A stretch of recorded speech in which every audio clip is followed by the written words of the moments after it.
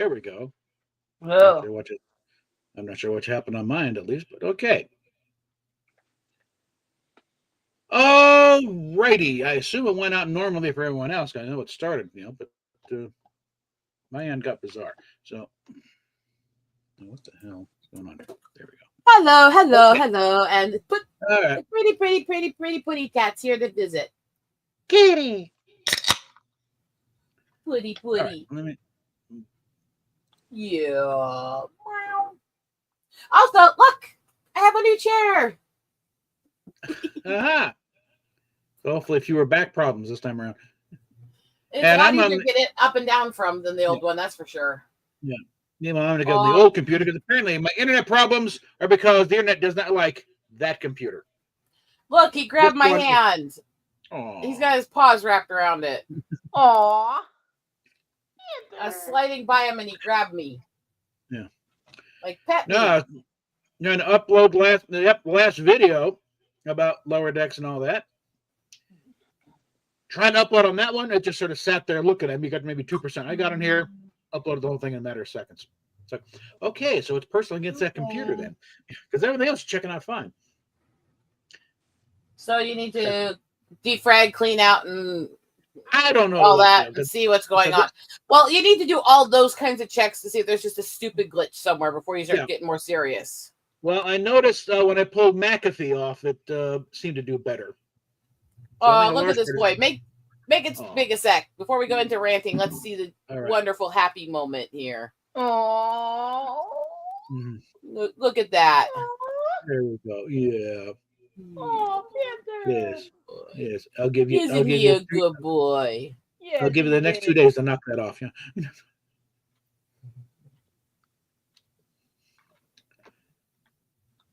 See him reach for me as I pull my hand away. Like, hey, I was not done, woman. Yeah. I love golden light on black cats. It gives them this weird, soft, brownish black fur that looks so pretty. Yeah. It does. It just makes you a pretty boy, doesn't it? Yes, it does. And he knows it. Yeah. He's like, I'm cute. I'm pretty. Pet me. Yeah. I love when cats do the little tuck like this when they're so happy they're like loafing upside down. It's so cute, isn't it? Yeah, it's cute when a cat does it. When a girl does it, it's like, don't do that. Kind of creepy. Okay. I mean, I would hope you haven't been with a girl who literally sat there going like this as you're having fun with her. Well, with them that's going on, that's one thing. But it's doing pictures. No, don't do that. It's not really alluring. Okay. Let's. I mean, unless you're a furry, why would that be alluring? Yeah. And I can kind of see some of the appeal, but I can kind of see some of the appeal, but otherwise, like, no. What the hell? I think I'm seeing why I got off this computer in the first place. Things starting to spaz out on me. All right. Your computers suck, and so does your internet. Yeah. And this is the good one. We know that. We know it sucks over there. I'm trying to share a page and it won't let me. No, it hates you. I mean, the screen is locked up on me.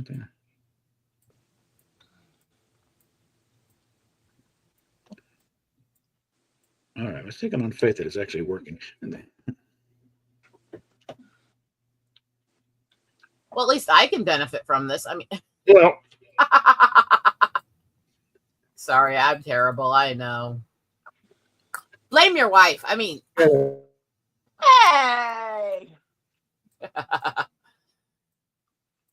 I mean, am I wrong, sweetheart? Hey, I'm not mean to my husband.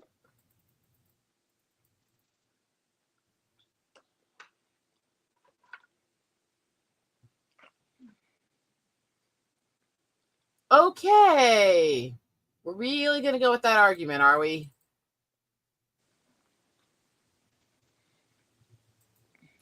I love you, sweetie. I do. I love you, but we're really going to claim that whole argument? Sure. Look at him. All right, now we got to figure out what the hell's going on here. Is he happy to be back in this room again? Oh, yeah. Yay. Now that the big swords has been secured, I think, all right, now where did I take the entire thing down? Kind of. It's over here until I can get to the shelf. Shit. It's in between them. See? Mm-hmm. And Okay, well, display is on my shelf over there. Basically, the Red Shirts Always Die thing about how, like, the day before they started filming the Voyage episode Blood Fever, it was supposed to be B'Elanna and Tuvok trapped in the cave, and Tuvok helping B'Elanna go through this case of induced Ponfar. There's one thing crap. neglect to mention this idiot Vorik who forced it on her. Somehow they skipped that detail. But what the hell? Yeah, no print stop point. Okay. And they said the last minute, just before they started filming the next day, it's going to be Tom, and because we like the pairing better, and Tuvok is married, so that's going to come. But there was such a huge fanship of Tom and her. It was such an easy shot to get the fans behind it. Yeah, and Tom, and they'd already been kind of flirty type anyway. Mainly Tom. I mean, let's be honest. It went very quickly from there was a couple lines that could have been construed as flirty to a ton of fanships and letters to them going, let's just go for it. The fans like it. Yeah. What the hell? And it's a better pairing. So I'm saying the whole Tom and her thing that they had going for a while. That happened very much because the fans were all going, ship them. Well, because kept saying we're not going to ship Chakotay and Janeway. No, she's a captain, the first officer. That doesn't work. And plus, Mogu's not going for it. Excuse me. And Beltran's not a big fan of the idea either, for the same reasons. I'm not doing anything now because I'm banging the captain. I may not like Mulgrew, but there are a few things I do stand by her doing on the show. I still can't stand her, but there are things I can see. And it's like Beltran, he hated so much of the stuff they wrote for him as that character. The only reason he stayed is because he was trying to get some of the actual culture, because he is a mix of Native and Hispanic. Yeah. And he was hired being told, you're going to get to showcase your culture and the culture of other tribes from this area. And that's not what they gave him. They gave him a bunch of stuff. They gave him a bunch of shit written by a known fake Native who was lying. And he publicly outcried the stuff that his character was having to do several times. So after a while, he tried to get fired, but they kept giving him raises. So, okay, fine. He really didn't like what they were making him do for the cultural stuff at all.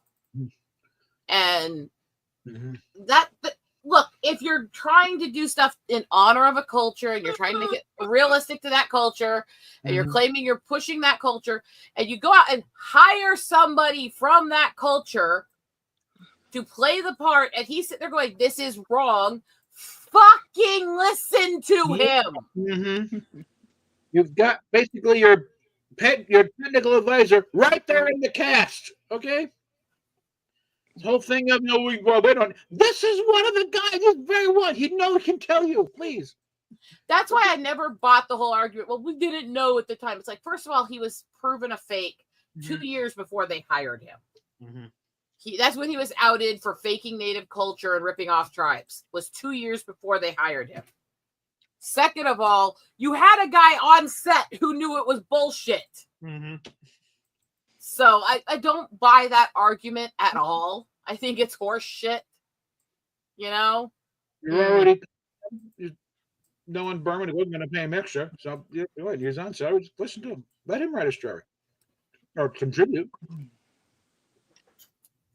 Get the he would have. Right. He would have if he could have gotten them to listen to him on the cultural stuff. He would have happily helped write it. Now somewhere I had a picture of an autographed photo of Beltran, Chakotay, big grin in his face, smiling, and the script says Brandon Braga is a wanker for Beltran. Well, I mean, yeah. I don't know. I might still be on this one backup drive I got to try to rescue stuff from. But as I've talked about, because of where I think they lost a lot of the heart, out of the Star Trek shows I'll watch, they go in order. Yeah. Original series, obviously, because it was groundbreaking in its own right and stuff. And I still criticize it quite a bit, don't I? Yeah.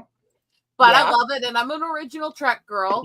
Yeah. Next Gen, close second, but what the fuck drugs were they on with some of those episodes? I'm sorry. Well, Roddenberry, quite a few. Not just Roddenberry, especially the Yeah.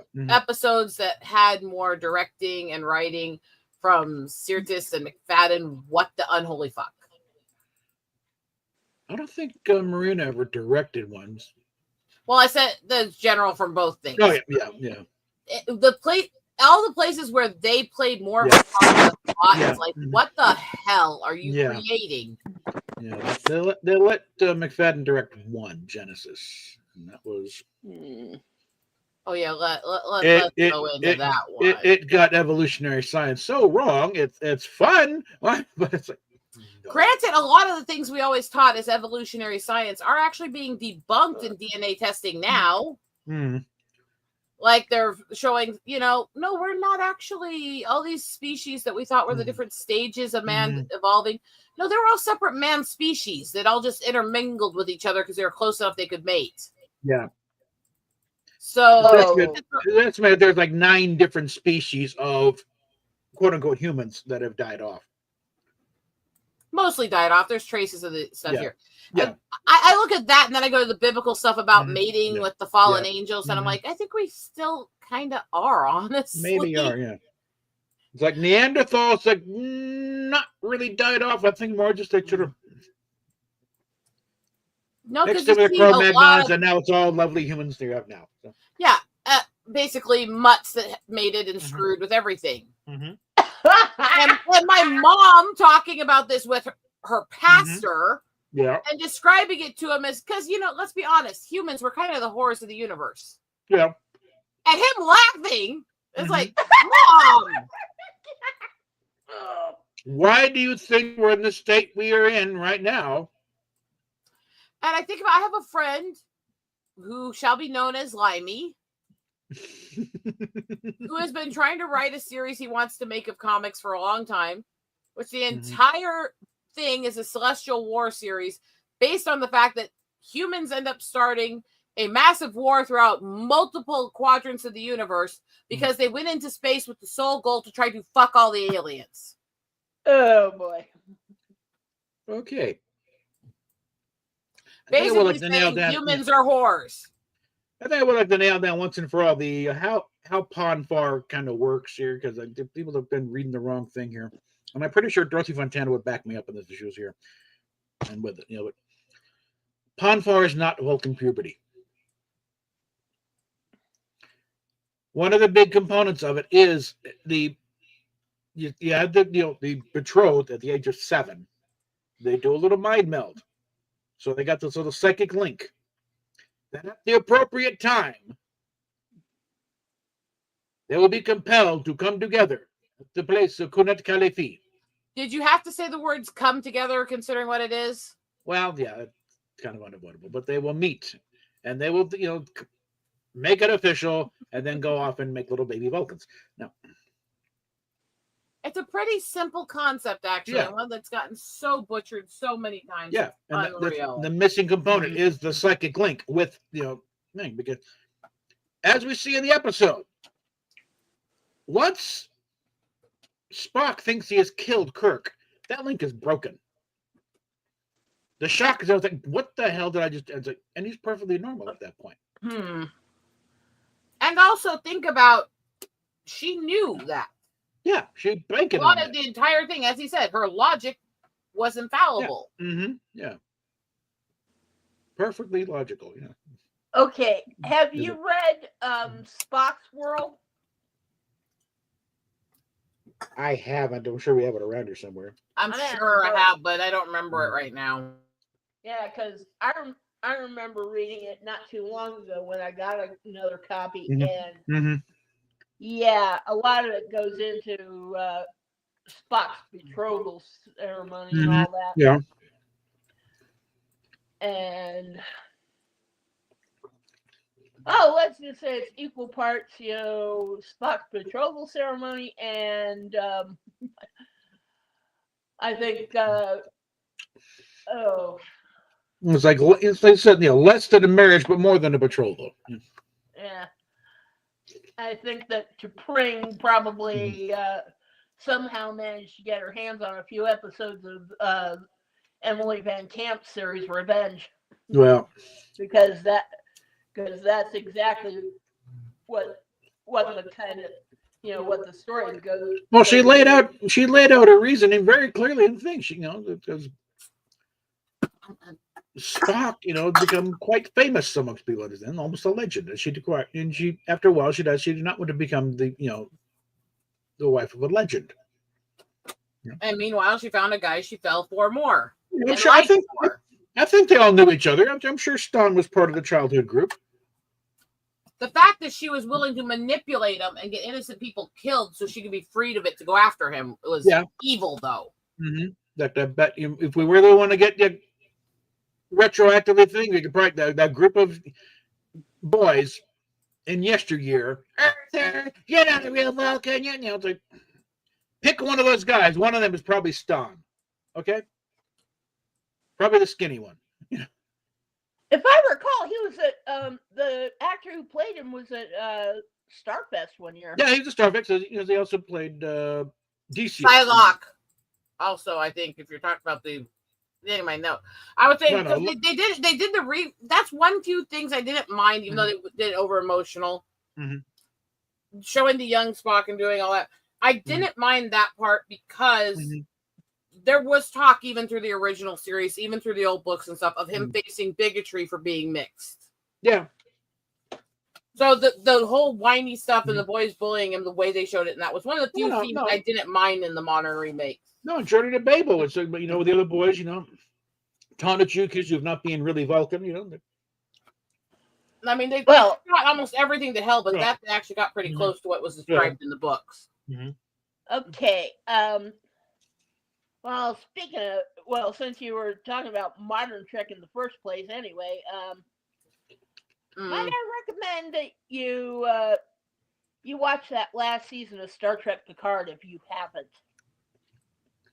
The last season is good. I'm not watching the show. For a lot of reasons, I refuse to give any business to modern Trek, but also I'm not watching a show that I can only watch a little of because most of the show is shit. Well, they treated each season like a reboot anyway, so what if one doesn't do it too? They didn't care when they were making it, so three had nothing to do with what the other two. Oh, that's par for the course. That's one of the reasons why CBS. Whatever, they're doing it again. Yeah, this last season though. Oh my God. Oh. Anyway. No, in Dorothy Fontana's novel, Vulcan's Glory, I think it is. Yeah.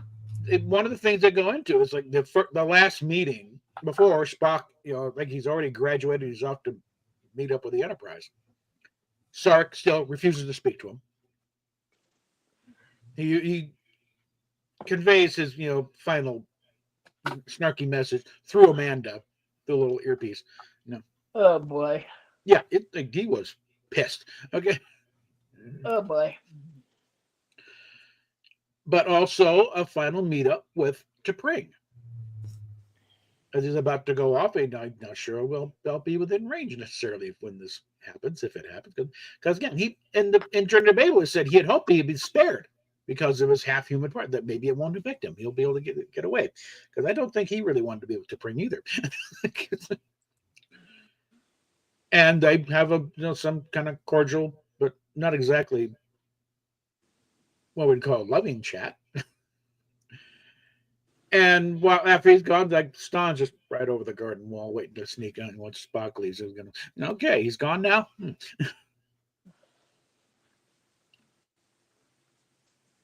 So that's what no, it's not puberty. It doesn't happen when they the Vulcan equivalent of 12, okay? Usually hits Vulcan. Usually hits him in the early 20s. So Spock was delayed a bit. He was in his mid-30s.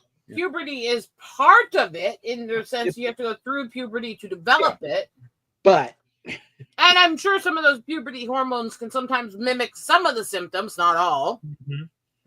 But it's not the same thing. That's like comparing women hitting our sexual peak and our hormone rage in our 30s and 40s to female puberty. Yeah. Guess which one's a lot stronger, by the way? Hello. And when we get a few little Vulcan word, pon far, the time of mating, the block tau, the blood fever. Which also can be borderline on that because there's a lot of species out there. Yeah. Mm-hmm. They're at time of mating the second they hit puberty. Yeah. But then these animals only live, a few years anyway. Especially in the wild. Some of them. Like, knock her up now, Harold. You can be eaten tomorrow. But I think that whole discussion is valid to have is, yes, there's ties to puberty having a part of it and stuff, but the way they try to portray it is the same as puberty is bullshit. It's setting the stage, but it's not, it's not the main event. It's not the end all and be all. Well, you got to get the team in place first before you get to the big show. It's like female puberty. Our hormones and our sexual desires as teenagers are child's play compared to our biological clock and hitting our peak in the 30s. Yeah. When we get to the horny age, we get horny. Yeah. Not to say that the men around us mind it. No. I think Bob still is horny. Well, yeah. He's a man. They're horny until they're dead. I'm doing my part to avoid prostate cancer, okay? Gotta flush the pipes. Can you come get my plate, hon? Can you wait until after the stream, for God's sake? That's what pain about getting in here. Yeah. Yeah, yourself. Pese mi culo. Nice nods, both of you. Anyway. I just last night about, very amazing response to questions that he'd gotten a few things. Got a few good ones there, but one of them about the lower decks controversy type thing. And he said, one thing to keep in mind, if you're asking Steve Shives, but he doesn't give a shit about canon. He just wants a good show. And anyone who doesn't care about trying to honor canon or keep things the way they were written should fuck off and not write it. Yeah, that's the thing. It's a different thing. One, he tends to look down on those of us who do care about canon. Doesn't quite understand why we care about canon. Because if you write things and the rules are changing every damn episode or every damn show, you have no continuity, then there's nothing to hope for, nothing to get drawn into, nothing to care about. Yeah, and the show has no internal integrity. It's just pretty pictures on a screen. Yeah. I don't know. Could that be, honey? Could that be kind of like with the way they kept changing casts on the Atlas Shrugged movies? Not really. Recast is not the same thing because they're still the same characters. Also, I'm not going to delve into that because I fucking hate Ayn Rand so bad. Anyway. That has more to do with not signing people to contracts ahead of time. Okay. Literally the woman who wrote the opposing viewpoint to libertarian whose followers have hijacked the movement. I'm sorry. And who was a big simp for Sanger. Anyway. Yeah. Oh God. Oh, she was. There's actual interviews where she's kissing Sanger's ass and defending her eugenics. Okay, I don't know if you ever heard this one, but apparently when Barbara Eden first came to Hollywood and she was staying in one of those women's hotels, and Ayn Rand would come in every night, bitching about not having enough money to pay the rent and whatnot. And yet, next day she'd come home with shitloads of very, very expensive lingerie. That's because she was the founder of the libertine movement, which was literally all about sex and doing. They were literally a sex-based Nietzscheanism. She was never about liberty. She was about liberty to screw anything you want and take what you want from others. She did. And she believed in an absolutist view of survival of the fittest, meaning if you're stronger than somebody, you have the right to take from them. There's a real good biopic on her with Helen Mirren. It was well placed to have Tirasani and Andromeda reading Ayn Rand's Fountainhead. Yeah. Because having the Nietzschean reading her stuff and celebrating it was actually beautiful. Yeah. Oh. Oh. Actually. But it's like, it's like from a writer's perspective, if you don't respect canon, you don't belong on the show. It doesn't matter what show it is. Mm-hmm. You got to respect the backstory and the established history of the show, where it's like you're an idiot. Now I can understand, especially with some sitcoms where just stories did not work pan well. They changed writers a lot. Things happen. Mm-hmm. Yeah. Continuity can be hard to keep between multiple seasons with writers in and out. So some issues I understand, or some changes because it didn't work well in that season when they tried this with the character. Yeah. I can forgive a bit of that. It gets too much though, and it's unforgivable, you know? I mean, that's why, a lot of the encyclopedias and the chronology started in the first place. It started as their own internal thing of keeping track of this shit for themselves. Mm-hmm. And going back to the fan stuff, Gene Roddenberry had a copy of the Star Trek Concordance, I'm assuming the mid-'70s version, on his desk while developing Next Generation. Mm-hmm. And that kind of goes into why he never told Bijo, if next time you update this, don't include the animated series. Like, he didn't tell anybody, The only person apparently he told this to was Richard Arnold. And again, we're not quite sure exactly what the wording is. But again, that sort of thing goes into, really, it was a legal issue because Paramount did not produce film. It's like the situation they're in now with all the secret hideout crap. They produced it. Paramount really just distributes it and funded some of it. In the case of Filmation, it's like they're assembling. What can we use as resource background material? Animated series, yeah. Movies to that point, yeah. That's it. What about the animated? And that got a little thorny because, well, if we use anything strictly from the animated series, then we're gonna owe Lou Scheimer a paycheck, a check. And as pointed out through the years, Paramount does not want to pay out anything that they don't have to.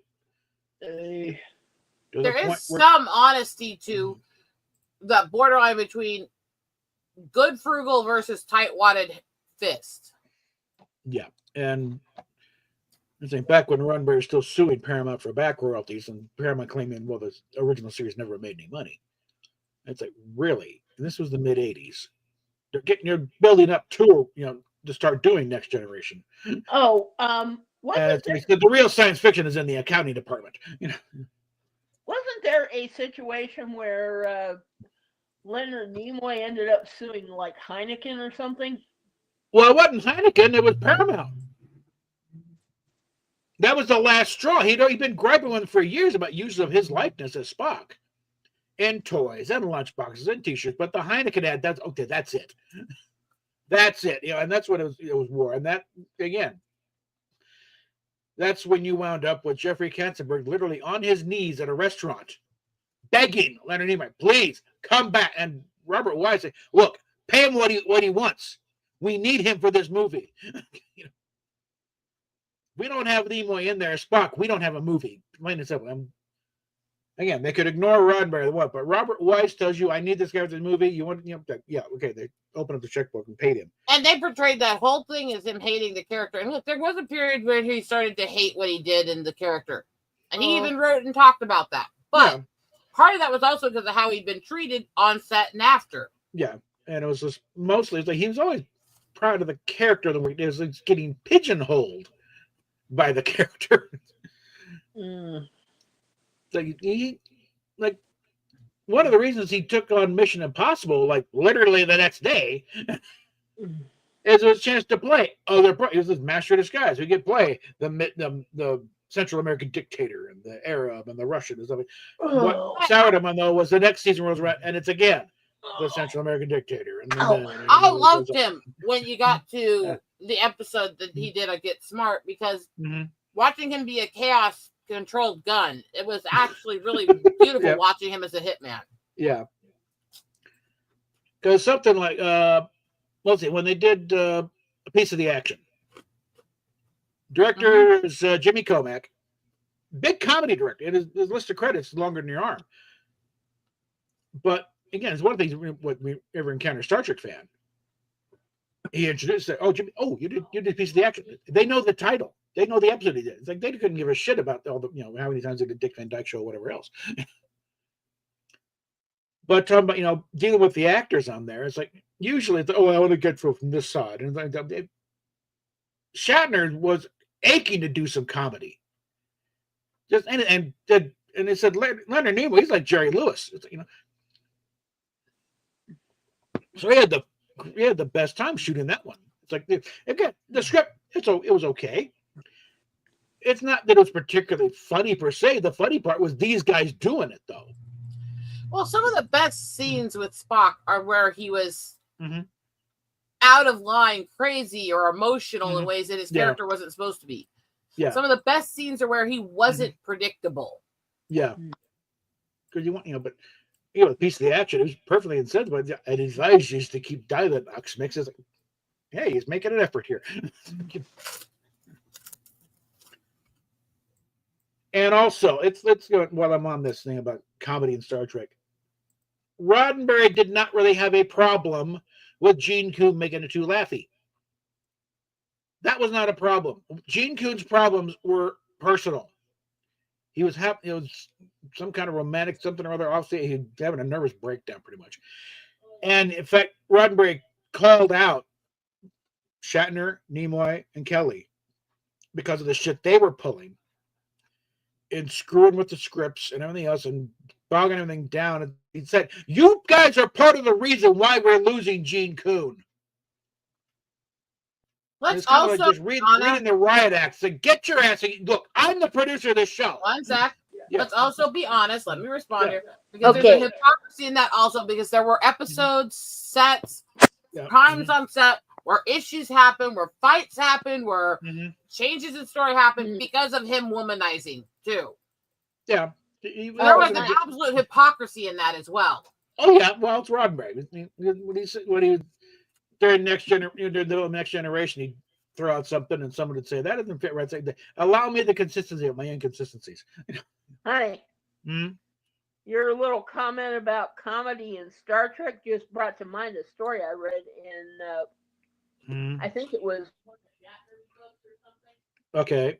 Something about them trying to get Eddie Murphy from Star Trek 4. Okay, yeah, I was Also, by the way, in the stuff that's been said by Roddenberry when he's still alive and many other people, Majel was never supposed to be a main character or a reoccurring character.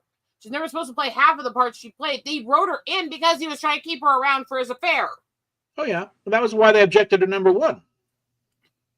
Had nothing to do with, we don't believe a female in command and everything. No, they told Robert, it's his girlfriend, for God's sake. She was hanging out all the time on the set, Lieutenant. We know that we're not going to give the female lead of this series to his fucking mistress. And don't get me wrong, I love the work Majel did. I think she's actually really good on the show. But the hypocrisy of things, the people that go, well, she was great for it. It's like, yeah, but she was still only on the set because he wanted his mistress there so he could have sex in between scenes. Yeah. Literally. So the whole thing about, the test audience didn't like it, and they said, what? There's no way he's going to go back to her and tell, the network doesn't like you because we're fucking. There's no way he can go back to her with that. So that's where the whole myth of the test audience just hated her and the network didn't believe. They could reel out a laundry list of female leads at the time that they would have no problem being a part of number 1. I mean, hell, they'd already had female-led series. Barbara Stanwyck had her own show for a while. Loretta Lynn had her own. Not Loretta Lynn. Loretta Russell. For God's sakes, this was the decade after Lucy's heyday. Yeah, and of course Lucy, head of the damn studio. You're going to tell her we don't believe in a female? Fuck you.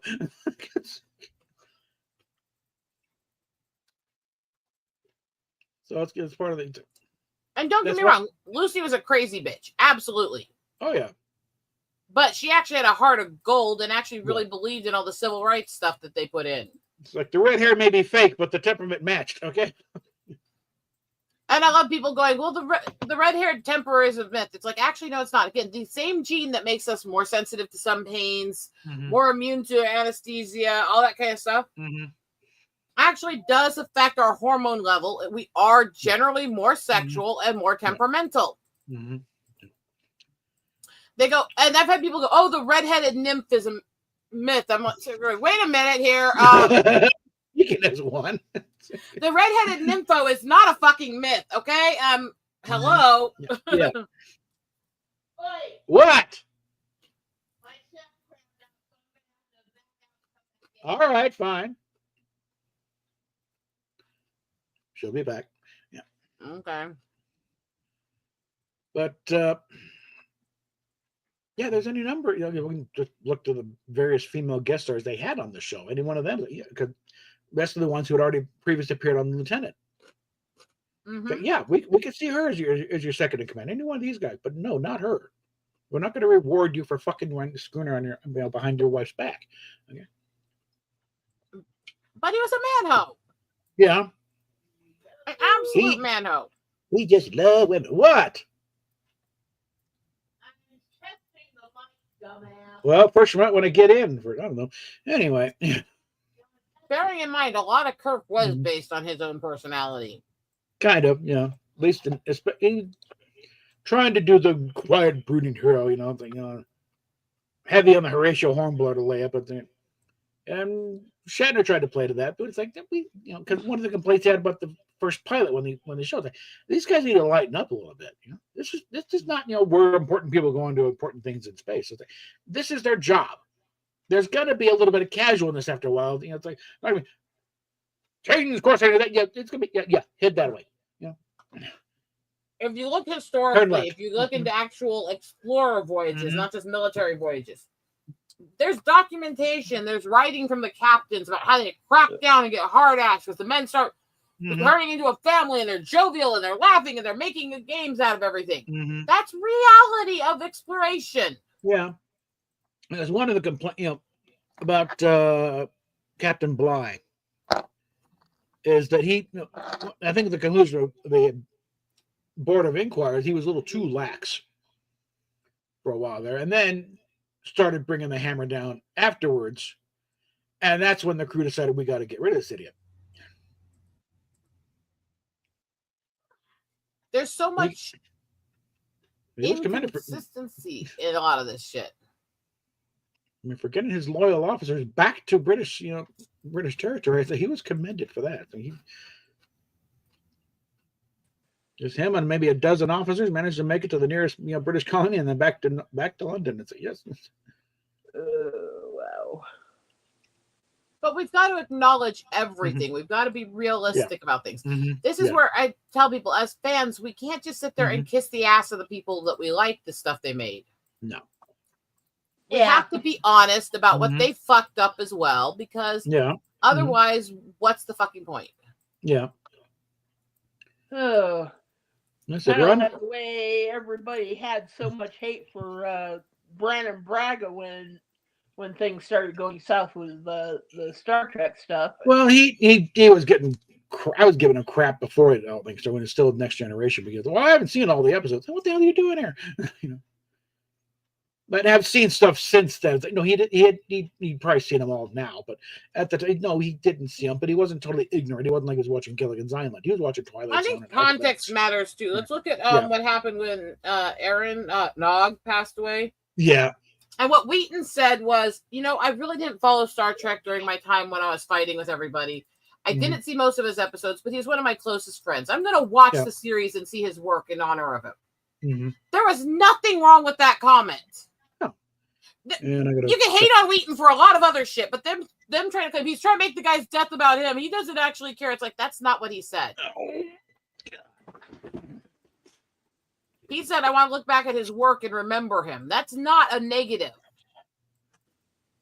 I was like, hate on him for the shit he did. Hate on him for the way he acted. Although the more you find out about the rest of the cast and the way they acted around him, I kind of am starting to understand why he got that way as a teenager.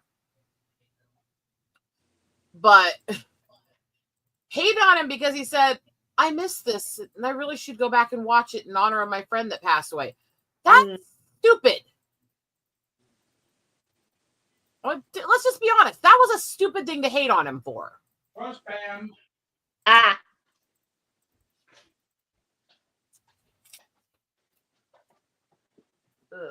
Friendly folks at Bar Philly who can't take a hand. They never could. Oh, wow. Nice Hungry calendars and banquet at the same contractor for trees. Wait. Okay.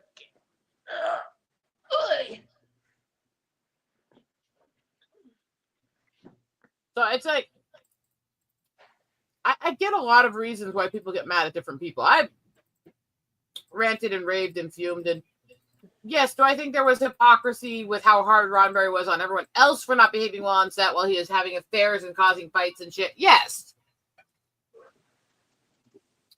Do I think Roddenberry was a ridiculous nepotism-filled man whore? Yeah. Do I still think he created beautiful stuff even if there was some plagiarism involved in doing it? Yes. Mm-hmm. This is called not idolizing people to the point where we can't see their faults. He was a flawed as fuck person. Oh. You know, we all are. Okay. And this, a lot of the same people who get mad at me because I'm so critical of Roddenberry are a lot of the same, let's just call them fake alphas who like to make jokes about Hemingway's self-deletion. And I'm sitting there going, you realize he was a veteran who was going through shell shock. Yep. Hemingway? Like, that's real. Yes. He was a war correspondent during the First World War.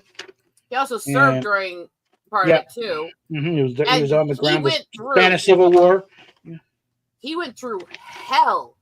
And it was shell shock that led to his self-deletion, which everybody makes all the jokes about all the time. Yeah. He was PTSD'd out the wazoo. Yeah, the reason I was asking about that is because it seems like there's also a family history too. Well, I don't know what happened to the granddaughter, but Margot. I know she. Yeah, it was self-deletion. Yeah, I know, but as far as what was going on with her, I don't know. Well, that's also, you don't know what led to it, but also there is to screw with you mentally if you're in a family line and you're literally listening to people make fun of the death of your family member over and over publicly. That's going to screw with your head too. So it's not a cut and dry thing, is what I'm saying. Oh, that's kind of why one of the things you can report someone for on X is if you're encouraging self-harm. That will fuck with you after a while. Well, you know what? You just reminded me of something. What? I have revised my argument a bit on what should happen to bullies, in situations where it results in self-deletion.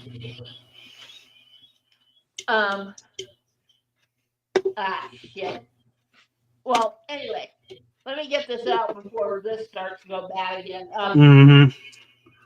Okay, basic argument is, yes, they should be punished just as if they had wielded, the weapon themselves, but not to the point of, execution. I'm talking about like jail time or there should be legal charges for people like Zoe Quinn. Let's just put it that way. What they did absolutely is a form of causing a death. That being said, I think it might be a case of where all the anti-bullying area may have gone. No, actually, there's a certain amount because it's going to happen regardless. And it's probably better if you're bullied in school So by the time you graduate and get into the real world where they really don't give a flying fuck about you, Actually, I'm you're not going to back that for a lot of reasons. Well, that's just in very general. This is both of our channels. Let me say what I was starting to say real quick.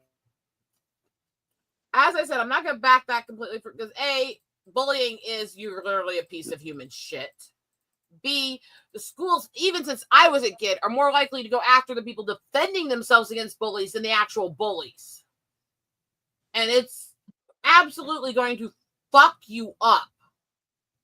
If you're being beaten, tortured, sexually abused, which happens in a lot of bullying cases, every day, and it leads to that. Let me get in here. I said to a degree. If it's getting actual physical, no, yeah, shut that down. But you do this whole thing where nothing, and then by the time you get out, and then you got all these, people who used to bullying all the way through life, get out there, and you're totally unprepared to deal with these idiots. And that's when you get, oh my God, what do I do? Well, if you'd been bullied when you were 5, you'd be equipped to deal with this shit. Certain thing is going to happen. You must, that's part of what school and upbringing is supposed to be, to prepare you for adult life. It ain't fun. Well, yeah, but bullies are the pieces of shit. I know. Yeah, I know that you need to deal with that, but it's like it's gone a little too far. And now it's like we're raising a bunch of idiots who can't even cope with it. That's with let's go with Columbine. A couple of Ritalin kids sail through life, and then you have these kids that have the mental development of a 5-year-old in high school. Their answer because they didn't get a cookie or people didn't like them is shoot the place up, and they tried to blow it up. Okay. First of all, with that one, while what they did is absolutely indefensible, it was a lot more than that. Yeah. And part of it was also anti-Christian shit they were doing. They were asking people if they believed in God and then shooting them if they said yes. Yeah. But that one had a lot more. There was way more than just some negative words and sailing through life. And again, this is where the whole argument, where do you define mental health in these kinds of situations is? Because it's well over 90% of mental health conditions do not make you more violent. And those conditions don't make you more violent, but sometimes the meds they put you on for them do. Yeah. And is that entirely the fault of the person who's reacting to a medicine? And that's where all these moral and legal implications are getting really issued. Because they're creating that mental instability in people by over-medicating them. Okay. That's why that's a lot. I get your intention with that rant, but that's not fully accurate. No, that was a brief, for brevity's sake, nothing else. It's just to get to the general point. Yeah. One of the reasons I started going on about, punishing bullies as if, they have wielded a weapon themselves. I know, like make sure, if she goes down, you're going down too. Yeah. Well, here's the thing. Yeah. The case in point I was thinking of was the case of that Irish girl, Phoebe Prince, that self-deleted. Yeah, they didn't do jack to her bullies. They're not doing jack to the gangs in Northern England. They haven't done anything to bullies ever. As I said, I can point out multiple times, including in the private school I went through, which of course there was a lot worse with that, but the bullying there was not normal bullying. That was vicious, violent shit, and it was racial. Yeah. But they didn't do jack shit there. They didn't do jack shit to my brother's bully, who was literally trying to strangle him to death. But my brother got in trouble for kicking him to stop it. This kind of shit is epidemic. It's always been that way. And that wasn't at that school, by the way. That was in a public school. That was why my mom pulled us out of those before I started school. Because he literally got in trouble for kicking the bully who was strangling him to death. Oy vey. Yeah. So I have no patience with this. Oh, well, we're so anti-bully. It's actually we're not. It's all in words. The people we're punishing are the victims. And it's been that way for a long time. That reminds me of something, actually. I don't know if you guys have ever seen it, but there was a movie called Death of a Cheerleader based on a real-life case where a girl was being bullied. Only in this case, Well, let's just say she's living under an assumed name now, because people don't believe that she was punished enough for what she did.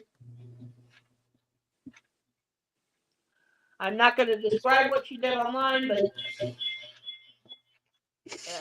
this is the thing. This is what I get when I go into my true crime stuff. You start delving into kids who become killers, and it usually stems from constant, incessant bullying, degrading, mistreatment, and stuff. It's very common. And it's not because you're automatically going to become that way when that stuff happens to you, but you want to talk about a way to fuck a kid's brain up and make them unable to understand. Teach them how little you value life young, and they're going to be messed up. Yeah. And it's an epidemic issue, which is why it's, yes, some of the stuff they classify as bullying now is not bullying. It's just childhood teasing back and forth and stuff. But when you get whole schools ganging up on kids and other stuff, and that stuff happens way more than people think. Yeah. It's such a hot button topic for so many reasons, and that's the issue with it. Yeah, the case I was talking about involved these two girls, Kirsten Costas and Bernadette Prati. Prati was this, younger girl who wasn't, as wealthy as Kirsten's family was, and finally one day, she invited this Kirsten. Well, Bernadette invited Kirsten to some sort of party or something, and well, the thing is, it turns out there was no party, so it's all set up. She was trying to tell Kirsten how much she admired her, yada yada yada, and Kirsten rebuffed Bernadette, and next thing you know, Kirsten is let's just say the outcome on that was very violent. The kind that you see in the movie Psycho. That's the thing, is that all humans have a breaking point. We all have darkness in us. When you push people long enough, eventually it's going to become very, very bad. And that's why I said yes and no on the whole thing with that. Yes, some of the stuff they're calling bullying is not. Getting mad at people for literally jokes between friends and stuff, that is an issue. However, the anti-bullying stuff needs to be done, because the damage has been done to so many kids in multiple generations for horrific treatment for things that were bullshit. Is actually really insane. And it's a fine line. We can all acknowledge that it's not cut and dry with most of these kinds of situations. No. Trying to find a posting. Current crap going on in Britain. The one that really kind of sticks me is this one gal, working in Blackpool, was, let's say, assaulted, killed, and dismembered and sold off for kebab meat. Okay. Ew. And we're trying not to get into that stuff on my channel, remember? This example looks like this. That's is the why kind I of was using code words with Bob. Mine. That's going into a really specific political issue that I've been trying not to talk about, though, and we said this was for a mutual channel stream. This kind of covers way yes, beyond. It goes much deeper, and I don't want that stuff on my channel. Yeah. In other words, shut up. Yeah. That's why I was kind of dancing around mine, because I knew I couldn't talk about it without setting off some sort of argument. So I just Anyway. We're bitchy at times here, but we argue a lot. But we do have an interest in trying to actually make things functional. The thing is that it's all happenstances and situations, and you're never going to get rid of all the bigots and bullies. You're not, because humanity has a darkness. What we need to do is stop punishing people for defending themselves against them. Guess what? If somebody starts bullying you and you pop them in the mouth, they usually freaking stop.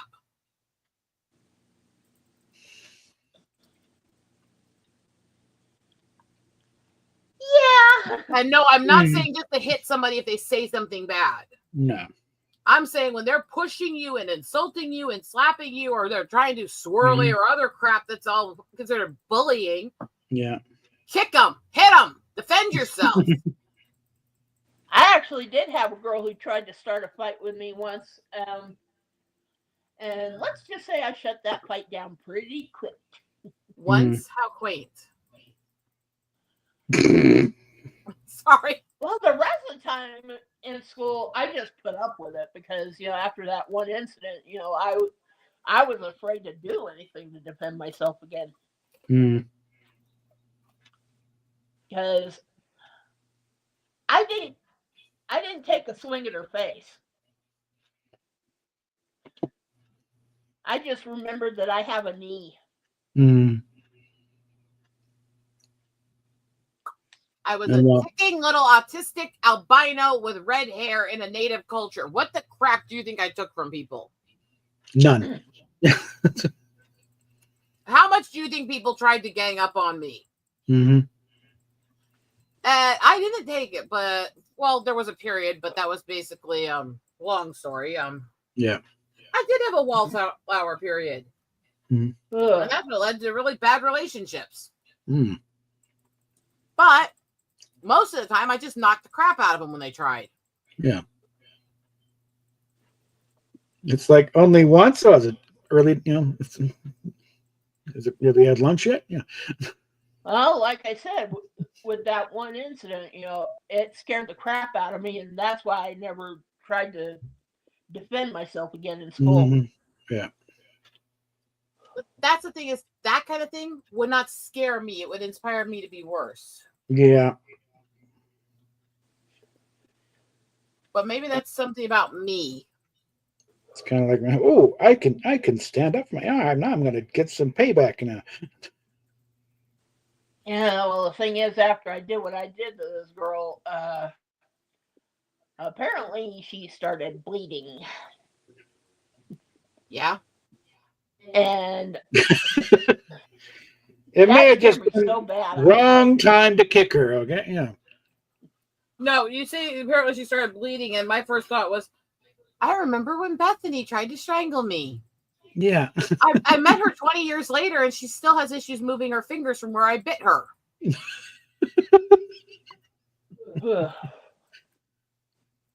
Well, look, this is why getting a fight with a girl is a very bad idea, guys. Lucky They for me in this case, they don't operate by Marcus and Queensbury rules, okay? Yeah. Lucky for me in this case, though, turned out this girl was surfing the Crimson Wave at the time. That's what I figured. You. There was this girl that tried to jump and attack my sister. Again, lived in a very ghetto neighborhood, a lot of attacks, random robberies, stuff like that. She jumped my sister. Her friends tried to jump me. I'm fighting them off, and I hear my sister scream, and you can turn back and see she has my sister by the hair, and she's trying to pull her to the ground. And my sister just looks, only pussies pull hair. Look, reach up, grabs her, flips her over. I can be a pussy too, by the hair.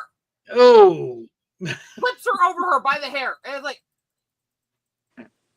whoop. Oh, God. Fucking with the wrong ones here. Only pussies pull hair. Look, I can be a pussy too. It just flipped her and it started kicking her. It's like, yeah. No. Yeah. We were not taught to be wallflowers. My mom was the one who went through the race riots and stuff on the reservations in the 70s as the little white girl. Why is it called a cat fight? I've tried to explain to people for a long time that when men fight, it's usually not that bad. When women fight, we want to kill the other person. Yeah. They start going for grievous bodily injuries here. Hell, we enjoy causing bodily injuries on them if they've messed with us. Yeah. Women are not docile creatures. We are in some ways much more violent than men are. And women who become killers are far scarier than the men who do. Especially since most women who become killers have this warped sense of morality in their head where they think they're morally just in doing it. Most male killers don't. They know they're being pieces of shit. But it's fun. That's their justification. But it's much less scary to have a guy who goes, yeah, I'm a violent monster, versus a woman sitting there going, oh, I was putting him out of his misery for his own sake. You were what now, bitch? I'm sorry, are we in the movie Arsenic and Old Lace now? What the fuck? Oh, there was a time or two when my half brother's mom, started in on me, and slapping me and everything, for no good reason. Here's the thing. The reason Arsenic and Old Lace had the scary element is because angels of mercy, as they're called, are a very real thing, and they're actually one of the most prolific forms of serial killers known to man. That is women who think they're being merciful by killing people because those people aren't good enough to deserve to live. Well, especially if you're talking nurses in a hospital, you got the implements of destruction right there at your fingertips. Yeah. And you can blame it on, they just passed in the night. You just reminded me of something. One sec, I have to go through the one I was trying to respond with when you started laughing. One of the more prolific cases of female serial killers was 2 nurses who worked together who were actually using the life support systems people were put on to drown them in their sleep with injections of water into the air supply. So they were intentionally injecting just enough water that it would look like they just suffocated at night, even with the breathing assistance, and wouldn't show much fluid in there. And they did this, as far as they know, to hundreds of patients before they were caught. Probably induce a heart attack in the process. Yeah. Because this was last day's care. This was care for people who were on their way out. It doesn't get questioned that suffocating in the middle of the night's a common death for people in those situations. So they did this for a long time before they got caught. Yeah.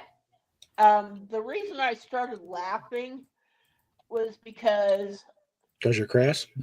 No, because there was that episode of the new Dexter show I was watching, that goes into his origins. And that, his very first kill was an Angel of Mercy. The thing is, the Angel of Mercy killings are very rare for men. Yeah. And very common for women. Women are commonly Black Widows, whether it's driven by money or other motives. And men generally, if they're serial killers, they're usually just sexual. Yeah, with remember, Dexter was a TV show. Okay. Yeah. Well, what I'm trying to say is, it was basically like these Angel of Mercy killings. This woman was, giving her patients, like medications that were guaranteed to kill them. Like just a little bit too much morphine, And oops, we gave foxglove to the wrong person. Oh, look, their heart exploded in their chest. Yeah, in this one, this nurse ended up setting her sights on Dexter's father and started feeding him bad medication and whatnot. Well, just fucked with the wrong serial killer's father. Yeah, basically what happened there was, when he found out from his father that she was pulling this bullshit, he went home and deleted her and ended up taking her body out to a stretch of I-95 known as Alligator Alley.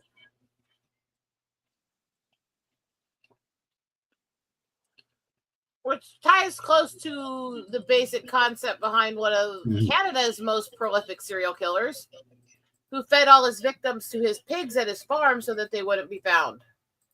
And pigs are very good at that sort of thing. In fact, a lot of these things of cattle mutilation. In fact, a lot of cases of cattle mutilations. Well, they're not aliens. No, it's wild pigs. Well, to be fair, some of those happen in areas where wild pigs didn't exist. There's usually something around there, I think.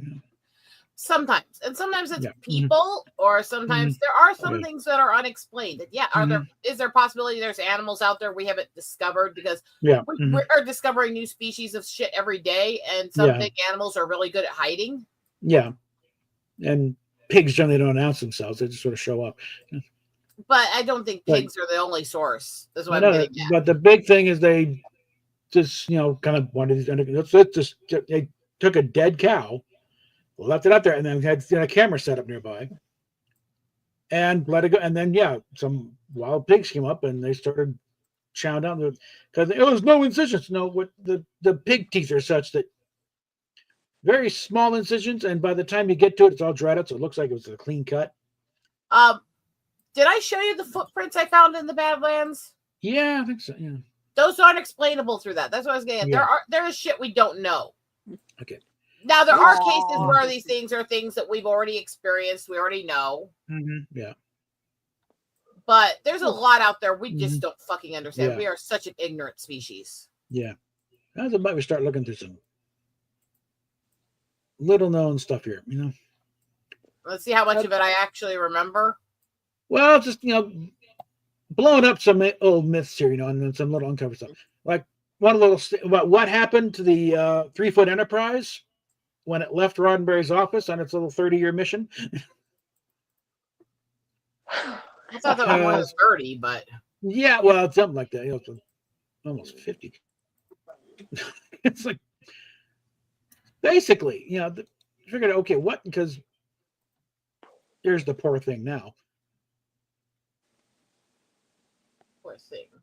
Yeah, but I figured what happened to it because and actually looking at this picture, if you look carefully, it's already missing a few pieces here. I already know we know it's missing the hangar deck doors. They disappeared in the 60s. Good boy. Aw. Hi, Panther. You kitty. So you had two main models, the 3-foot one, which was actually really just a proof of concept model. Wasn't really intended for filming, and the big 11-foot one.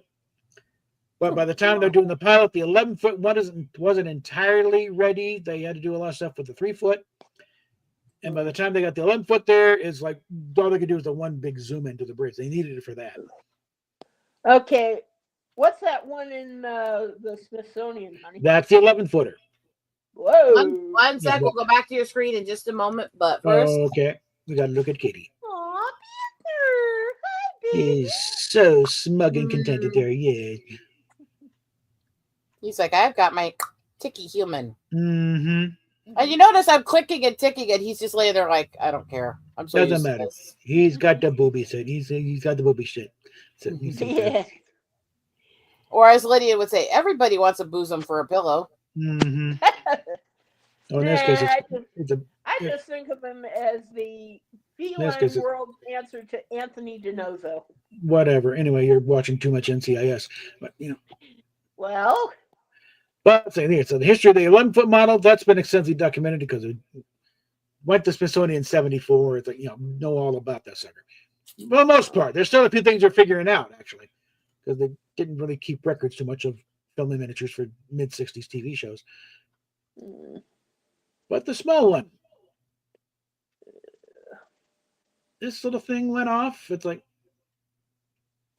let's see, after the original series ended and prior to the late 70s, that beloved model that sat on Roddenberry's desk, then around the time that Star Trek Motion Picture was being filmed, Roddenberry loaned it to Paramount through John Povell, based on a claim, number 579 memo from Roddenberry, Katzenberg, and it vanished for approximately 45 years till it turned up in a storage locker in California in October 2023. And here's going through. It's like it's been a while. I would like my model back. Thing is, Pavel couldn't remember who he loaned it to. Nobody at the was there with them who they. So it just kind of disappeared into the ether. So I was figuring out just what all happened to it here. So because in part of the thing is like when they found it, there's also some 35 millimeter film that they had taken. It was like last time it was photographed or something like this. And this company that did these holograms. Now, you remember the scene in Logan's Run? See, I probably need to hit them. Oh, yeah. Let's see. Let me get rid of the mute here. Yeah, I'll just mute it here so I don't get, but I'm not sure if it's the same guys who did this, but this is the sort of thing where they get up there. Yeah, there is no sanctuary. I think it's like 20 years after they had simulated a hologram at Forbidden Planet, they did the real thing in Logan's Run. Oy. But this is part of the thing. This is the guy who did this sort of thing. And there was some rolls of 35 millimeter film. Now, some have been turned into slides, but there's still some chunks of clips there. Mm-hmm. And the idea was that there's something they were going to do for the big premiere party for Star Trek Motion Picture in Washington, is they would have these hologram displays around of the ship. And this is also where they figured where the little pieces of mylar on the windows came from to simulate them being lit. Mm-hmm. And so we got this thing here. If I can find a motion one of it. And this apparently is one of the holograms. And there's a bit of a recreation of that. Here we go.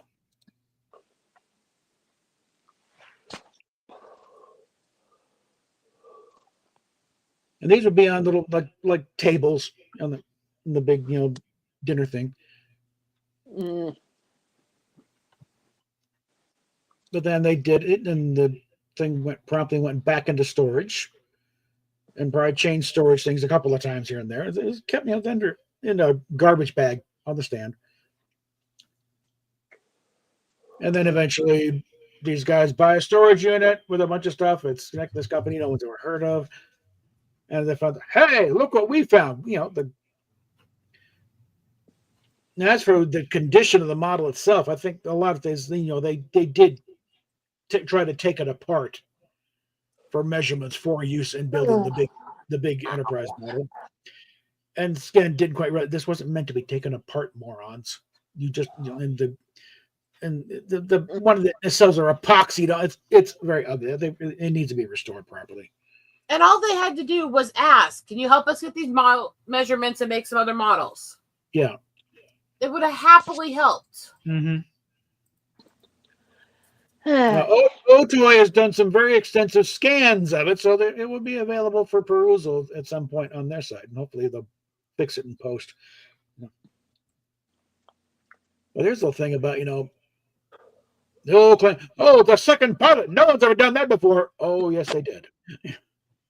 Oh, that's commonplace to make multiple pilots. Yeah, I've covered this with going back to the late 40s here. So I've talked about that many times on multiple things. It's absolute bullshit. I've always called that bullshit. Yeah, especially as being claimed by people who knew better. Bob just was unprecedented then, unprecedented now. No, Bob, as a matter of fact, Desley was putting a second pilot together for NBC at the very same time you're doing Where No One's Gone Before. So stop that. Oh. And it didn't send shockwaves through the industry because they're doing another pilot for this one. Yeah, here we are. Desley was reshooting 2 pilot films. Star Trek, which reportedly cost $500,000 the first time around, is being filmed again without Jeffrey Hunter. The good old days is undergoing script and premiere revisions and will be shot a second time with another actor replacing Daryl Hickman. Oh. Mm-hmm. This was, and this wasn't even the lead of the column in Variety, it was like toward the bottom. Oh, by the way, this also happened. Yeah. That reminds me, there is a show that I'm not going to name because it'll set Rosetta off, but No, it was they like the ended fourth. up doing the second pilot. It's like the fourth paragraph, and yeah.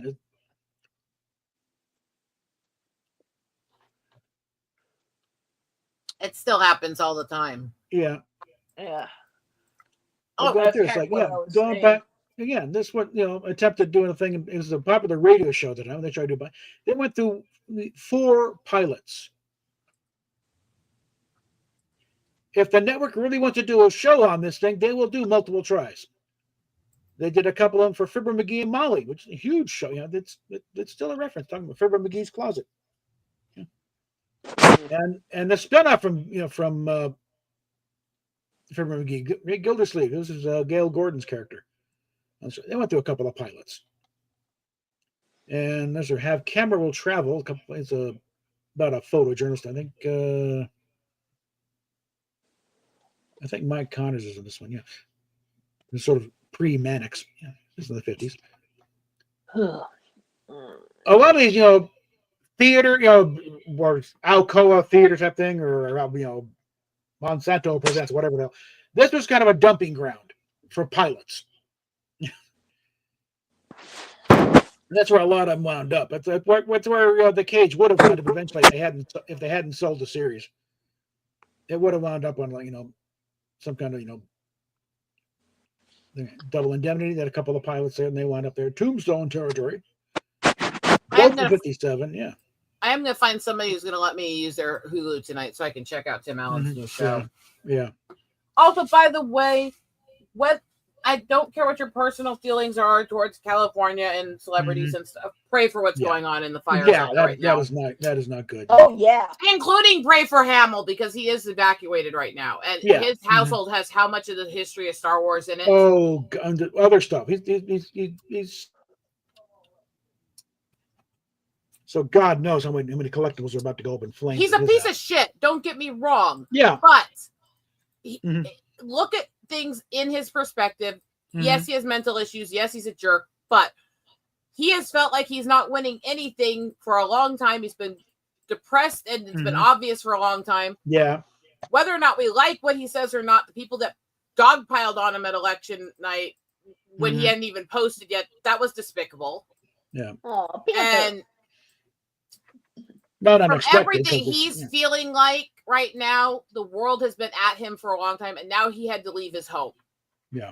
So from his perspective, especially with his mental issues, this is darkness for him right now. So now's the time to offer the helping hand. Yeah. If you want to believe that there's a chance to try to make him a better person or to save him before his end days, this is the time to show supportive kindness instead of just being an ass. Yeah.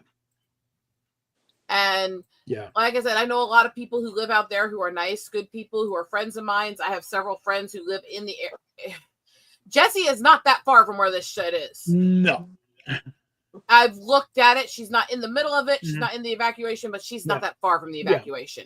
No, Rob Burnett he's in inland, but his power's been cut just in case. I know too many people who are too close to what's going on. There's too many homes that have been burned. There are deaths, and they expect there's probably more that they don't know about yet. Yeah. Pray. Yeah. It's really, really bad, and it's heartbreaking and terrifying. I know we've always joked about California being slipped into the sea or stuff, but joking about it in dark humor is not the same as watching shit like this happen. Okay? So just send some love and support to them because it's gut-wrenching to see what's going on. Yeah. Now, this one looked like it could have been a fun series. Collector's item. Going to star Vincent Price and Peter Lorre as kind of antique dealer type thing. One was up, and Peter Lorre was a scumbag trying to pull a fast one. One more note on what I was commenting on there is one of the fires is very close to my husband's grandmother, who's the one who, for some reason, is still alive 3 years into third run of cancer in her 90s. Oh, jeez. Wow. She's a tough old broad. She's a sweetheart. Yeah. But she's quite frail at this point, and one of the fires is the evacuation area is very close to where she lives, and it's giving me and my husband a lot of anxiety today. Okay. Okay. Oh, yeah. So. Okay, they went through a couple of Tarzan pilots back in the late 50s.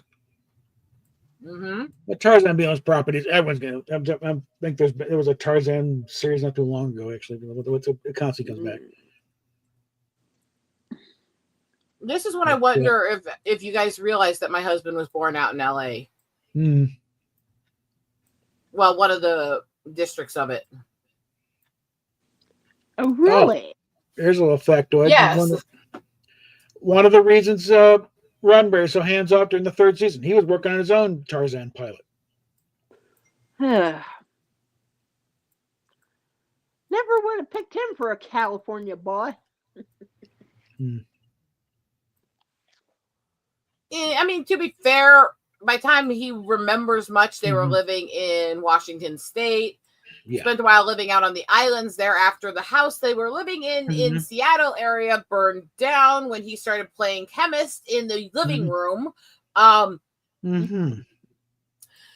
then they moved out onto one of the islands out in the Puget Sound area there. And then when they got out of there, they spent a while in Singapore. He's had quite an experience. So I've got a husband who's he's been to a lot of big areas. He's seen a lot of the world. He's done things like snorkeling and stuff in Australia and stuff like that. My husband's actually had quite a life before me. And now he's got quite a crazy life because of me. But there's also something that, a couple of things about a wealthy family forced into poverty. I went through a couple of times. I Remember Caviar and All in the Family. Again, not to be confused with the Norman Lear show, which itself went through 3 pilots. Oh, and then, of course, the next famous one besides Star Trek is Family. Later became known as the Dick Van Dyke Show. Now, I've watched this one. It's a single camera thing instead of the dual camera with audience. Lucy recorded several different pilots to try to create her own show before they accepted one. While they weren't technically named the same thing, and she changed the plot some each time to try to get the show, she recorded multiple pilots to get her own sitcom. So it's like, this is not new. No, it's never been a new thing. And they really wanted Lucy because, again, My Favorite Husband was a big hit for CBS Radio. That's why they came to do a TV version of it. Okay. I want Desi. I want my husband. And then, of course, when I got to Star Trek. So, myth busted. Yeah, the one I was thinking of, honey, though, is one that you and I were watching for a long time. What? Centered around Caltech. Yeah, they had a set of pilot. Well, that's it. No, the pilot sold, but again, this is why. Again, I think in the big scheme of things, neither The Cage nor Where No Man Has Gone Before were ever really intended to be aired. Especially when they got to No Man Has Gone Before. No, there's too many changes. Costuming, casting, everything else. And if they could, they would not even use any of the effects footage because they're changing the model too. It's only because they didn't have the time or the budget to do a lot of reshoots. Because actually, because that first pilot, I Love Lucy, that finally sold, they didn't air until sometime in the 2000s, I think, when Lucy Arnaz as a special. But they recycled the plot. A lot of those original pilots never get aired. In fact, there was a joke in that when they did the second Odd Couple movie in the 90s and they put it into the whole curmudgeon movie era. Yeah. There's a whole joke in it where he's talking to his son and goes, guess what? My son's got a pilot. You mean he's got a plane? No. Don't you know what a pilot is? It's a TV show that never gets on TV.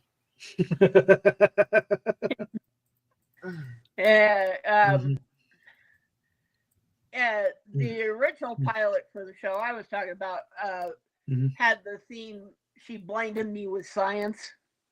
Well, I know Big Bang Theory, but no, they didn't need a second pilot. They, because what they needed was a different show. It's a piece of shit. Anyway. Yeah, well, you had your two leads. It's like, okay, we don't see him as we don't see the Sheldon character as being. We make him more of an uptight version. Change the girl across the hallway. Lose the other girl. We don't really like her. But otherwise, it's still a piece of shit show. Yeah, it's a matter of what it was trying to do was make fun of geek culture, but what it ended up doing is just sounding like every bully who makes fun of geeks ever and not actually understanding geek culture most of the time. Which is really weird considering how many actual geeks worked on it. Yeah. How do you miss the mark that much? How do you get that cringy? Yeah. Something else, that was brought up on Trek BBS a while back, but unfortunately, so far the video has not surfaced. But this whole thing about Nichelle Nichols meeting Martin Luther King Jr. at an NAACP rally.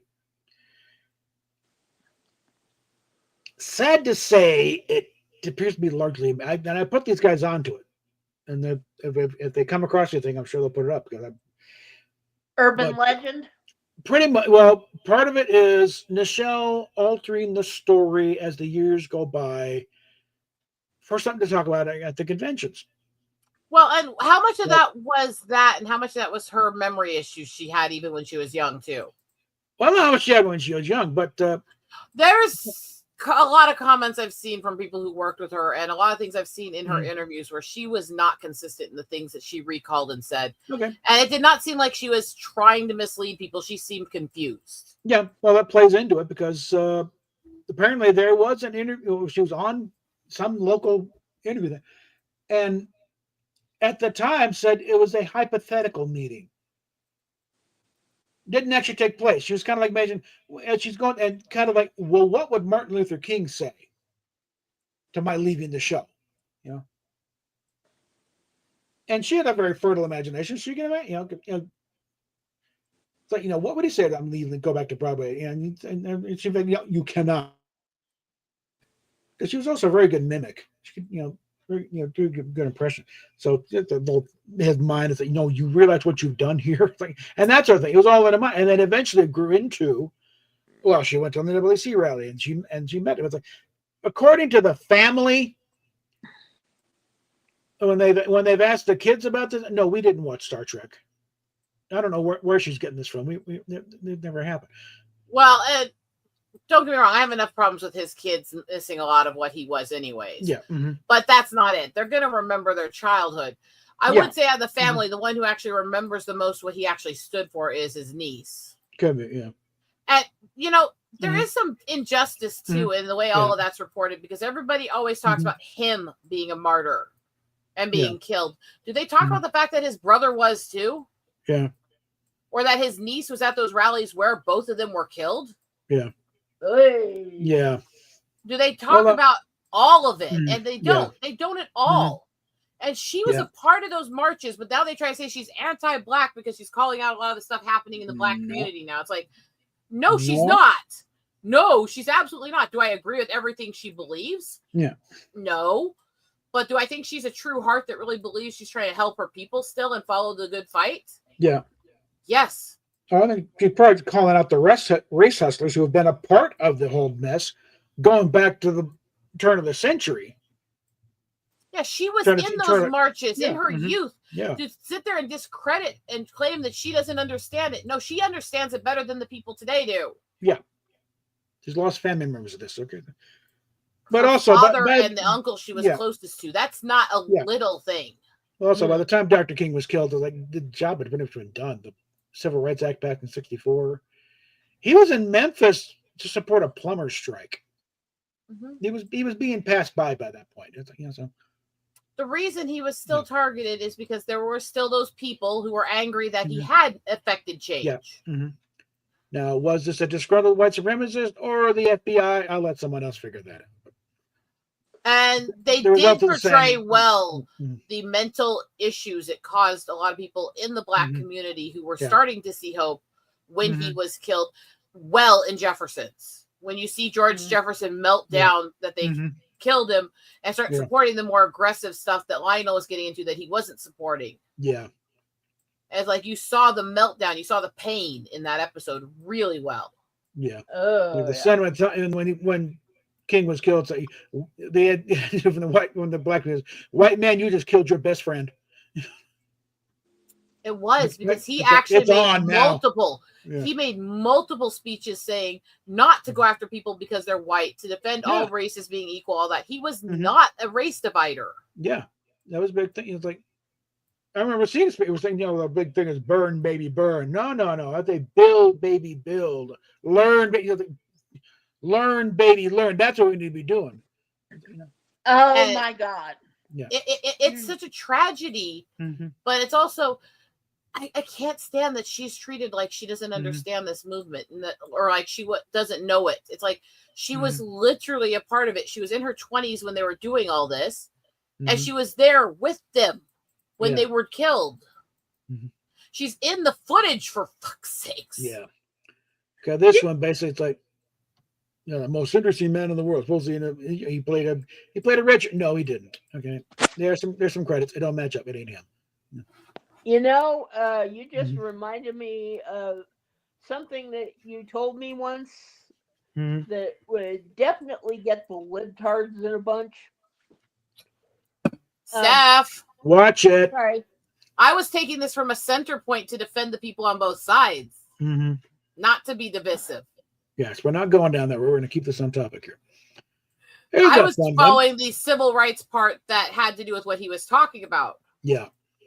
But when you start saying the dividing, look, Nichols was absolutely leftist. Yeah. But I think, even though I don't think she was fully honest with herself or others at times, I think she was a true heart. Yeah. I think she really believed the things that she was trying to do for people. I think she genuinely cared about people on all sides. Yeah. I don't think she was ever a bigot like a lot of these people you see now on either side. I think she was a real heart, and I think she needs to be remembered for the fact that she wanted to bring people together. Oh, honey, that one guy from Georgia, the Politico or whatever you want to call him, didn't he end up changing his mind too?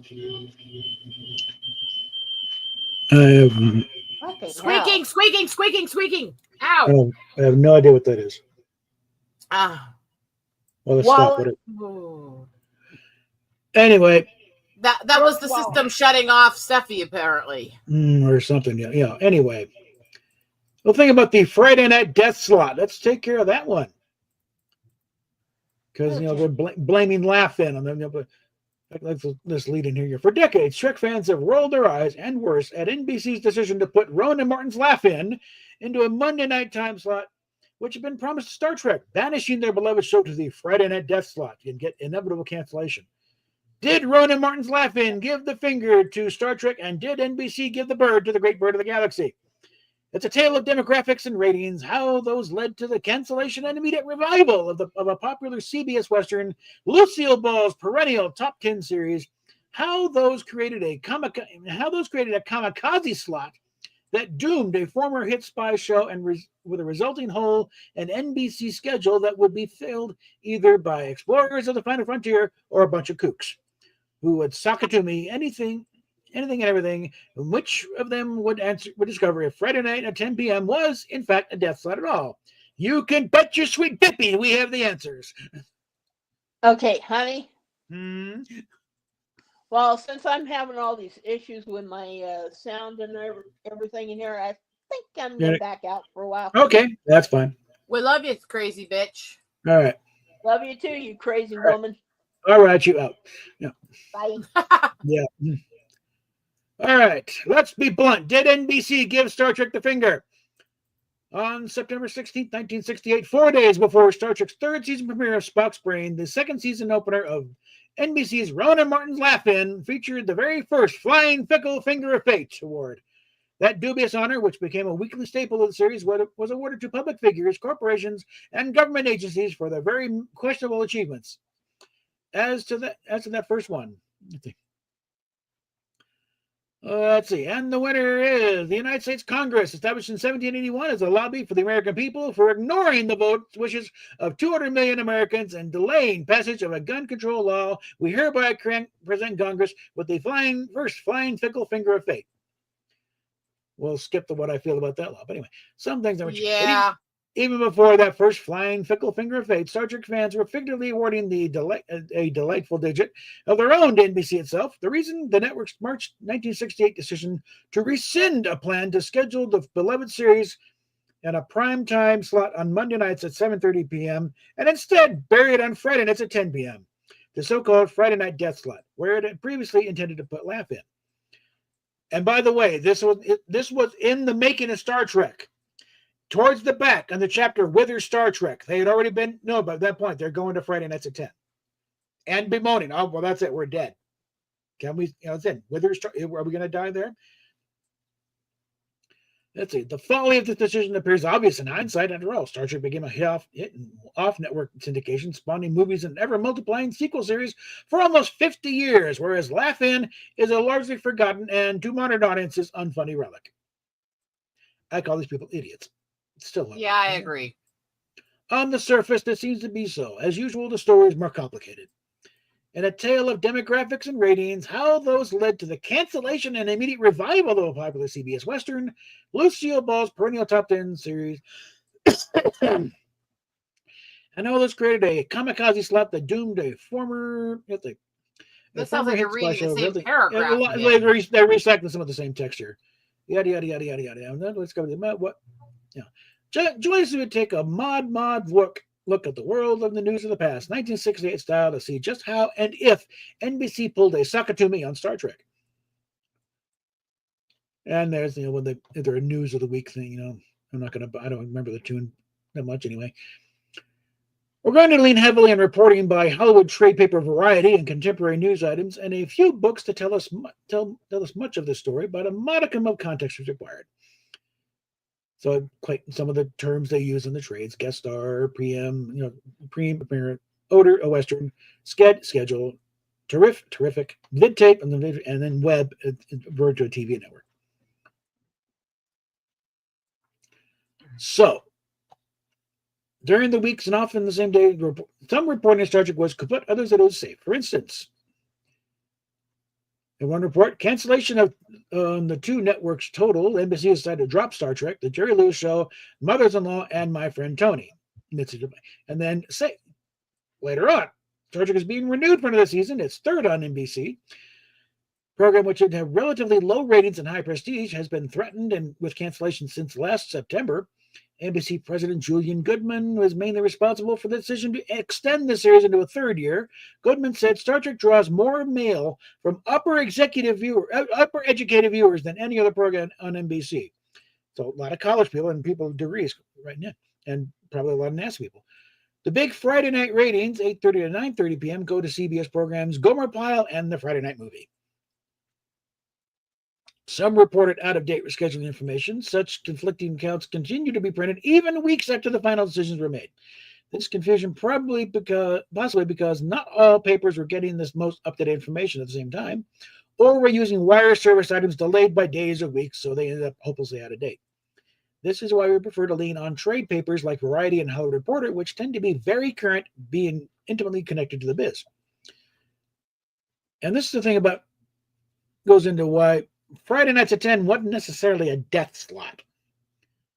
Let's see. Our story action begins in 1967 when CBS momentarily canceled and then immediately renewed its perennial Gunsmoke at the end of that series. I think it ran until 72, if I recall. I remember watching it on CBS. At the end of that series, 12th season, Lucille Ball sold her Desilu studio to Gulf and Western to merge with Paramount. That's the other thing. Paramount did not buy Desilu. Gulf Western bought Paramount and Desilu and smashed them together. Mm-hmm. And Paramount was able to defend itself against the Gulf Western budget cutters. Desilu not so much. That's why Paramount didn't suffer much, but Desilu got whacked. That's it. The following fall, Gunsmoke was rescheduled to Monday night at 7:30 to serve as a lead-in to the Lucy Show at 8:30, and NBC moved their former top 20 series, The Man from U.N.C.L.E., from to 8 o'clock to face both. This is like you're pleading to the same audience, and that's when bad things happen. Let's see, note in our time. All times listed in the articles are U.S. Eastern Time, Central Time. Central Time uses the same feed as East, so all programming is an hour earlier. The feed is delayed by 1 hour for Mountain Time and 3 hours for, it's like, for a while there, I suddenly remember, oh, yes, the Mountain Time. We get forgotten now again. Only weeks into the 67-68 season, NBC was realizing its mistake, which would have repercussions affecting the fates of Star Trek and the coming laugh-in, and the upcoming laugh-in. In late October, Variety was reporting, NBC suffering from oldie anemia, poises to axe Uncle and Mul's flip-flop of 2 hours on Monday and Tuesday.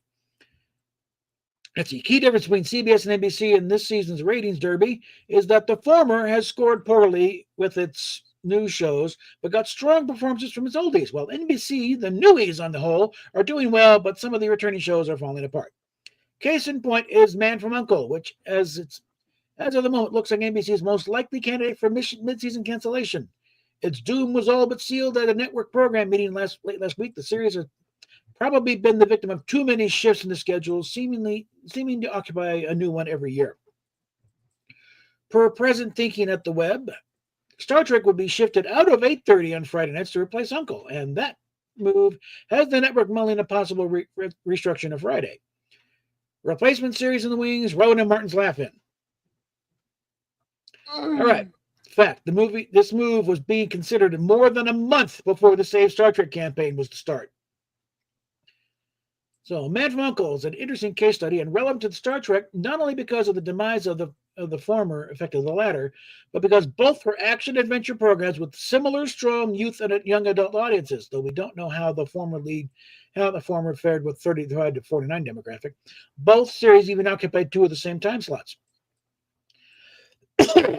Neither series was a hit coming out of the gate. Star Trek started off well enough against a quickly canceled notorious flop, The Tammy Grimes Show, then quickly sank into the low middle of the pack in the Nielsen ratings. U.N.C.L.E. had an ignominious launch on Tuesdays at 8 p.m.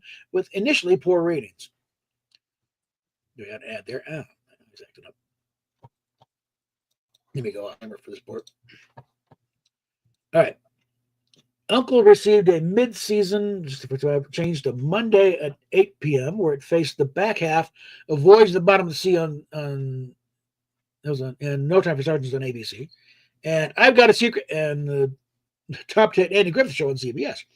But savvy promotion on the part of its producers and the college crowd discovering the show over the Christmas season aided in building an audience. By the summer, U.N.C.L.E. was a hit. Oh, God.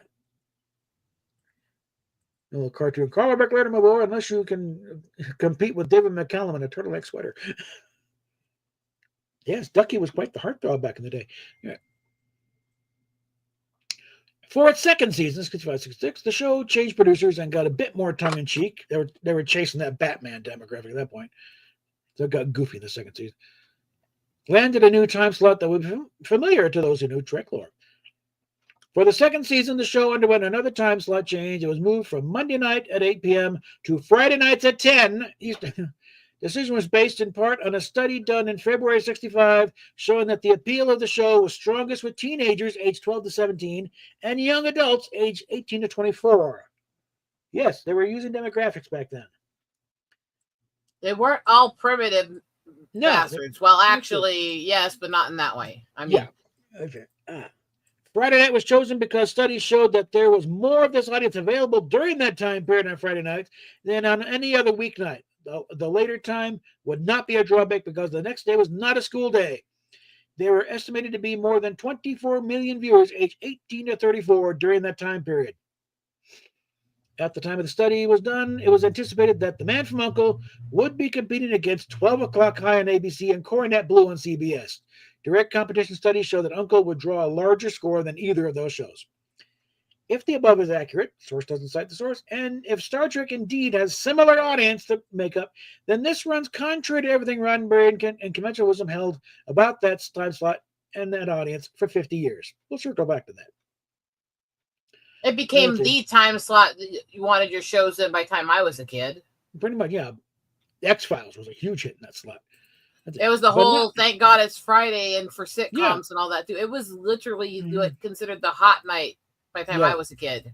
Yeah, let's see. But not everyone was happy with the time slot change. Letters received complaining that the time slot was too late in the evening and made housewives choose between watching the show and going out for the evening.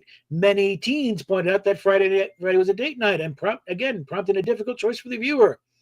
A survey by Newsweek of college campuses showed that Uncle was, for the second year in a row, one of three favorite shows on campus. A petition signed by 138 State University of New York at Buffalo students requested the Monday night slot be retained. Other surveys showed that the show had the largest male audience outside of sports programs. Roddenberry would parrot this 2 years later when Trek 2 got their Friday night death slot. So how did Uncle perform there? Did it cry Uncle? On the contrary, rocketed to the top 20, landing at number 13 for the season. Fascinating, no? So, we got here. This is from 66. Originally, they were planning on putting Star Trek there. When NBC first considered Star Trek for its fall 66 schedule, it considered launching it in the so-called death slot. Early on, pilots were sometimes in the mix, and not every show listed there ever hit the airway. So there's a lot of shows here that aren't necessarily, they never actually hit it. So, interestingly, on February 28th, 1966, Broadcasting Magazine reported I guess now, eventually became radio and TV broadcasting, but reported the network's first stab at a 66-67 schedule, and NBC was considering shifting Uncle back 90 minutes, 8:30, with just ordered Star Trek to debut in the 10 p.m. slot where Uncle was then flourishing. Was NBC hoping to catch lightning in a bottle twice if Trek could repeat that show's success in the slot? When Star Trek finally premiered the following fall, it landed on Thursdays at 8:30, and Uncle got moved to Friday at 8:30, a slot that Star Trek would occupy the following season. Format change, in part response to the du jour that was Batman. To go more comedic, another new producer and another new time slot saw Uncle's ratings plummet to number 46 for the year, still several slots above where Trek would land in its peak, in number 52 in the first season. And this was they're taking a swipe at the Nielsen ratings because, the ratings were always kind of crap. And yeah. They took some swipes. I remember the final episode of Becker. They took some great swipes at that, including him trying to get to his patient, Mr. Nielsen. And I don't know what he's talking about. These numbers aren't that bad. Let's see. By the subsequent season, 67-68, Uncle was in deep doo-doo ratings-wise, so desperate course corrections were attempted. Yet another new producer was brought in, and the Batman shtick got a bullet in the head as the show went back to a more serious tone. And then NBC decided to put it back in the Monday 8 p.m. slot, where it initially found success, with Star Trek taking the now vacant Friday 8:30 p.m. slot. I hated this thing scheduled on the half hour. Man, I can kind of see the idea to try to get people snagging there until they wouldn't switch away halfway through. But Danny Thomas is on. No. And with Star Trek taking the now vacant thing, but that Monday night slot position was fraught because of what CBS had wrought. So let's see, November 1st, 67 was the pickup date when the network would decide if it wanted to order the rest of the episodes for the season. Let's see, the show Uncle had undergone another time slot change for the fourth season and was now seen on Monday nights again at 8 p.m., opposite Gunsmoke and the Lucy Show on CBS, and Cowboy Africa and Rap Patrol on ABC. And so they tried to get the show moved to Saturday nights so it would be opposite the Jackie Gleason Show and the Dating Game, but was unsuccessful. Season before, CBS had almost canceled its long-running Gunsmoke, which was airing on Saturdays at 10 p.m., a time when many younger viewers were out of the home. Sponsors were reluctant to finance a show that held mainly an older audience, so for the 67-68 season, CBS decided to give Gunsmoke one more chance and moved it to Monday nights at 7:30. The Man from Uncle would start half an hour later at 8, which meant that viewers already watching Gunsmoke were unlikely to switch over to Uncle. Similarly, when the Lucy Show came on, they would be unlikely to switch over for the second half of an Uncle story. It was vicious. It was very predatory scheduling. CBS 1-2 punch of Gunsmoke and Lucy was a knockout, and Uncle was toast.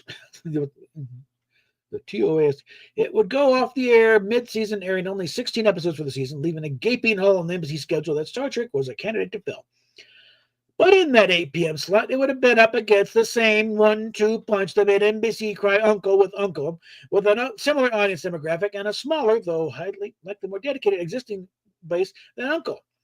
Trek's survivability in that slot was questionable at best.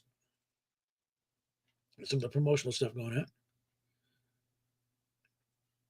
And at this point, let's see. This is still when it's still, Friday. It's 8. So, moving Star Trek wasn't NBC's only option. It had several mid-season replacement series in the wings. One of them was Rona Martin's Laugh-In, which had aired as a special to good ratings and notices at the top of the season. Variety was effusive in its praise for the special. What a fresh breeze this was in the stale era of the new season comedy. A wacky, brightly irreverent, unpretentious collection of sight gag sketches and musical parody. Rona Martin's Laugh-In was a sneak preem pilot, and NBC should speed into full production. Not all the sight gags come off, but they come and went so fast nobody could care. Production values were particularly striking in the mix of film clips and videotape. NBC did in fact speed in production and ultimately counter-programmed the CBS Monday Goliath with Laugh-In as a mid-season replacement, choosing not to put Star Trek up against that killer 1-2 punch. But Laugh-In was no sure thing either, as one cast member, as Judy Carn mentioned in her memoir. NBC gave us a kamikaze time slot, as our fearless leader, George Slaughter, like to call it. Monday night at 8 p.m., opposite Gunsmoke and the Lucy Show. Even the popular Man from U.N.C.L.E. failed in that slot, causing NBC to cancel it mid-season. Laugh-In as a series debuted January 22nd, 1968, and that premiere it had a bit of cheeky fun with its barely deceased predecessor, featuring Mr. Waverly as the bartender in the cocktail party sketch. And they cut her briefly. You got to open Channel H. Everyone uses some snarky things. It was safely assumed that the audience would recognize Waverly, the pen communicator, and the references to Solo, Kiriakin, and Thrush, a testimonial to the impact the show had in American television in the 60s. Mm-hmm. Except, Solo wasn't mentioned details. So basically, it's like, if you look up, look to the schedule they had there. It was what they were going up against.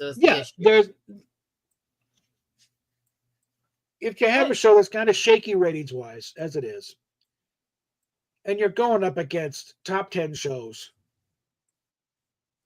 no one's, and you're also doing the stupid thing of half-hour. It's like, no. Maybe Laugh-In was your lead-in. Maybe you got to pull it off. But that's a lot. You're allowing a lot of money on a maybe. With the new studio owner that is looking to cut costs. They've already got a syndication deal signed, by the way, with Kaiser Broadcasting. So they're going through the most at this point. They're just racking up just to get a third season and so get a good syndication package put together. But they'd already sold it by that point. Yeah. Again, before the Save Star Trek campaign kicked in. So the fate was already set. They would get another season one way or the other. Except just whether the network's on board with this. But the letter writing campaign did kind of push it over the edge. Okay, yeah, there is an audience here. But it was always more of a weird cult classic. Yeah, the fans are diehard.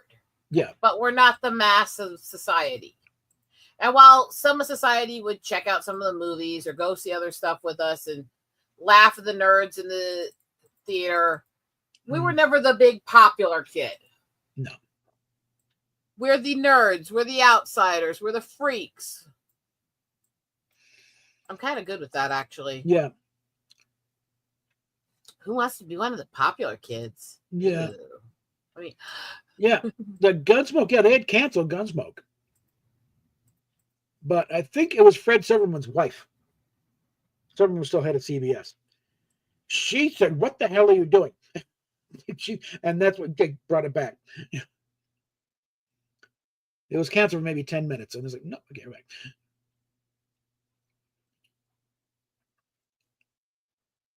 It's so much more complicated than that. People act like these shows, it's all pure politics. Okay, well, there was some politics behind Last Man Standing, but it wasn't as much of a divide between him and Disney as people played it out to be, or he wouldn't keep working with them. Like his new show is on ABC. It's actually being made for Hulu. But it's going through NBC as part of it. And agency- I agency, guarantee so, you from watching that trailer, they're using the Last Man Standing set. Which let's see. makes sense. I mean, it's his set. Right? But it's like, now, does that mean he agrees with everything Disney does? No. Does that mean he argues with them some points? Yes. Did he manage to get Disney to leave in a whole part about them debating Christ and the history of Christianity on Christmas in the Santa Claus series? Yeah. Yeah, he did. That's big to get that out of Disney. Yeah. Let's say during all of this, the Say a Star Trek Letter campaign had been going full tilt, and just a week later, during the March 1st airing of the Omega Glory, NBC reportedly made an on-air announcement that the series would be continuing the following season, and they mentioned they're making Star Trek. But we have to date been unable to locate the press release to verify it. Here's how it's described in the book. Supposedly, after over the credits, I could probably mock one up. And now an announcement of interest to all viewers of Star Trek. We are pleased to tell you that Star Trek will continue to be seen on NBC television. We know you will be looking forward to seeing the weekly adventure in space on Star Trek. Dorothy Montana took this as a sign to say, stop writing letters. We got it. We're fine. Of course, then proceeded to a deluge of thank you notes. But yeah.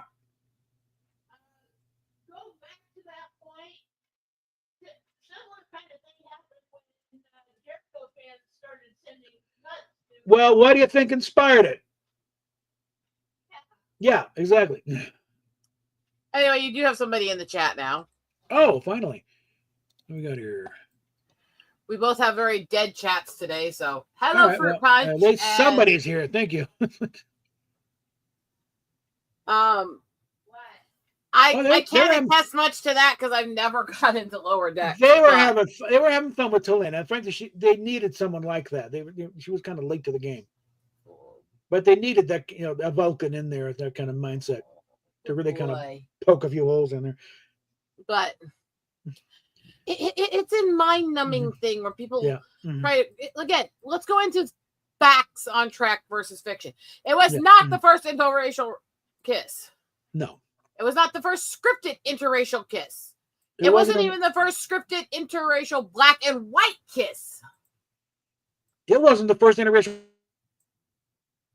And then he cuts out. Oh, shit. Say it again.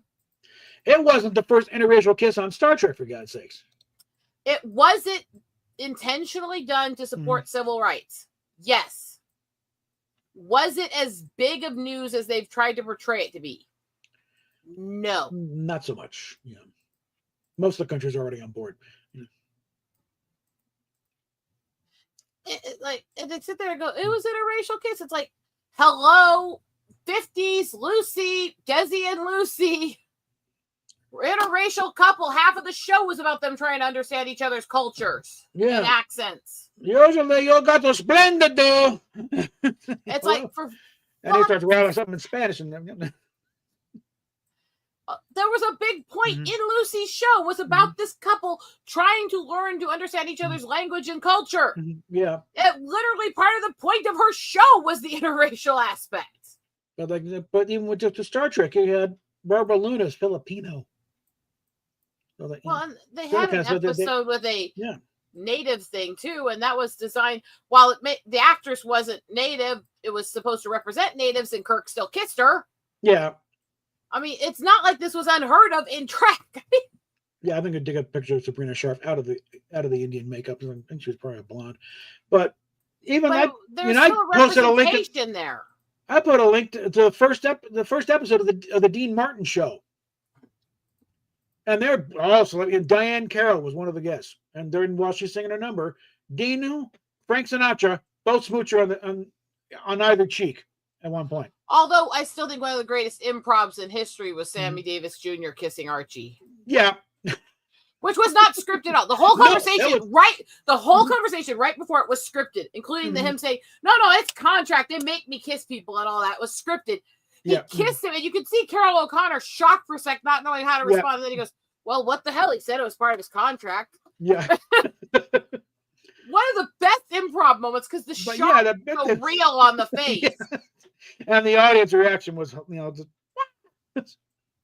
like, what the hell just happened? That was television history. Oh, no. Okay. Oh, yeah. 1, 2, 3. It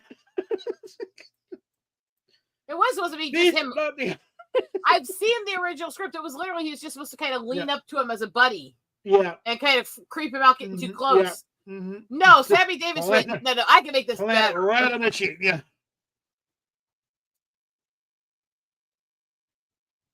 Yeah, the thing is, Roddenberry studied cultures, religions, and all this stuff from around the world. He did not hate on Christians. In fact, he used Christian stories and ideals in some of his stories as well. In fact, there was a lot of Christianity in the stuff that him and his wife wrote for Andromeda. Gene was raised a Southern Baptist, okay? The thing is, it's one of the things I can relate. We had similar backgrounds in some ways. Andromeda was very blunt about its point on different cultures and religions because Wayist is the original term for Christians before Romans created the slur as Christian. And Nietzschean and all this stuff. Literally, Andromeda was supposed to be celestial races representing specific religions. Yeah. The Magog were supposed to be demons, fallen angels, all of that. It was representation to tell biblical stories to sci-fi. And that was something Gene and his wife wrote. They may not have been Christian directly, but they did not have a disrespect for it. I'm saying Gene Roddenberry is not a rabid atheist. No, he never was. No, he felt there was something out there. Yeah. He was a humanist. He did have issues with different religions, but he also felt every religion had valid points, and he tried to showcase those. And it's one of the reasons why I have respect for him as a Christian girl, despite those issues. Yeah. It's kind of the same thing. It's like, the group of blind men trying to describe an elephant. Everyone's got a different piece of the elephant. The fact is, we cannot, within our human capabilities, prove or disprove a creator. That is the point. So to believe there is or isn't is a leap of faith either direction. Yeah. So the only thing we should be focused on is helping people intellectually and with compassion find their ideals and their beliefs. Yeah. That's why I don't like how a lot of the schools educate, because they push that no, religion is just this fancy. It's like, no, teach, this is the stuff we have proven scientifically. This is the stuff that's scientifically being debunked with modern science, having more technology and more knowledge. This is the different theories of how things were created. These are the different theories of the age of the earth. This is the science for and against those theories. Do not push any agenda on either side. What do we got here?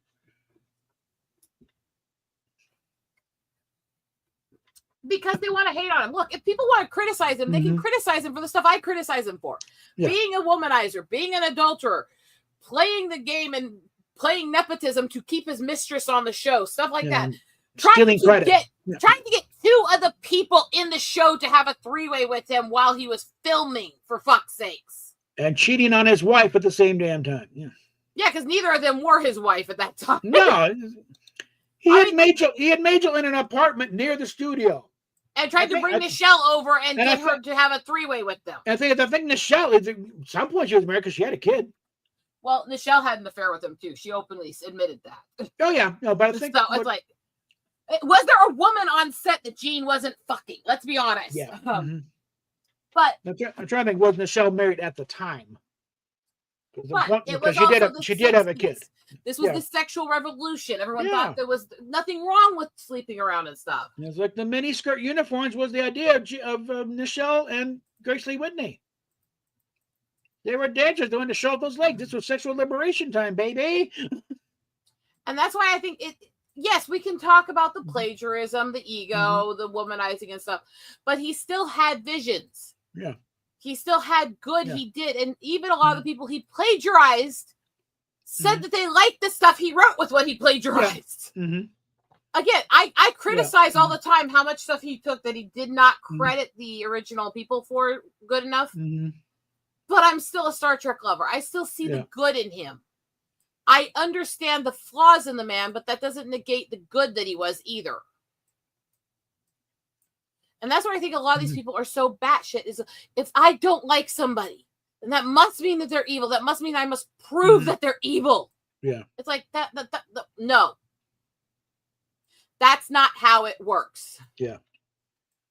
Okay, apparently here's the closest thing to any documentation of NBC acknowledging Star Trek was going to be back for the third years from TV Guide.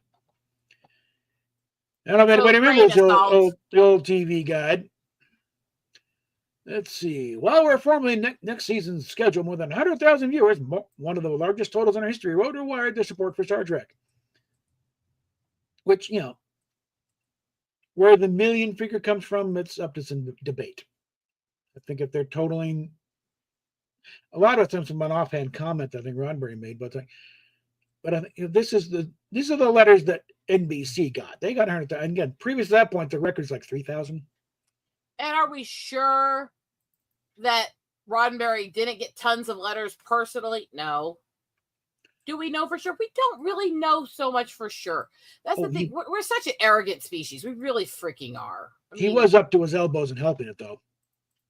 He just had to make sure his fingerprints weren't on it or they would debunk it. Well, because if he helped it, then he had more chance of his show be getting a new season. Oh, yeah. He was all in favor. He gave them some logistical support. But he had to make sure if they went digging that he had nothing to do with it. No, this is all fan. This is all grassroots. I have nothing to do with it. And not me, baby. I'm innocent. Mm-hmm. Yeah. This is where John and Bejo took over, and it was a commando operation. Little story about the one gal who managed to get inside the executive GARP parking lot at NBC at 30 Rock. It was a case of they're not taking advantage of some lax security, because like the limo pull up, guys got out and she snuck in as they're getting out, so they didn't catch her. And she's hunkered down in the back seat. So driver pulls in, parks it, goes. She waits a couple minutes, gets up, and once you're in, you're in. You just open the door to Fort Knox, and she's armed with all armload of Save Star Trek bumper stickers and Spock lives and Spock for president, Star Trek list, and she's putting them on all of the executive limos. She's still got some left over, and she's in the first. She walks on in, and she starts hand stuff out to the office workers, and they're bottom. Oh yeah, So the execs come in. Where'd all this go? Oh, some guy was handing them out. You didn't know about it? No. I mean, I do find some of this stuff so fascinating on so many levels. Yeah. But I also think you can see as you go along just the amount of fanfic and theory and bullshit that grows off of these things and how much delusion comes into play. It's like, okay, look, we're not a perfect species. We're not, okay? We get that. We understand that. But can we just acknowledge what's real, please? And while we're at it, just take a little moment from the ranting to focus on the kitty. Of course. Focus, kitty. Still smugly. Oh, yeah. Oh. Getting your snuggles on. Yeah. He's a good boy. He's a good boy. And in a few minutes, he'll go back to his spot. Every so often, he goes back and forth. And probably start looking at himself. But the thing is that when he goes back there, he doesn't want to walk over here to get to me. So every so often, he'll just start whimpering, and every so often twitch his paw towards me. That means pick me up so I can hold you for a minute. Yeah. He's a lazy boy. Yeah. Yeah.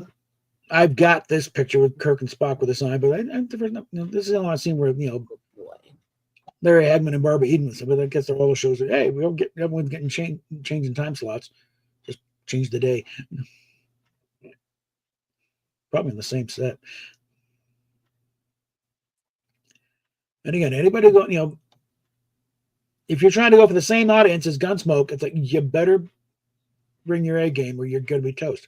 So that's why putting Laugh In there was probably a very good, because Laugh In is not going to appeal to the same audience as Gunsmoke.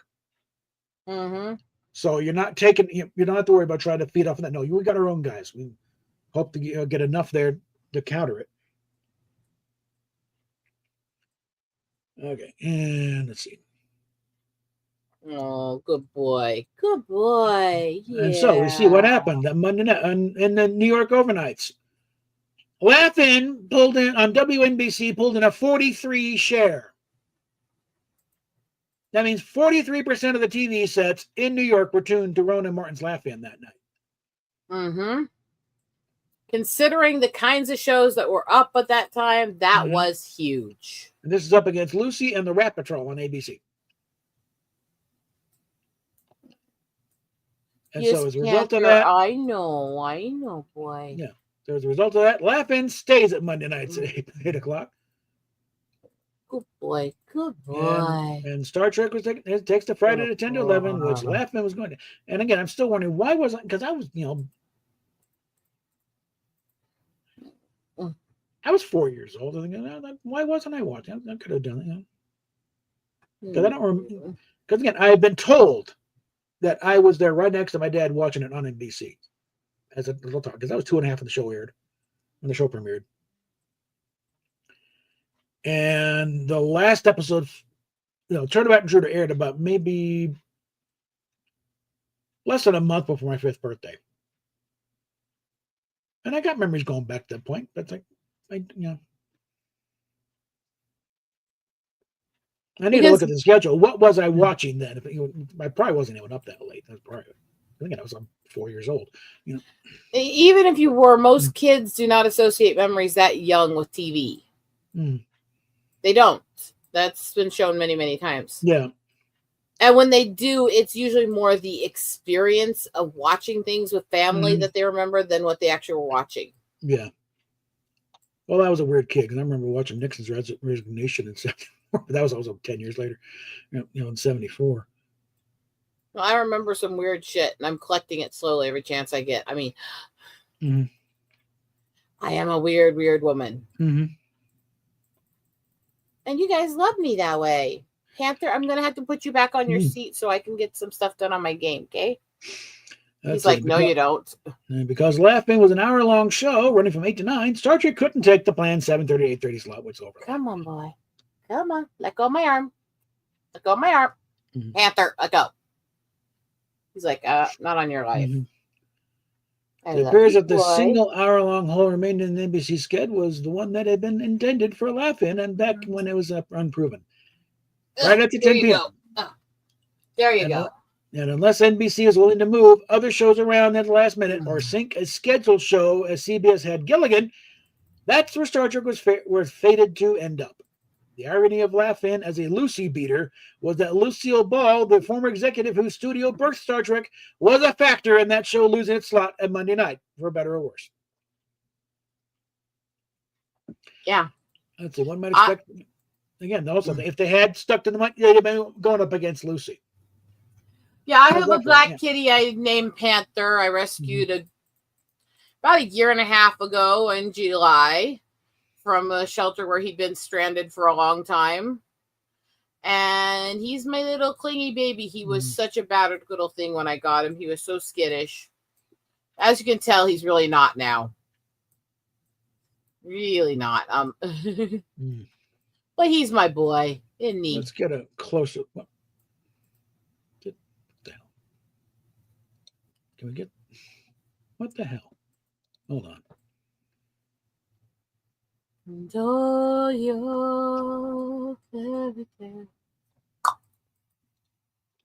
Let's change pictures here for a second.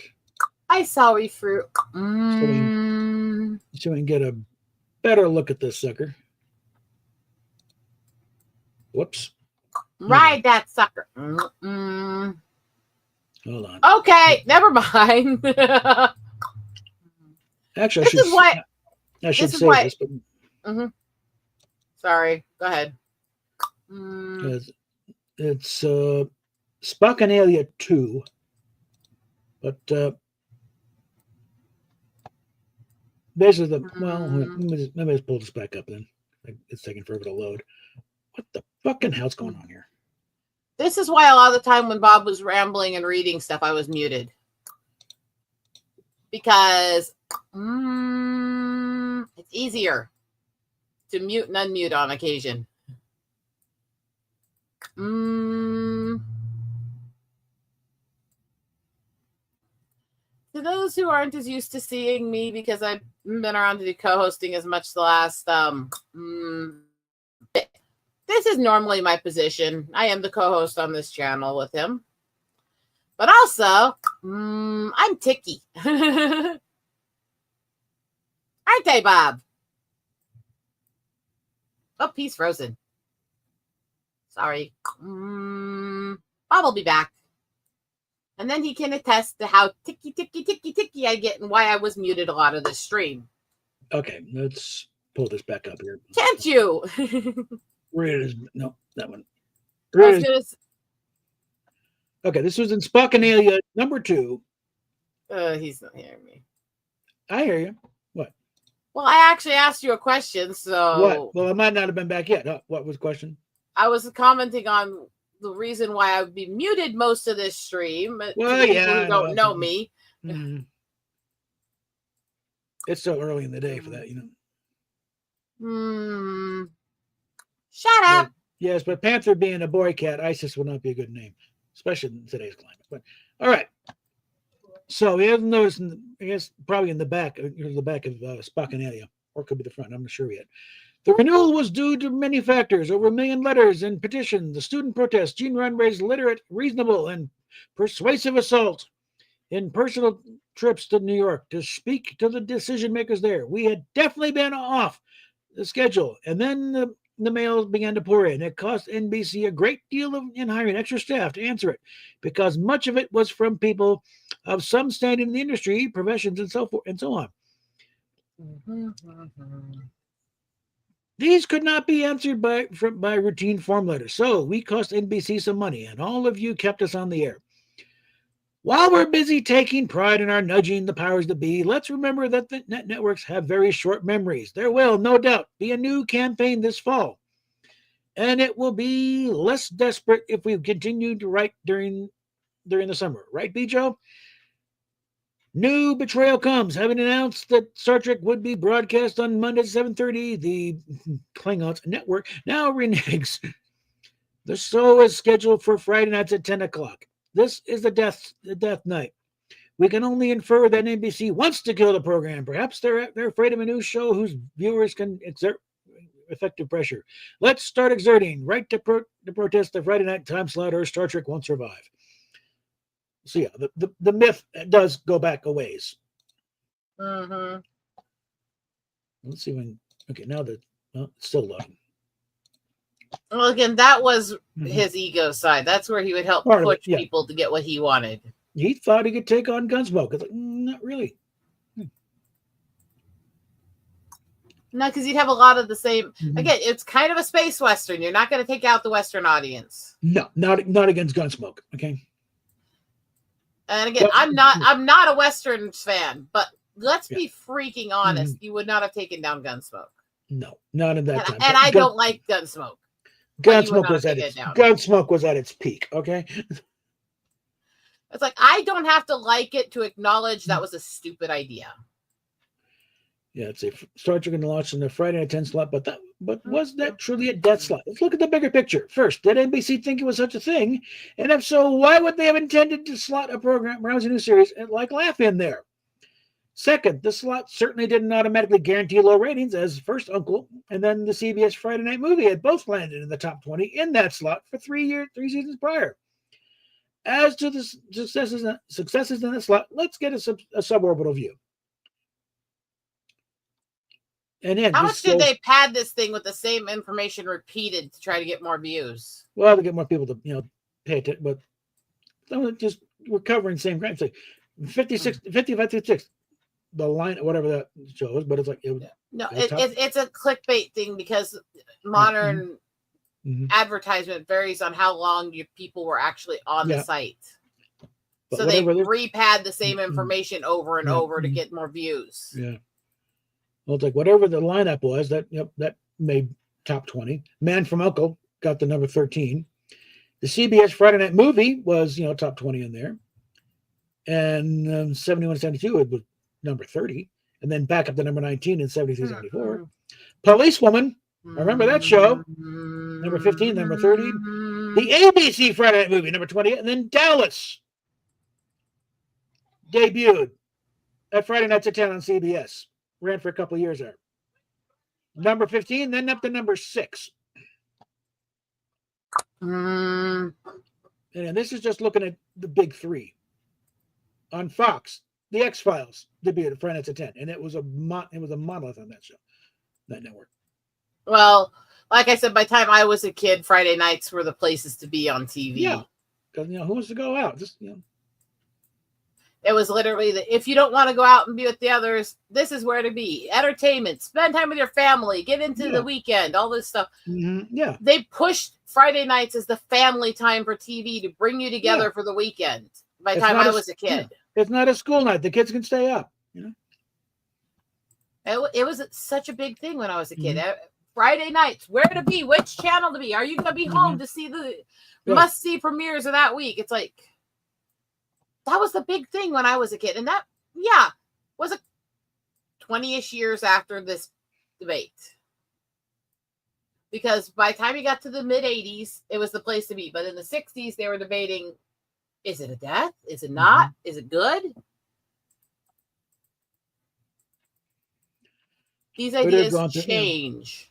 But they're going through, it's like, history of Friday nights at 10. It's like 25 years of programming. There's a few of 6 series that got in the top 30 or an overlapping this thing, but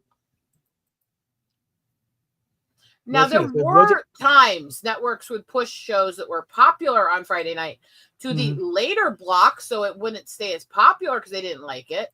Yeah. There have been times that's been done. Yeah. Mostly by ABC and Disney. Anyway, but that does happen. Yeah. But it's not as cut and dry as people make it out to be. So they're pointing out that, like, look, Man from U.N.C.L.E. did fantastically well in that slot, and they're the same basic audience as Star Trek. So I think, well, let's see if we can do it again. And let's see, this is from, I don't know what this is from, but I think it's one of the trades. It's like Friday night, Saturdays, stuff coming up. Nights are not considered, Friday night and Saturday nights are not considered the best viewing evenings. The younger crowd is out on dates, and the young to middle-aged couples are bowling, playing bridge, or having an evening out. Star Trek, like ABC's Judge for the Defense and CBS's Mannix, may therefore suffer from undeserved inattention. So, it's a possibility, but the reality is there are no easy answers for Star Trek performance on NBC. There are many factors affecting the show's success or failure beyond the mere fact of its time slot. What's its lead-in program? What shows are programmed opposite? Does it begin in the middle of the popular competing program? What's its total coverage with affiliates? Because the way broadcast networks work, certainly back then at least, you had the owned and operated. This is stations the network owned directly. At this time, they could own them. Everything else is affiliates. Independent broadcasters that sign a deal with the network. But they are not required to carry the programming at the time. They got first dibs on it, basically. They got rights of first refusal. If you're a CBS affiliate and CBS sends something down the pike, you don't necessarily have to run it.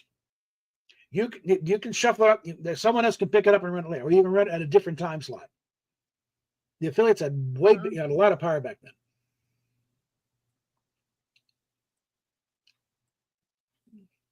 Not so much by the time I was a kid. But, the laws are, in fact, remember not too many years ago, they had a massive, everyone had to change channels or change network affiliates because I think it was Fox did a deal somewhere in the Midwest to swap out a thing, but because it threw the balance off, stations all over the country had to change, including out here. I'm not saying it's not still an issue. I said it's nowhere near as much by the time I was a kid. Because the network seized a lot more control over them by then. Yeah, because out here, growing up, it was always Channel 9 was ABC, Channel 7 CBS, Channel 4 is NBC. And they had independent, Channel 2 was independent, and Channel 6 was educational. But then the things shifted around a lot, and it's like Channel 31's, I'm going to start off as Fox, it's still Fox. The channels we had as Fox, ABC, and CBS in the Black Hills and part of the Mountain Time Zone when I was a kid were 3, 7, and 15. Yeah. And I don't remember why ABC moved to 3, because I know when Dad was a kid, it was 4, but it was 3 when I was a kid. Yeah, but when this whole thing shook out, and all of the country out here, Channel 9 became NBC, Channel 7 became ABC, and Channel 4 is now CBS. Channel 2 is WB now, or CW now. Channel 20 became UPN for a while, but then I don't know what they're doing now. We never had any of that shit. Yeah. And Channel 6 and Channel 12 were PBS. But okay, here we go. I'm rural. What do you want? I didn't have TV most of that time. Just saying. I mean, what do you want? But here's the Friday night lineup on NBC for Friday nights. The NBC lineup. What I need to do is dig up what was just the schedule for CBS for that season of NBC. What I need to do is dig up the lineups for CBS and ABC and see what other. Because the thing I've done before was like nothing else really lined up well against. What Star Trek would line up well against.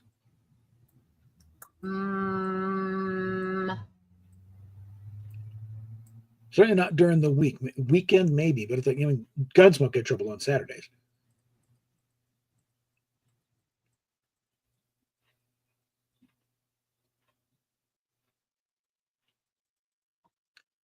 The culture around TV changed a lot from your childhood to mine, and they really moved it's not about nobody's gonna be around on these nights. It was about let's make these nights the headliner to bring families together for the weekend. It became a completely different culture, and that has to be a part of the looking back at this historically too.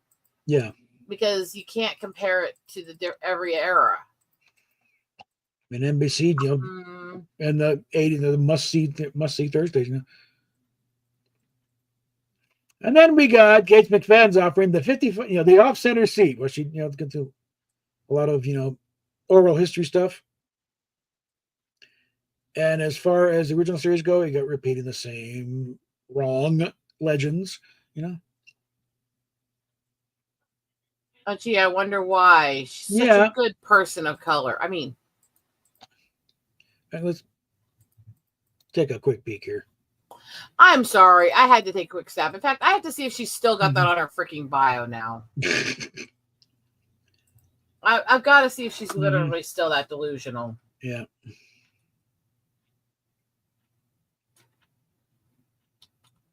Yeah, though.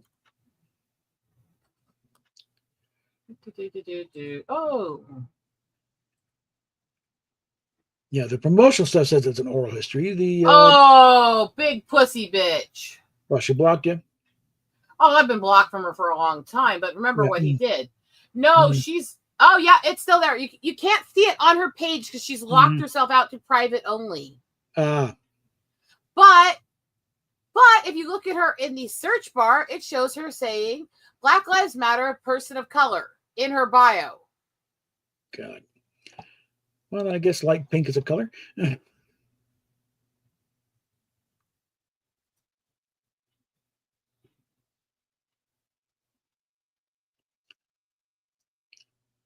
Well, let's see. As oral history, the series does not. The oral history relies on interviews with people who have direct and personal experience / memories of an event. With that in mind, let's look specifically at The Center Seat, Episode 1, Lucy Loves Star Trek. Offers a smattering of extremely brief oral history sound bites from a scant few veterans of the Star Trek production, a few snippets of archival clips, and perhaps obviously no one from Desilu. It's a very conflicted statement because she did support it, but not the way people have portrayed it either. No. It's like everybody, I've seen one of two things. Either they act like she literally is the entire reason it existed, or they act like she didn't like it. And neither's true. She did support it, but it wasn't that cut and dry. Like I said, it's debatable whether she, because Herb Solo dropped off the pilot script. It's debatable whether she even moved it, let alone read it. Because he came back there and it was still sitting there in the same spot as he put it down. Nothing. Eventually, she was told, no, this is a science fiction show. It's not about a bunch of, entertainers on a South Sea USO trip. That's what she thought it was at first. When you heard the title, well, yeah, but there's a difference between the two stories where people are saying, no, she didn't support it, she didn't like it. She did, but it didn't start that way. She was busy and she thought the name sounded stupid and she didn't look that much to start with. And then when she did look, she said, no, we have to get this going. We have to keep it going. We've got to support it. It's actually good. This is the kind of thing we want to start doing in the studio, so we can do stuff besides sitcoms. So there was a bit of both. It's not that simple, and that's the problem. Is the just the headline, the way they're talking about it, and the fact or fiction. So they're really kind of leading you into the one of two viewpoints. It's like it really wasn't either. And I hope they actually get into all of that truth, because there is so much to digest in that. And she was a sci-fi lover. She was. There's many interviews where she talked about sci-fi and her love of it. But she didn't think that's what this was to begin with. And that's a branding issue for the era. Yeah, because she's radio time, and she went on these USO tours back during the war. But yeah, so this is not oral history. This is an oral tradition. The difference. Oral tradition passes collective memory from people who do not have direct experience of an event, generation to generation, putting such memories on the path to becoming myth and legend. And this is just what Trek fandom's top analysts give us in spades. Despite their heartfelt love of the material, most are largely repeating things that they've read and heard, occasionally misremembering, frequently embellishing, and sometimes outright misrepresenting events. Events for which they are, in many cases, documented sources. Many have no access to these documents, or, in a few instances, had access, but either did not review their notes or even their own works before sitting for an interview. Yeah, I can think of a lot of people who pulled that shit. Yeah. Including in our own communities, by the way. Yeah. To further complicate matters, those interviewed aren't really permitted to speak for themselves. Their every comment framed and shaped by scripted narration, cutesy episode clips, and rapid-fire editing, which reduces every contribution to a soundbite. Finally, as enthusiasts, some are necessarily invested in and married to the mythology that's grown up around Star Trek. Here's where we get to the goodies here. A mythology some have made a business via books, podcasts, and fan magazines. The result, as Atari co-founder Nolan Bushnell said in 2016, the stories get better the more I tell them. Can we reasonably expect the end result to resemble facts? In a word, no. With that caveat, let's take a hard look at the Center Seat's debut segment, Lucy Loves Star Trek, and see how close its oral tradition conforms to historical documents, first-person accounts, and contemporaneous media coverage. And it goes through here and talking about, let's see. For brevity and clarity, we're largely picking out key statements whilst omitting the. We're also not going to ID the speakers in most instances because the program is terribly edited, and we suspect some of the mistakes are sound bites used in the incorrect context, and it's unfair to pillory the speakers for the mistakes of the filmmakers. So without further ado, let's rip into the upholstery of the Center Seat episode. Okay, and there's, Lucy with Oscar Katz, who's in charge of production at Desilu. Let's see. I Love Lucy became number one 6 months after it debuted in 1951. And it was huge. Like 67 million people were watching this. At the time, not everyone owned a television set. Many people were watching in appliance stores. Ratings are tricky.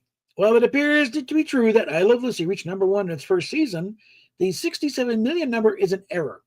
Lucy achieved a 67.3 Nielsen rating during its second season. For the episode Lucy Goes to the Hospital, that was not the show's average audience size. A Nielsen rating does not indicate the number of viewers. Rather, it is a percentage of total TV sets on or off tuned to a given program. And the way it is gotten is not that cut or dry either. Yeah. To the number of total people watching that performance, not its season average, was closer to 44 million. Like around half fewer people than was stated.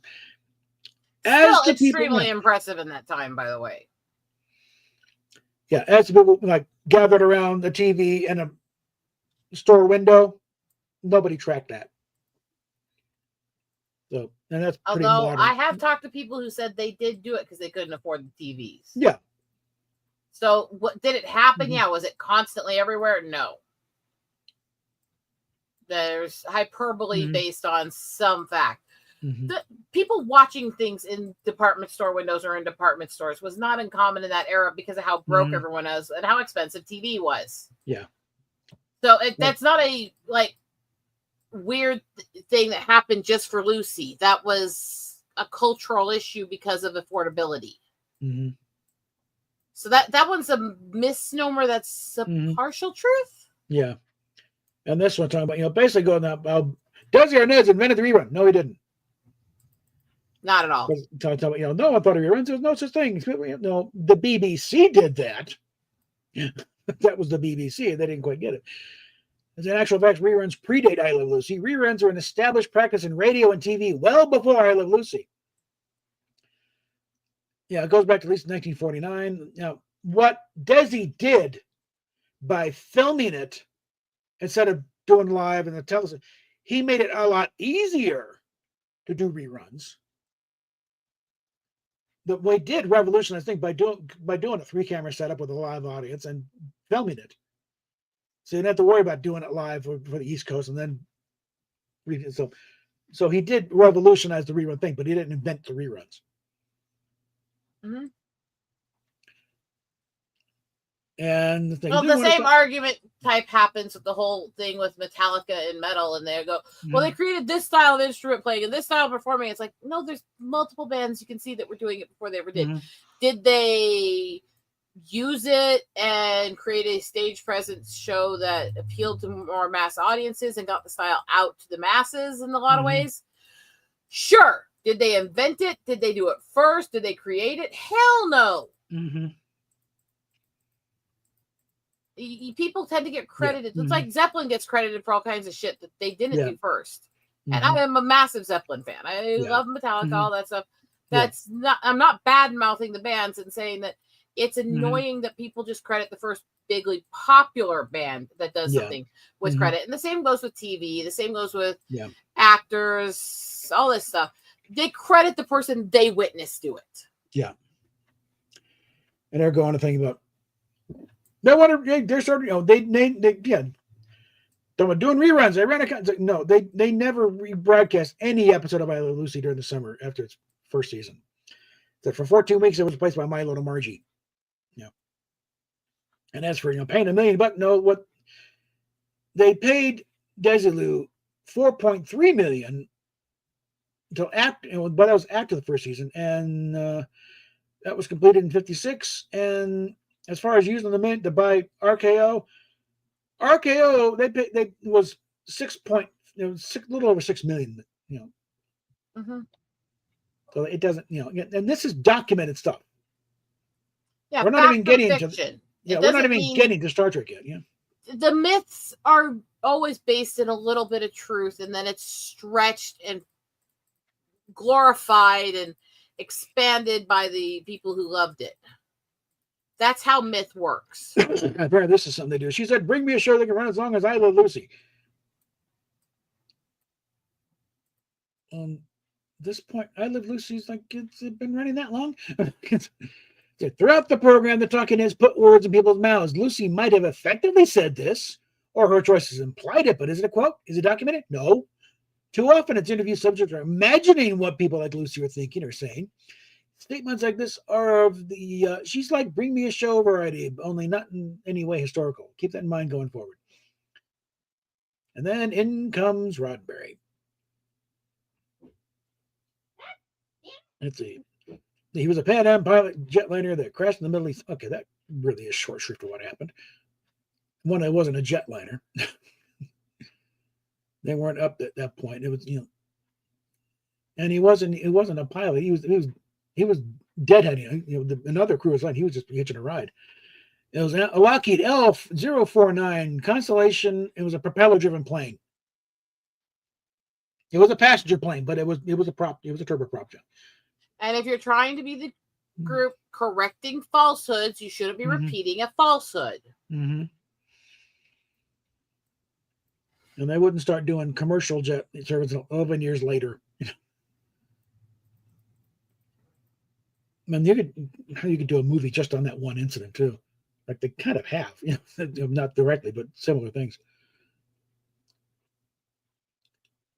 And Ron Berry built this budding writer producer wrote a script for Have Gun Will Travel. He wrote 24 episodes of Have Gun Will Travel. he was the most prolific writer they had.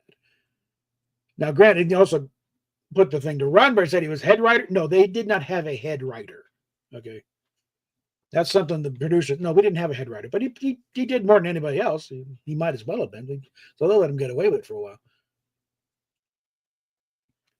That again, that's his ego. Everything was a little bigger the way he described it than it actually was. And again, Hollywood at the time, you got to sell yourself a little bit. You know, like, yeah, okay, well, let it go. I'm amazing. Kiss my ass and give me work. I mean, fuck off. It's like the story in Roddenberry's book about how he had to go to get read, to get his scripts read. It's like the thing of there's this one kind of dive bar where all that big time agents hung out at. Roddenberry is a motorcycle cop at the time, and he's doing things, but pulls his motorcycle into the entryway of the bar. It's like doors flies open, this big Harley there, and Roddenberry's over 6 foot, all the motorcycle cop gear, mirrored sunglasses, helmet, gets out the bike and strides in there. Swifty Lazar! And Swifty Lazar was the top agent in Hollywood for a lot of years. This is a guy, he emails something, it's like, hey, Swifty's got it? Okay, yeah, we'll take a look at it. And it's like, and it's also kind of, because Swifty was a short little guy, bald head, huge glasses, at least later, but he's like, Swifty Lazar! And everything just sort of parts like the Red Sea. And then everyone's got, what did we do? Why are the cops? There's Swifty, shaking his boots. At the bar, what he's going there and said, what did I do? Who fucked up? And he, big, beefy, big with a manila envelope. You Swifty Lazar, yeah. Plops the envelope on the bar. You better read this. Gets on the bike, gets out, drives off, and everyone, what the hell? Script. Nobody's going to get read now after that little display. So, yeah. But yeah, something they left out here is something that Roddenberry wrote back in 56. Or the Secret Defense of 117 is for it was I think it's an Alcoa theater thing. For Chevron Hollow Stars. It was a little more notable than a bunch of Have Gun. It was a science fiction story that he wrote and had Ricardo Montalban in it. He did win a Writers Guild Award for one of his episodes of Have Gun Will Travel, which was 57. But yeah, 56. I think this was a noteworthy thing, and should have frankly gotten a mention here. Yeah, I'm kind of disappointed in some of the facts they're laying out and how they're doing it. There's some of this is factual the way they're correcting, and some of this is not, and it's a little disappointing. But again, we're reading this to see where they're right and criticize too. Yeah, they mentioned the lieutenant, or the Marine Corps is also a lawyer. No, Lieutenant Rice is not a lawyer. This is about the Marines during peacetime. And frankly, if this show had gone on later, then Robert Vaughn would not have been available for The Man from U.N.C.L.E. a year later, because he was, his lieutenant, he was his colonel. And so he wants to do hard-hitting health teams. One of this episode racism, bring that. It's like, and okay, the episode of to set it right winds up not even being shown. No, it did air. Okay, best on it did air. And Ron Brady said at the time, yeah, it aired. They got all kinds of crap for it, and they even reran it during summer. And it's very hard to focus with your wife in the background. And it is a good episode. I've got it down. If I download a bunch of them, and one of them, I'm going to get the DVD set. But yeah, Ron Brady even said it itself. It aired. Can you do me a favor and let your wife know that if it wasn't for the occasional owl, that's not what it sounds like going on back there. I don't mean to interrupt your live stream, but I may need you. All right. Well, you can try and keep a little less pain. It doesn't sound like I'm abusing you off camera. Oh, shut up, asshole. You're not. I could hear it sounding like that. Well, yeah. Huh? But yeah, it actually is a pretty good episode. I did a screen at one time. I think I got some kind of copyright. No, but Damn! Go help your wife. nothing is even no. Bob, I'm about to fall over. No, you're not. Yes, I You're am. still very upright. Just keep going. We're not gonna get peace until you go help her. Oh, she has to get in. She has to get in a position first before I can help her. Otherwise, she's just standing in the hallway. What am I doing? Okay. Ow. Oh. But yeah, it's a pretty good. Let's see. Don Marshall plays this, black Marine, new recruit, just show up, and he's assigning him Gary Lockwood's character, Lieutenant Rants, assigning to the corporals that are going to show him the ropes here, and Dennis Hopper is one of the guys. It turns out these guys have a history. Back in high school, Hopper bullied, and this guy's got a great. And he jumps on him immediately. This is the teaser before the opening titles, and now Lieutenant Rice has the idea to try and bring some peace to these two guys. And the Colonel Bainbridge, Robert Vaughn's character, you want to do your little socialist science experiment here? Okay, fine. When it blows up, it's on you, though. And they go through the entire episode getting these guys to work together. Eventually, it kind of works out. Nichelle Nichols also has this is basically her television debut. She plays Don Marshall's wife. That is a good episode. And the background of that one is that they were doing it, they filmed it. And the Pentagon, which had been given full access to Camp Pendleton for locations here, he's in Marines as background extras, they didn't like it. They did not feel it portrayed the Marines in a good light. That we do not have racists in our midst, right? Yeah. You've in the got Marines, racist in your midst still. In the Marines, we did not want to portray that they have racists among their ranks. First of all, there's not a walk of life that doesn't have bigots among you. No, God, no, especially something redneck like the Marines. Hey. Rednecks are not more racist than other groups. That is a myth. No, but you're going to get a bunch of good old boys. Rednecks are not all like you Southern assholes. Got that? And this guy was a Southern asshole. So, that's part of the whole work. And the thing is, my point was you just saying redneck that way. But they're kind of glossing on the fact that they do kind of resolve, and eventually they do kind of come to an understanding by the end of the episode. The network didn't want to run it because they didn't want to lose support of the Pentagon. Roddenberry kind of pulled a double cross and screened it for the NAACP. They praised it because it was dealing with the issue and kind of embarrassed NBC that they were talking about not airing it, so they kind of forced their hand to make them air it. And as good, the Pentagon pulled their support, this is well impressive. So the remaining episodes they had to film on the backlot. Film on site, and Roddenberry's out there teaching these extras how to drill, so how to march in the line, so because can't use Marines anymore. I'm sitting here thinking of when they did the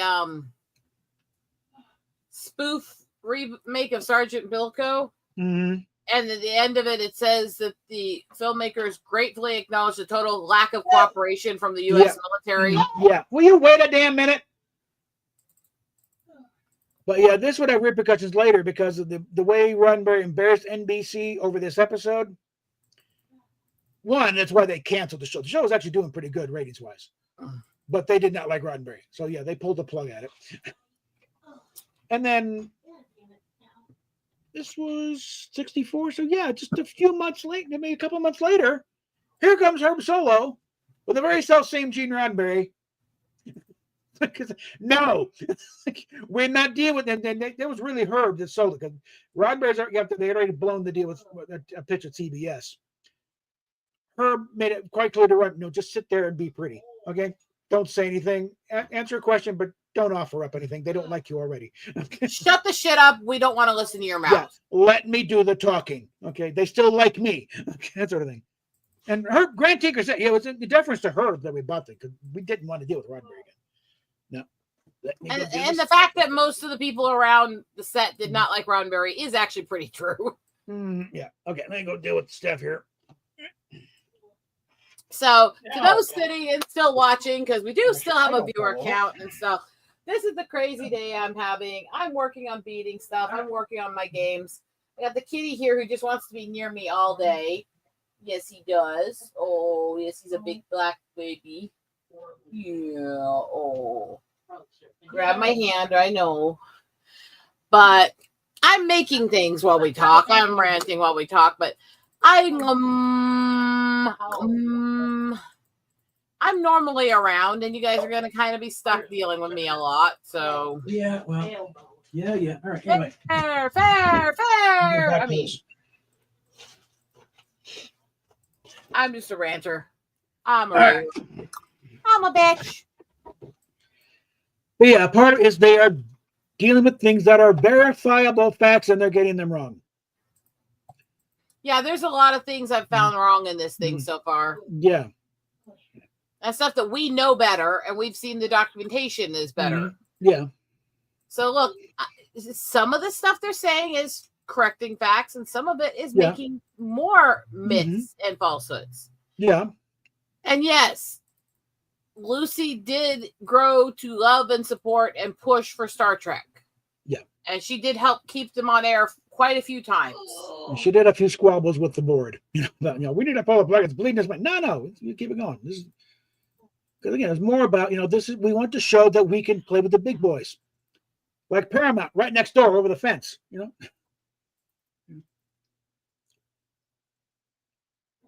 Let's see. For 68, for some reason, television seems to run in cycles. At the time, program was near the end of the true-to-life Defenders type of cycles. All trends indicated a cycle back to action-adventure. This cycle later spawned such shows as I Spy and The Man from U.N.C.L.E. When Gene suggested he'd been playing with a science fiction adventure script idea, MGM expressed a willingness to look at it. And so this is a fair assessment. Lieutenant was made and Star Trek conceived during the tail end of an era of hard-hitting true-to-life Defenders.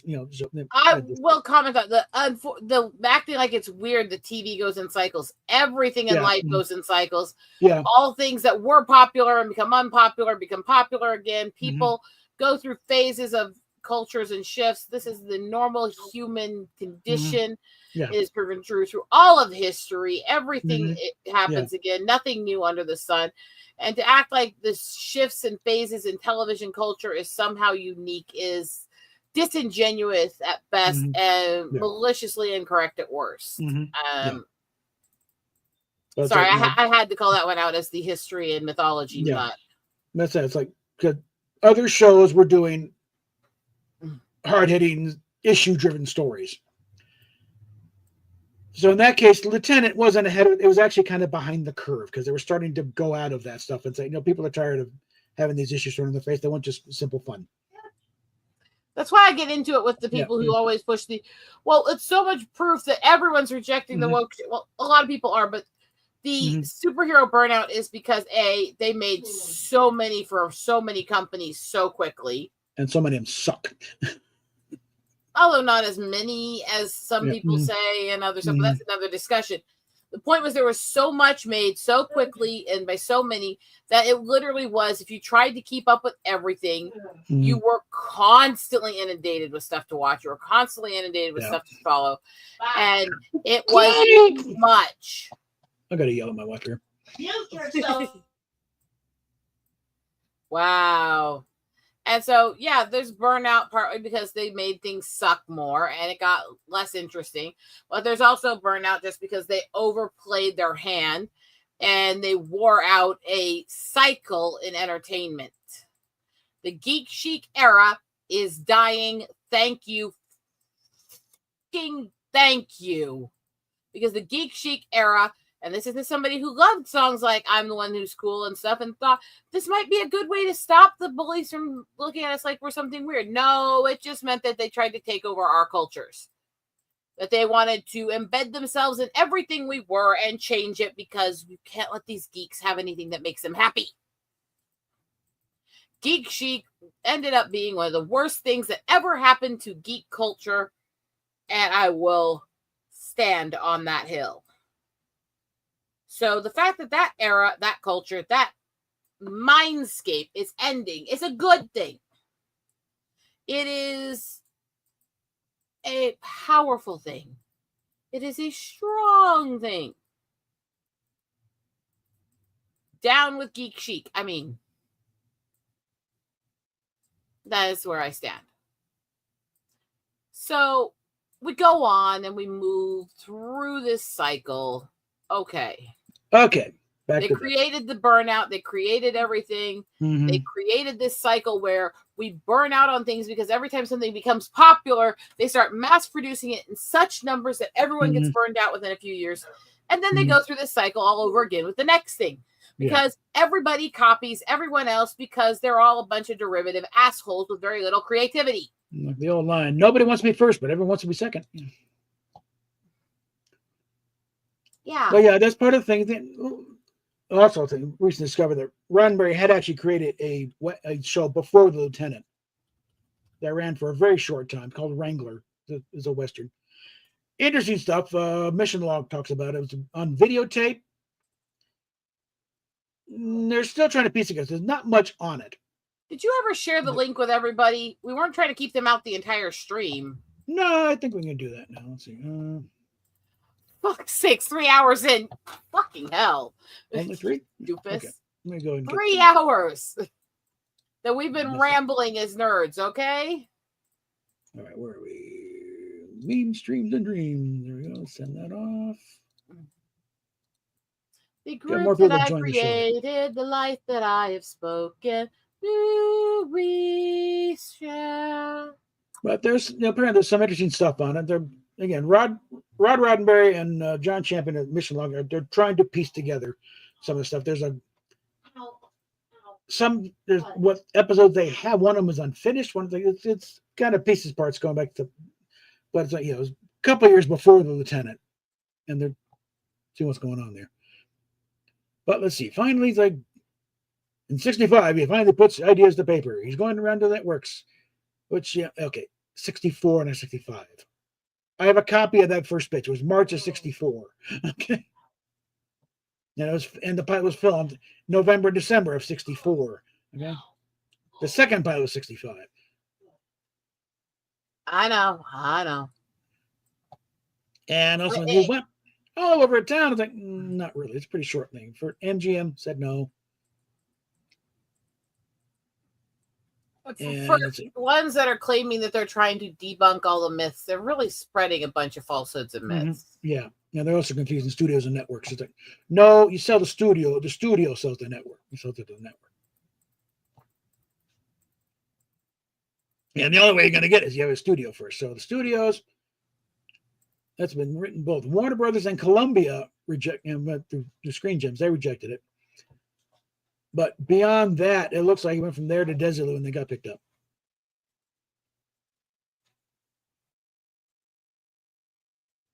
Because let's see, on April 24th, he registered the series prospectus to the Writers Guild. From someone else is dealing it. And just 6 working days later, on May 4th, he was meeting with Oscar Katz and Herb Solo at Desilu. And Katz had already seen the pitch. And unless Roddenberry is shopping around unregistered, which seems unlikely, that's a lot of time. Not a lot of time to pitch to other studios. So obviously, I think it was just pretty short order. Warner, Columbia, and Desilu. Yeah, we'll do it. We're desperate for new material. The others two are kind of stuffed to the gills. And I think MGM probably said, well, on second thought, no thanks, before they didn't even see anything yet.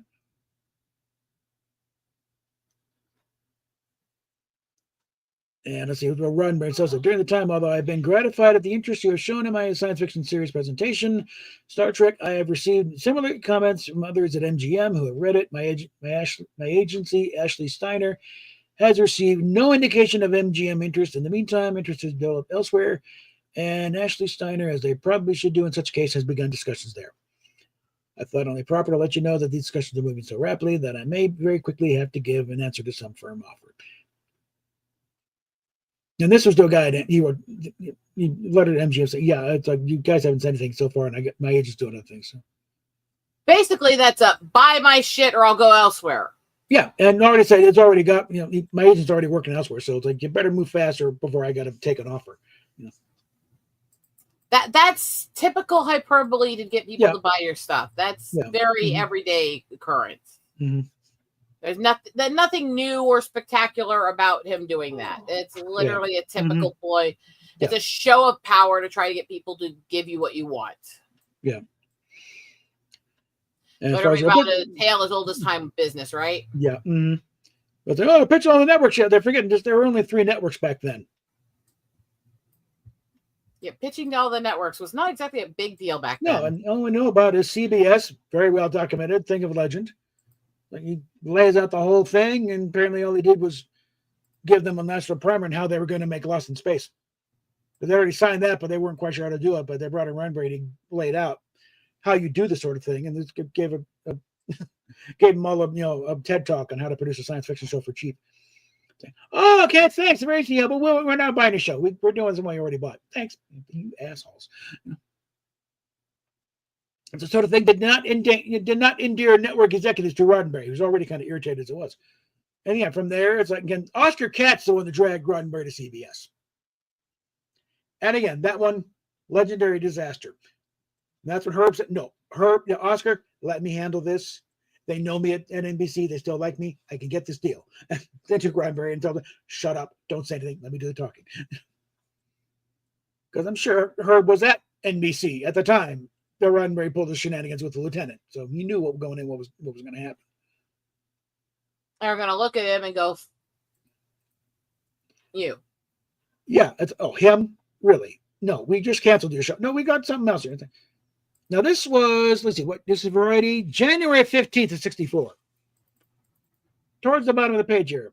Producer Gene Roddenberry preparing an hour-long sci-fi series for MGM for 65-66.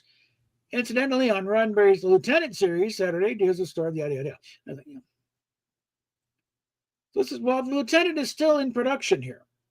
And this is also about a month before the To Set It Right episode aired. That episode that aired in February. So he's already working on Star Trek at this point. And basically, he stupidly played his hand too much and burned a bridge, and they had to have somebody else save his butt. Pretty much. I mean, you could give it a lot more complexity, but that's ultimately how it happened. Whether you support why he did it or how he did it or not, that's ultimately what happened.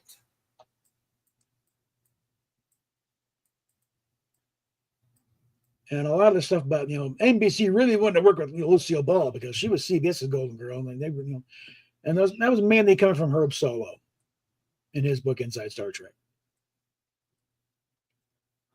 And even he kind of fudged it a bit because, they had done stuff with Desilu before. And it was a game show and also some episodes of Kraft Mystery Theater. From 62. So yeah, they were always interested in poaching from CBS, but it wasn't if they did like the Alfred Hitchcock Alfred Hitchcock and Thomas Jack Benny all left CBS for deals at NBC with 65. And let's see, for a few weeks in the early 64, Lucy indicated in the press that she will no longer submit to the rigors of a weekly television series, preferring to devote her time to production at Desilu Studios, in effect putting CBS top-rated Lucy show on the potential chopping block. However, by early March of 64, she reversed course, signing a new 3-year contract with CBS to continue the Lucy show. By the time Star Trek was being pitched at Desilu, any chance of NBC had it, getting her was gone.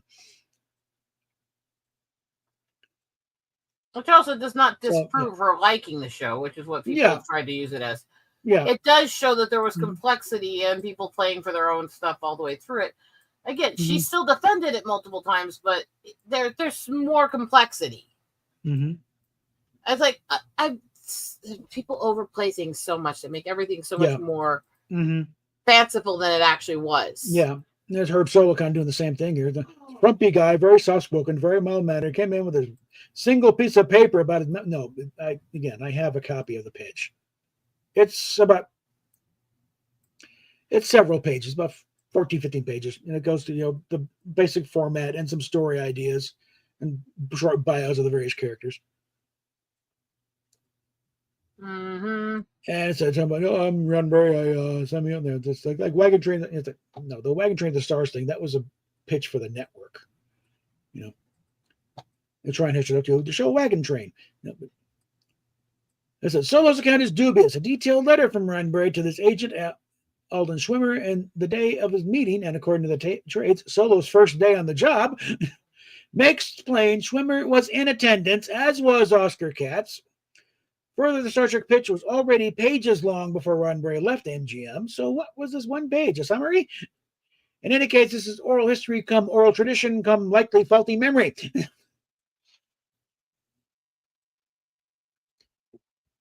Let's see. Wagon Train to the Stars. You know, I think a good example of what the thing was like when Rick Berman was talking about DS9. He said, well, if the original series was Wagon Train to the Stars, then DS9 is the Rifleman in Space. You know, which is, you know, an apt comparison. You know, but you take something, you know, it's a way taking a known show, but a twist.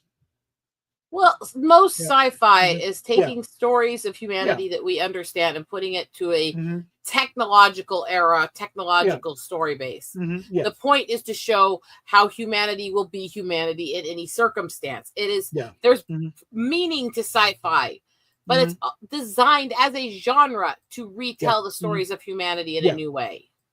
So it's not going to be fully new. It's never going to be fully new. No, everything there's always something else. Like if you're to make a pitch for Lower Decks, you know, in this sort of, it'd be like The Office, but on a starship.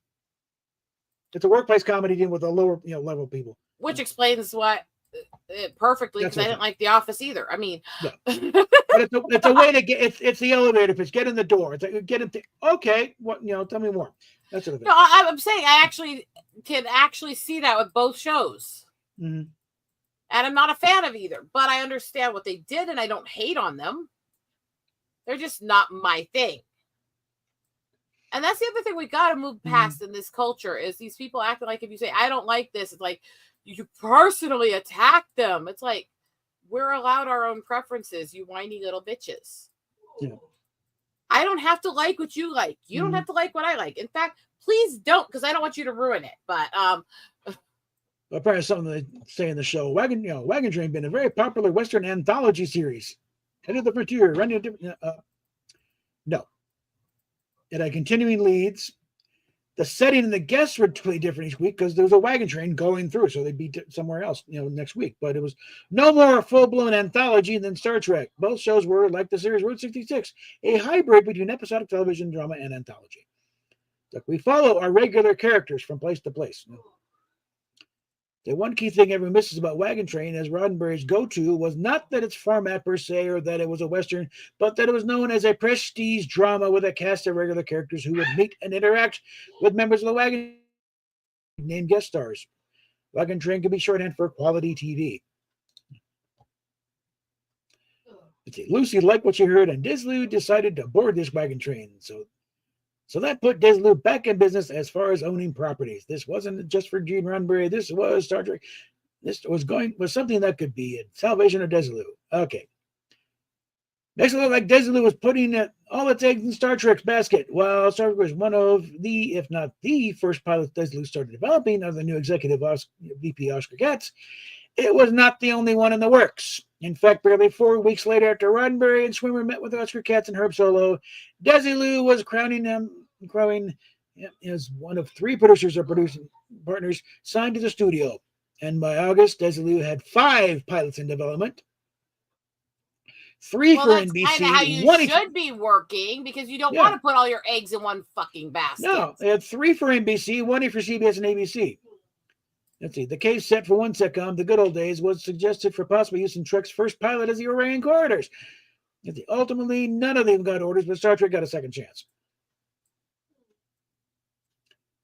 Of course, you would have your feelers in multiple baskets. Yeah. No freaking duh. If she literally had hung everything on Star Trek, I would have said she was an idiot as a businesswoman.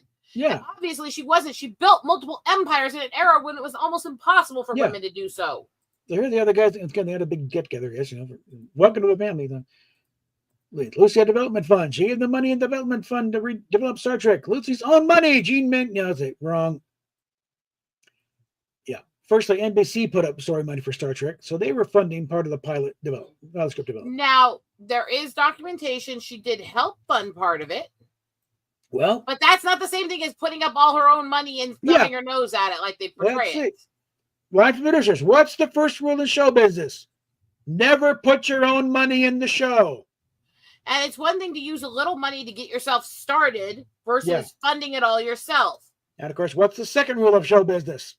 I'll do this down here so I don't blow the mind. Never put your own money in the show. Okay. And like I said, I have nothing against sometimes you put just a little seed money in while you're getting the feelers to get other people. Yeah. Just so you can start getting stuff going. That's not the same thing. Yeah. It's Lucy's money in the fact that she owned the studio, or she was majority shareholder of the studio. But it wasn't her personal piggy bank. And she was the majority shareholder of the studio because she worked her ass off and was a smart businesswoman. And she and Desi did a bit in building up, but then by this point, Desi was out. And her and Desi were a very, very toxic relationship. Yeah. And yes, I love Lucy in so many ways, but she was an abusive spouse just like he was. And that's, by the way, by the whole things she herself said in interviews.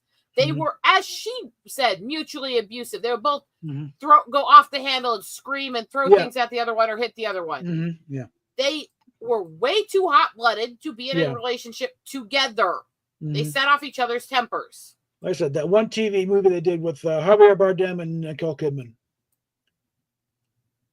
Yeah, they fictionalized a lot of it. They conflate a lot of events together. But Lucy Arnaz says, like, they got him. It's like, Javier Bardem looked and sounded nothing like her dad, but acting like, that's dad. And they also, the way they played out things, like that's not what happened. I love the people who a lot of things happen, but not at the same time. The one that cracked me up the most about that was the people who literally bitched that Nicole Kidman isn't a redhead, and they're going, Lucy wasn't naturally either. Yeah, and they even go into that during this because when she's still doing movies as a brunette.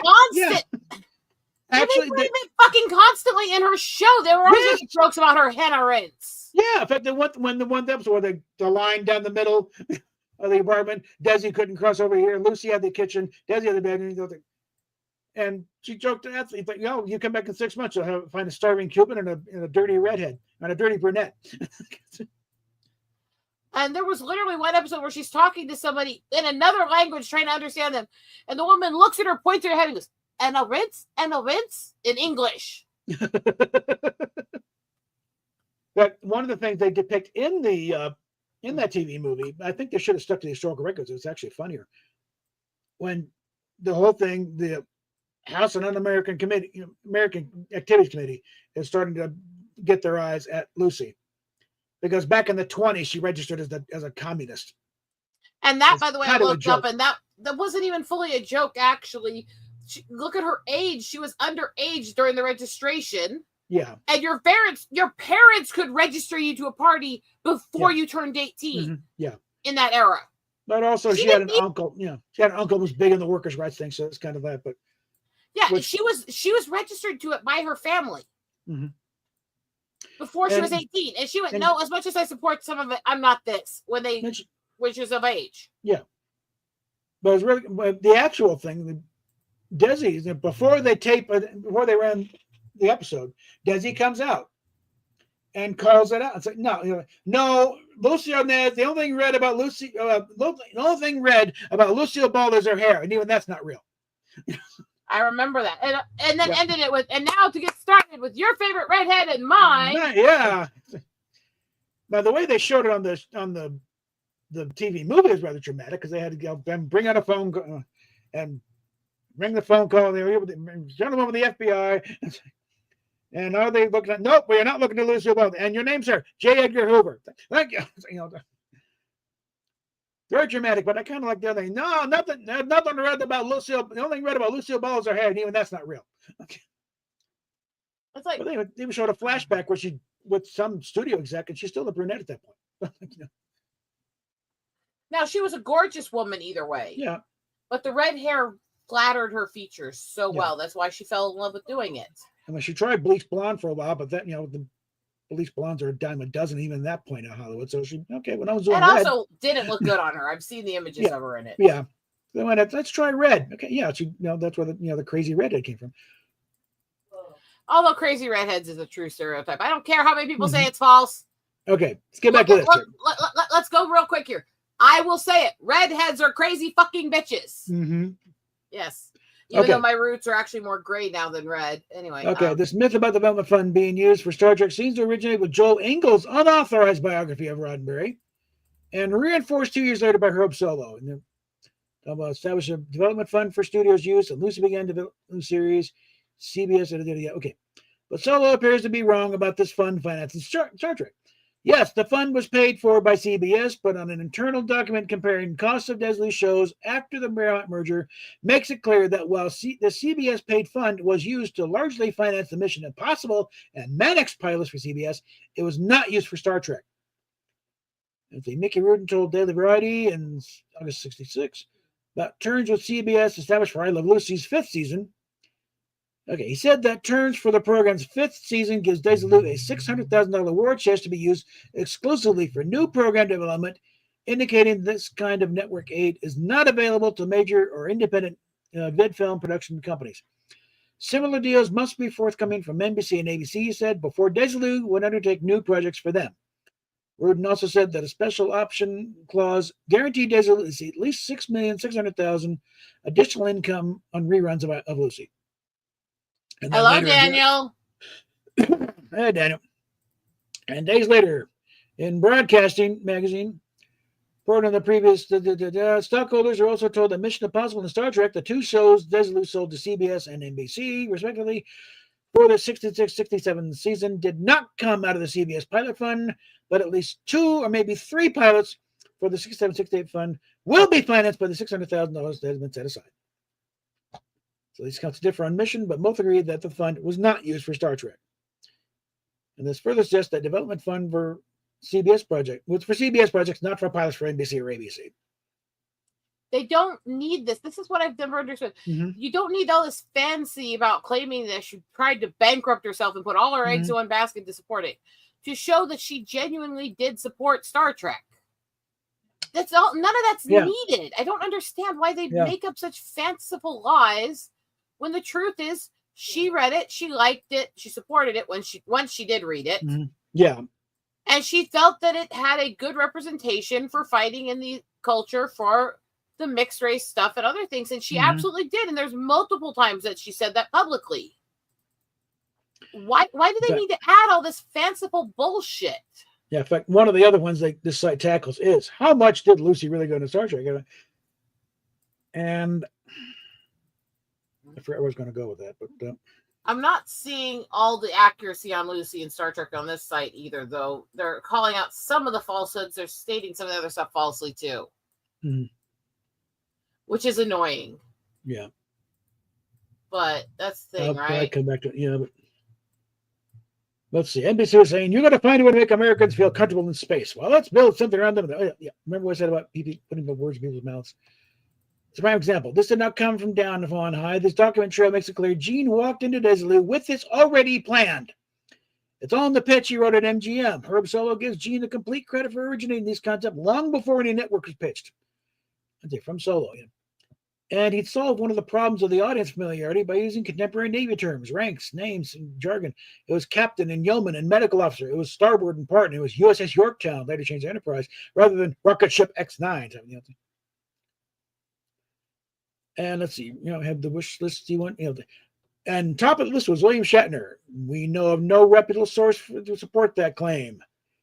Even if true, Shatner was signed to the series for the people actually it's for the defense. There's one that kind of, no, it's for the people. Okay, never mind. I already said, for the people, where he's playing a lawyer. That was interesting. I've seen an episode of that. It's kind of a handheld camera video thing.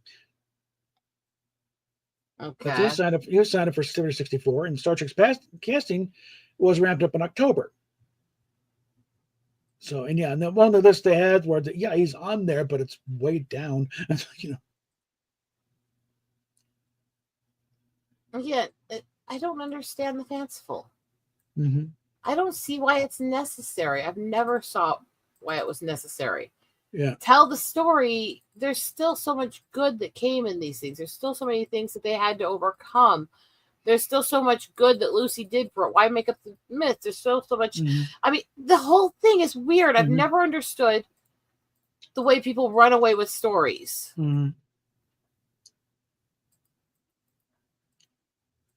I'll get to that. I was going to say something about Lucy, but I'll go find the thing and pull it up. Maybe I'll kind of way. But Shatner's name does appear near the bottom of a single undated list. First pilot cast in the memo, and there's Roddenberry's papers at UCLA. We suspect that might have been an early wish list. And even Shatner's own memoir does not portray him as the producer's first choice, claiming that Roddenberry offered the first pilot to Lloyd Bridges before Jeffrey Hunter, and the second pilot to Jack Lord before Shatner. Yeah, and Lloyd Bridges turned him down flat, saying, "Hey, I like the idea, Gene, but sci-fi doesn't work on TV." And at the time, he couldn't really argue it. And then we got Jeff Hunter. And then when the second pilot came around, they started throwing a bunch of other names around. And Majel threw out the idea of James Coburn. No one thought he was sexy enough. And she said, "Well, so don't you know?" Jack Lord wanted 50% ownership of the show. There's a big go to hell. That's a big ballsy thing, but also at that point, there wasn't 50% of the show left to give anybody. Roddenberry didn't even own 50% of the show.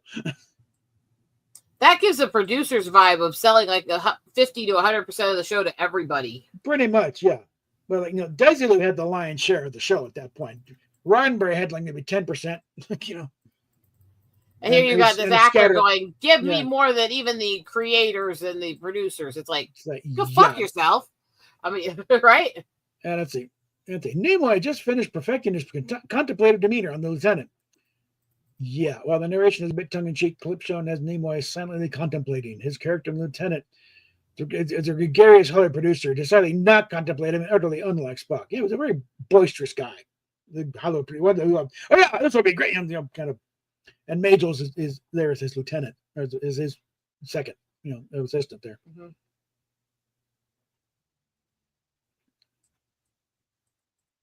Let's see. The first pilot cost, I think, almost $600,000, which would be like $6 million today. And NBC only put up half the money.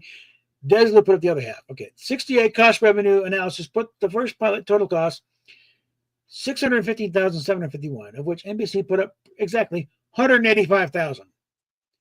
Thus, the finished cost of $430,751 over NBC contribution, but that was Desilu's decision. The total cost is actually fairly close to what Lost in Space's pilot, shot in the same month as Star Trek. And again, normally, TV series always deficit spend because they figure they'll make it up when they go to syndication, especially at this point. So they got no problem going in the hole for a show they believe in because they know when they sell to syndication, then it's all profit. They're not producing anymore. And Lucy reached in her own pocket to refinance the pilot, so to do a new one. No. That's it. First of all, refinance the pilot makes no sense. Desilu had agreed to co-finance the second pilot NBC had ordered, not refinance one. And second, we love Lucy, but these kinds of statements about her pocket and her money somewhat represents how businesses work. Desilu is a corporation with stockholders in which Ball held a majority stake. She got dividends, but the company's money was only hers in a figurative sense. This is an important distinction. According to Desilu's Bernie Weitzman regarding CBS Development Fund, she could either pull half of it, but half of it in her pocket and do nothing, or spend the whole fund doing programs for Desilu, with CBS having first crack at them. We had $600,000 spelled out. Good businesswoman that she was, Lucy chose to put the studio first. So even in that case, the money never went into her pocket. Did she give up some pay that she could have taken to put it into these shows? Yes. Was it directly taking a bunch of money out of her personal account to do it? No. Yeah. And that's that is a borderline mincing words, but it's also an important distinction. Yes, she could have taken more pay for herself if she didn't do it. But it was not just her money. No, dude. George Clayton Johnson in the video version of Inside Star Trek, and I think also Jimmy Comack talked about when Desilu in those days, It was like when you're in the, you're with your fellow comedians in the Catskills, dreaming about what you're going to do when you hit it big. You're going to buy your own place, and it was writers and it's really kind of a slightly bohemian environment there, where guys just writing and creating things and trying to do stuff. Before the man comes in and makes it work. And I think this may have been where and I was honestly, the man was the woman. Yeah, but it's before the straights come in and make them actually work for a living. That's it. Meanwhile, Gene suddenly found himself in need of a doctor because John Hoyt had gone off to do movies and opened the door for Gene's first choice, D. Kelly, who finally landed the role of Bones by. Okay, this kind of skips over Paul Fix in the second pilot.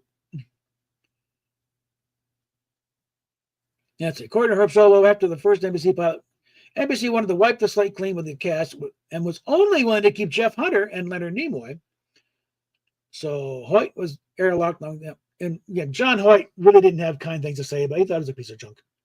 So he left willingly. He didn't want to come back for it. He didn't think very highly of it. And he was wanting to get Jeff, D. Kelly in early. But at this point, he was still typecast as the heavy in westerns. He was always the guy in the black hat and the snarl. And they went with John Hoyt for the first one. He's too old. And then they got Paul Fix, and he's not quite right either. And then Roddenberry did his Police Story pilot. And again, not being confused with the show in the 70s, where he played a medical examiner. And it's also where it's like, knock it off with a slick back hair. Give him $20 and go get a JFK haircut and a little more family friendly. And he got a lot of the personality, the snarling, get out of my lab type of thing. And when he did that, and they showed that pilot. And that one actually sold for a short time, but or The Long Hunt of April Savage sold. But there's some now we can buy him. You can have D. Kelly now. So he started with the series.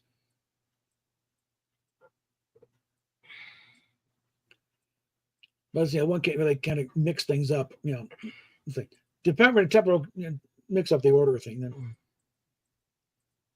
And again, D. Kelly was not unfamiliar facing NBC outside of westerns. He appeared in 2 unsold Roddenberry pilots, a lawyer in 333 Montgomery, and as a head of the police lab in Police Story, Film 65.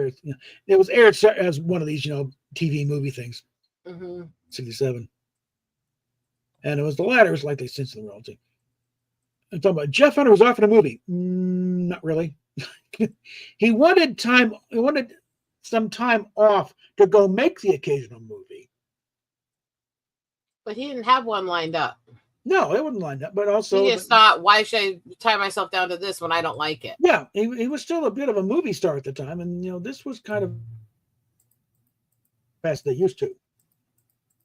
Because The Searchers was in the 50s. I think The Longest Day was early 60s, but that it was a bit part in that one.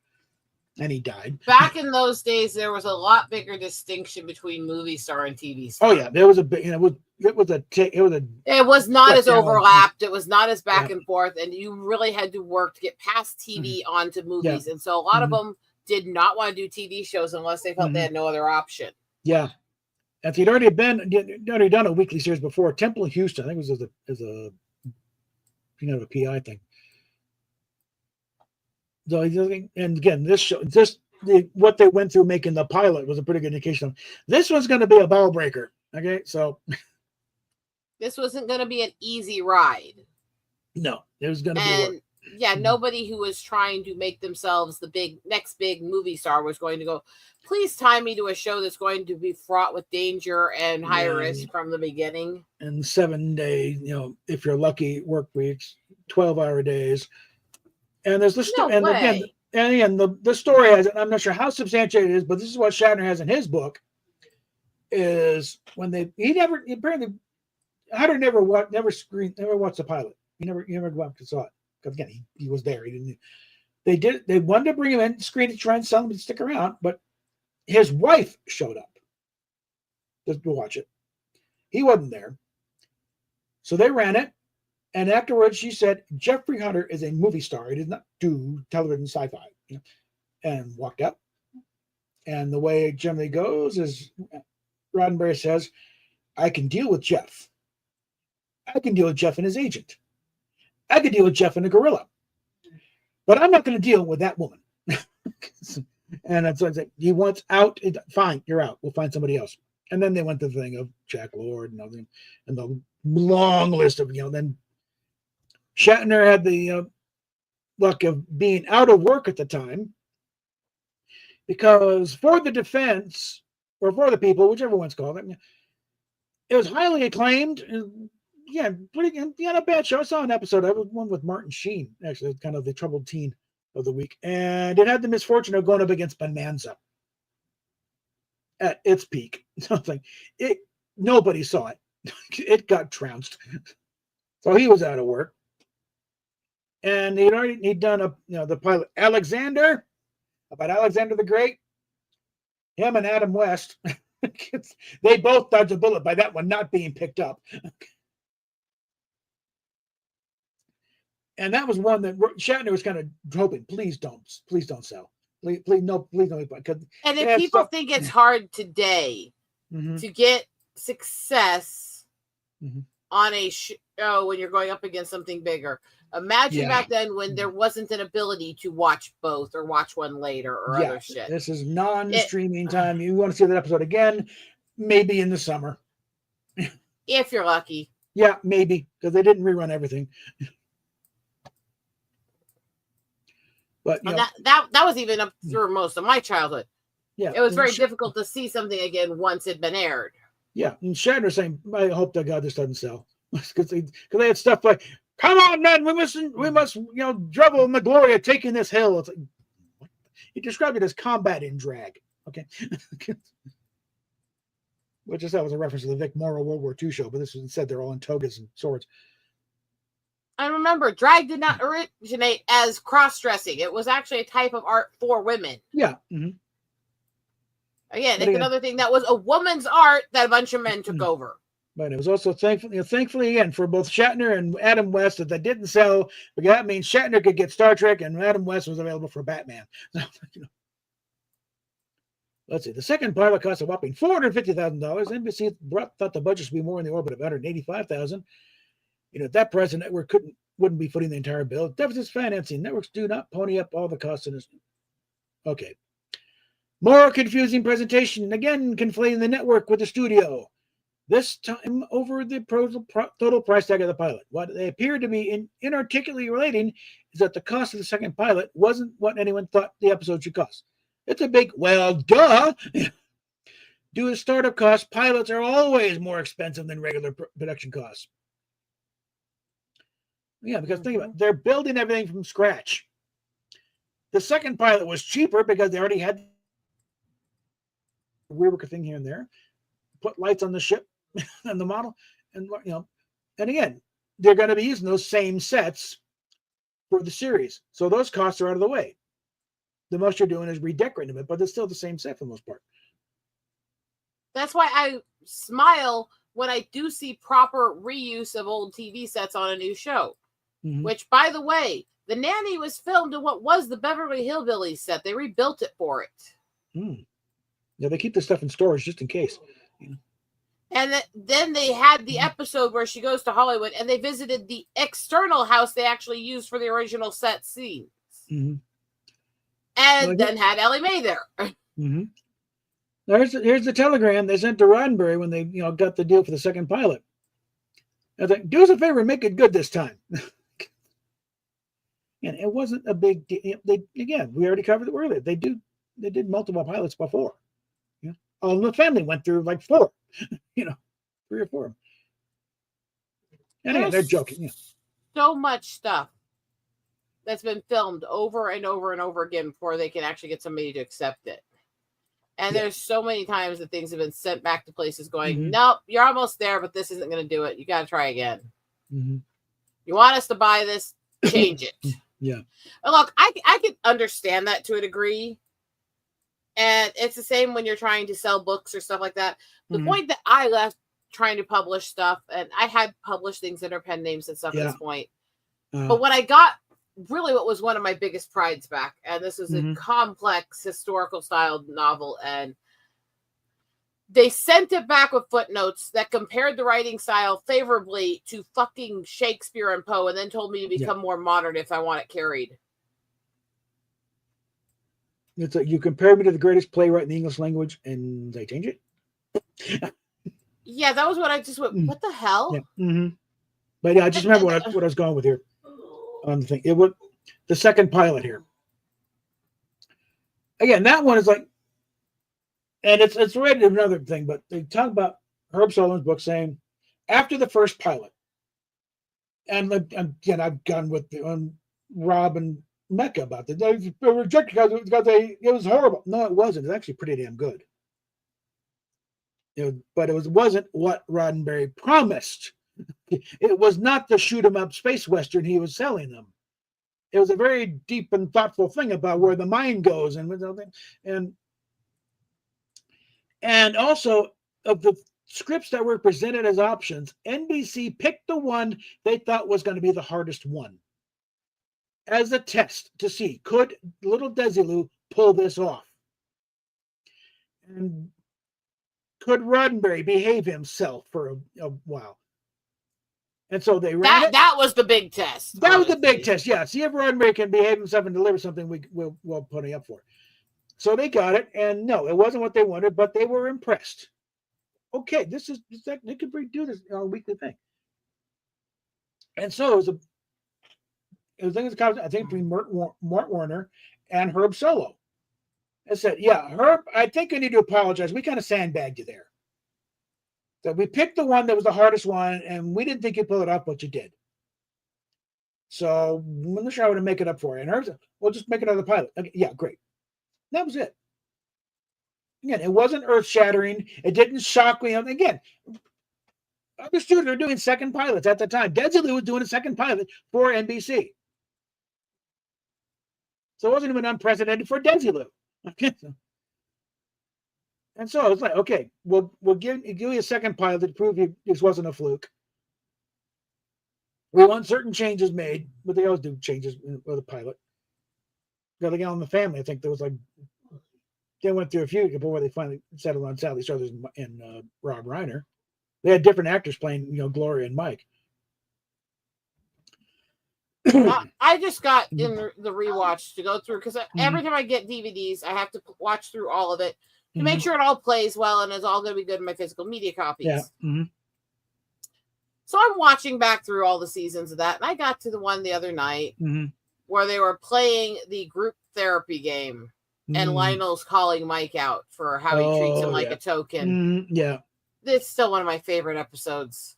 Another one where they're kind of back-to-back pushing against you there and something. Yes. And where you sit there going, but Archie's the one who treats you like this. Archie's the one who does this. Yeah, but he doesn't know better. You're supposed to. I like to think, what am I supposed to talk about? The weather? What, you don't think black people don't have weather? Yeah, I was like, yeah. But yeah. Why is it I can't say hi to you without you talking to me about every black this, black that, like I'm a representative of the whole race? It's like, that's it. But yeah, the whole point. Okay, clears up. Second pilot, NBC actually increased their investment by 13%, and pony up $209,000. The $185,000 figure was roughly what Desilu budgeted as the average cost per episode.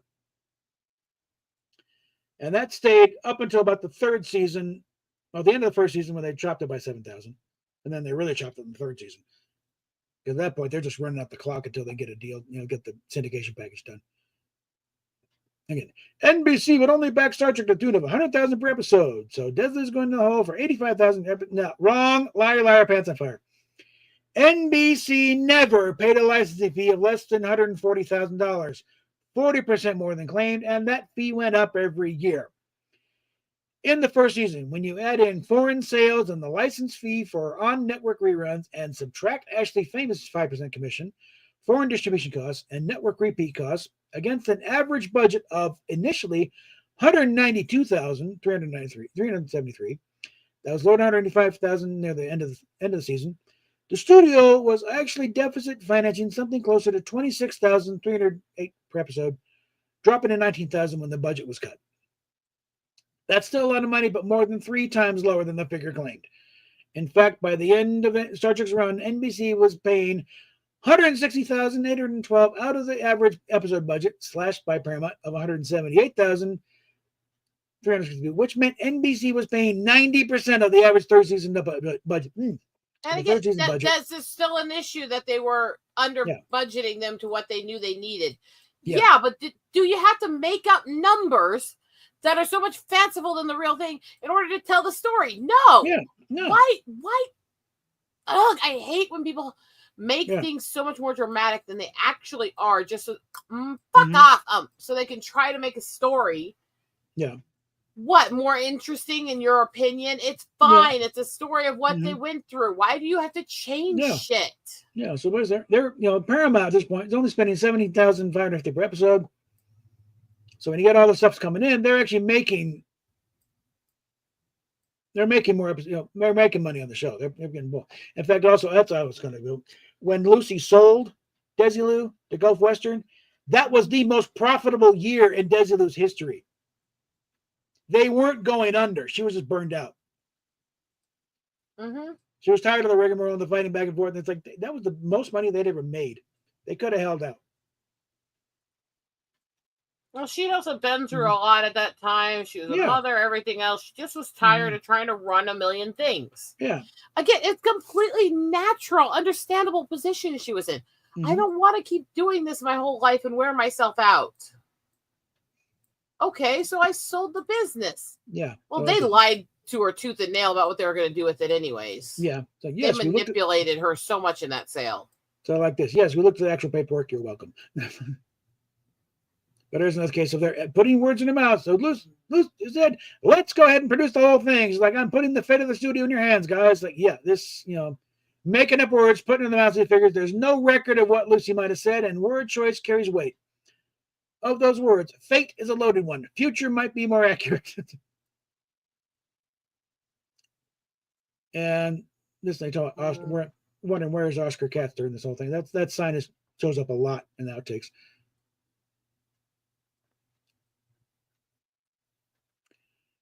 Okay, now how Gene Kuhn got into the mix here. What time is it? I don't know. Let's see. Half past the monkey's ass, quarter to 5 o'clock. Wrap it up. Shut up. Wrap it. Okay, intention and center seat narrative implies that Roddenberry hired Gene Kuhn as soon as Desilu committed to making Star Trek a weekly series. This ignores and erases the contribution of John D.F. Black, who worked on the series. Credited as associate producer, Black's main responsibilities were handling rewrites, reading unsolicited material, otherwise dealing with freelance writers, and also putting up with Roddenberry's bullshit. From April 12th through August 14th, it was Black's departure that left the vacancy that Kuhn filled. He came in August 15th. Writer's room on Star Trek. Dramas are typically non-room written. It was freelancers that came in. Only writers on staff were the producers, maybe an associate producer, and script consultant story editor, which is Dorothy Fontana for the most part. The majority of episodes were assigned to freelancers. This is borne out by the wealth of story memos generated by the first and second season. Also, probably the best reading in the making of Star Trek is all the memos. They're legendary. Okay, first episode, Man Trap. 47% of the TVs were okay. Now we went through this years ago in Truth About Star Trek and ratings, and we'll sum up here. For the first 15 minutes only, Man Trap received a 46.7 share. But by its last 15 minutes, the show had shed nearly 10% of its audience, receiving only a 39.8 share, which still ain't bad. The show's actual Nielsen rating started at 25.2 and finished up at a 23, which means that at its height, 25.2% of television households, sets on and off, were tuned into Star Trek. Also, Trek's premiere was against extremely weak competition, mostly reruns, and a single new program that was one of television's most famous flops. Broadcasting only 4 episodes before being yanked. By its 5th episode, Star Trek had dropped to 51st position in the ratings and hovered in and around that area throughout the remainder of the season, finishing the year at number 52. Oh, and then we got Sit on the Edge of Forever. Yeah, I think Harlan's record of this is one to go by. So, how much longer on this one? I think we can go because, again, as far as City Edge of Forever, like, get the book. Harlan lays it out in very excruciating detail. He also calls out Herb Solow for misstating a few things in his book. So, a lot of hyperbole. What it would think. Yeah, he did a big one there, but he did step back with it. And there's the second season schedule. On Fridays, right after Tarzan.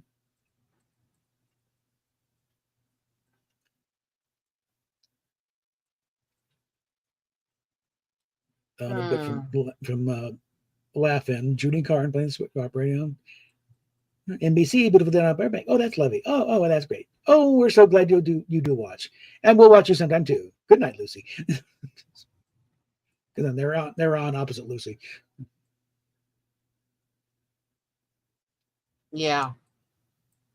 But the way that they like, even if the interviewees are telling the story, they've got it right. The way the comments are cut up, it sounds like if NBC moved to the so-called Friday death slot in its second season, which is off by a year. Okay. Even if you want us to wrap it up, Steph, the more you yell, the longer it takes us to finish. Yeah, because I got to deal with your ass. Yeah. I'm asking you to wrap it up. We'll get to it. Calm your jets. Okay. It takes. Repeat to her that I am saying it takes longer to wrap up if you keep interrupting to bitch. Because I got to get back to what I was talking about in the first place, and you're just making a spectacle. So tell her what I said. I'm asking you to wrap it up. And I'm telling you to shut up as we can. My stream too. I don't want to necessarily end instantly. Yeah, this whole thing about how they got basically how Chekhov wound up on there. It's like we need a younger audience, and thanks for making a Russian. It's like this, and Walter Koenig himself has gone into this one. And again, we got some memos here from Gene to Joe DeGosto, the casting director. And he's wanting to get me someone like that Davy Jones guy over on the Monkees. And originally, when Koenig auditioned, it was still an English character. And also, and kind of a thing about, because the Man from U.N.C.L.E. was doing, we need a Russian. Well, let's make him a Russian. So while he's being fitted for the costume, it went from Jenkins to Chekhov.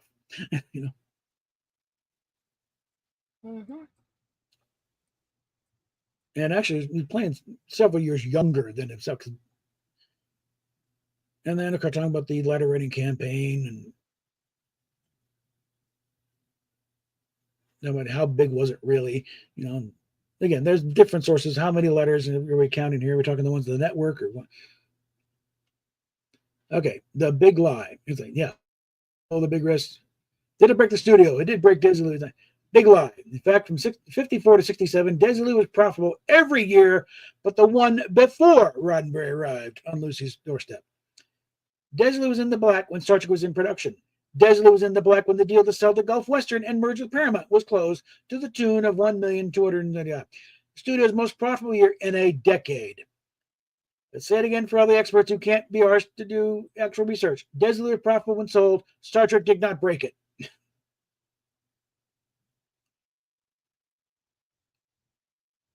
All right, but I think what was this talking about?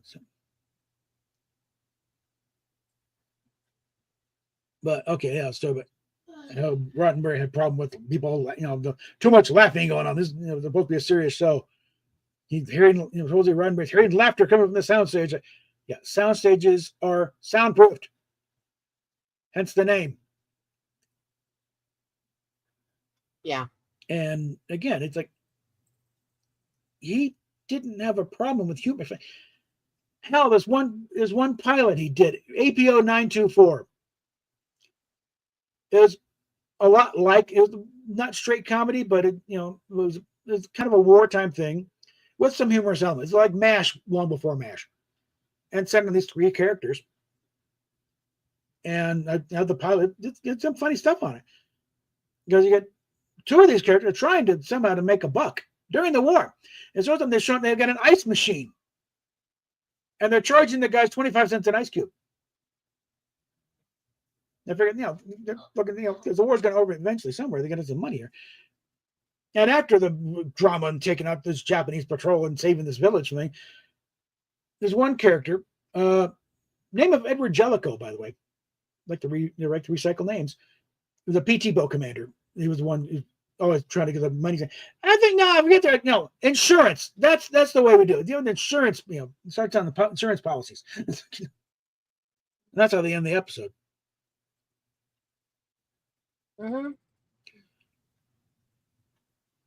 And also, and again, the one time he met Gene Roddenberry during the production, David Gerald, and shook hands and said, hey, you wrote a good script there. Very nice. He liked Trouble at Tribbles.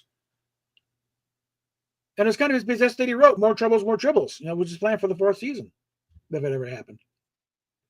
It was Fred Freiberger that had a problem with comedy. I love Tribbles. That's the whole thing about why Gene Coon. If I can't run the show, I'm walking. It's like complete hogwash. There is zero evidence to support the contention that Coon left the show over the issue of writing funny shows and ample evidence to the contrary. After Coon left and before his official start at Universal, he did a rewrite of a piece of the action, taking the previously straight material and he made it a comedy show, a comedy episode. Said Roddenberry so anti-comedy, he'd have squashed it and had his comedic elements toned down. No, he went with it. And following March, long after left the show, Coon was operating under the name Lee Cronin, was assigned to write Japan Triumphant, although he never delivered it, which was then conceived in the first season by Roddenberry Coon and was described as sort of a comedy show. And in the letter, according to the Come to Jesus letter for Shatner, Nimoy, and Kelly, he basically read in the riot act, Gene Coon is ill and leaving due to emotional fatigue, for which you bear some of the blame. And Bob Justin wrote that Coon had come close to a complete nervous breakdown through personal stress and overwork. And more importantly, we asked Andy, or his former secretary, and in so many words, about the whole thing about that. No, Bristol, putting words in his mouth. It's not believable to me. I just don't think the Genes talk to each other like that. Gene R. was a friend and equal. In fact, she covers Coon's departure in some detail in her own memoir, and there's nothing about the conflict with Roddenberry. We won't spoil it. Knowing YouTube like I do, I'll be shocked if it stays monetized just with how many times you've said his name. Mm-hmm. Well, Gene Coon? So, yeah, keep saying it. Well, a matter of fact, the way she would answer the phone. Yeah, it's not. Yeah. Let's just say she had a play on the thing. So she had a, initially, I'm working for a man named, I'm just pointing out I've seen much less get hit on this stupid Well, yeah, platform. she would answer the phone, like, I go, good afternoon, Gene-L's, fill in the blank. Joke about that sort of thing. I know. I'm just saying, I'm expecting YouTube to become fricks about it. I had to jump down the throat because I got flack because, second comment, because I spelled the name of the first comment. The second, I just, no, that's his name. For Christ's sakes, do you even check this shit you're flagging? Then they put it, and they got to put it back. That's a Coon is overlooked by many and overcredited with some as regards to Star Trek. Well, he did invent the Klingons. He did not invent Journal Order 1 or the Prime Directive. That was invented at least 15 months before he joined the staff. In the Omega Glory, originally one of the 3 scripts, submitted for the second pilot. It was Regulation 1 then. But, here's early draft. It was, but there was the thing about order. Do not interfere with other cultures. It took a while to finally find form in the script, but it was there from the beginning. I mean, that's part of the thing. If we only see the finished episodes, we don't see the first drafts and the memos going back and forth most time. And talking about these Prime Directive issues is really making me want to rewatch Insurrection.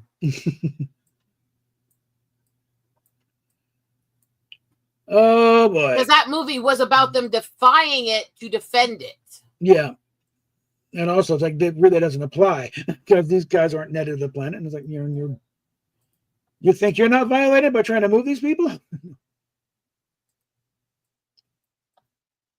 they're not native to this planet. They've lived there since as long as any other people can remember.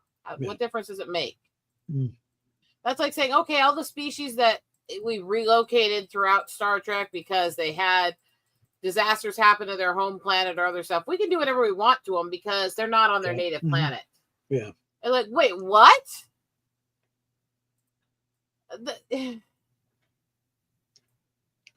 That's yeah.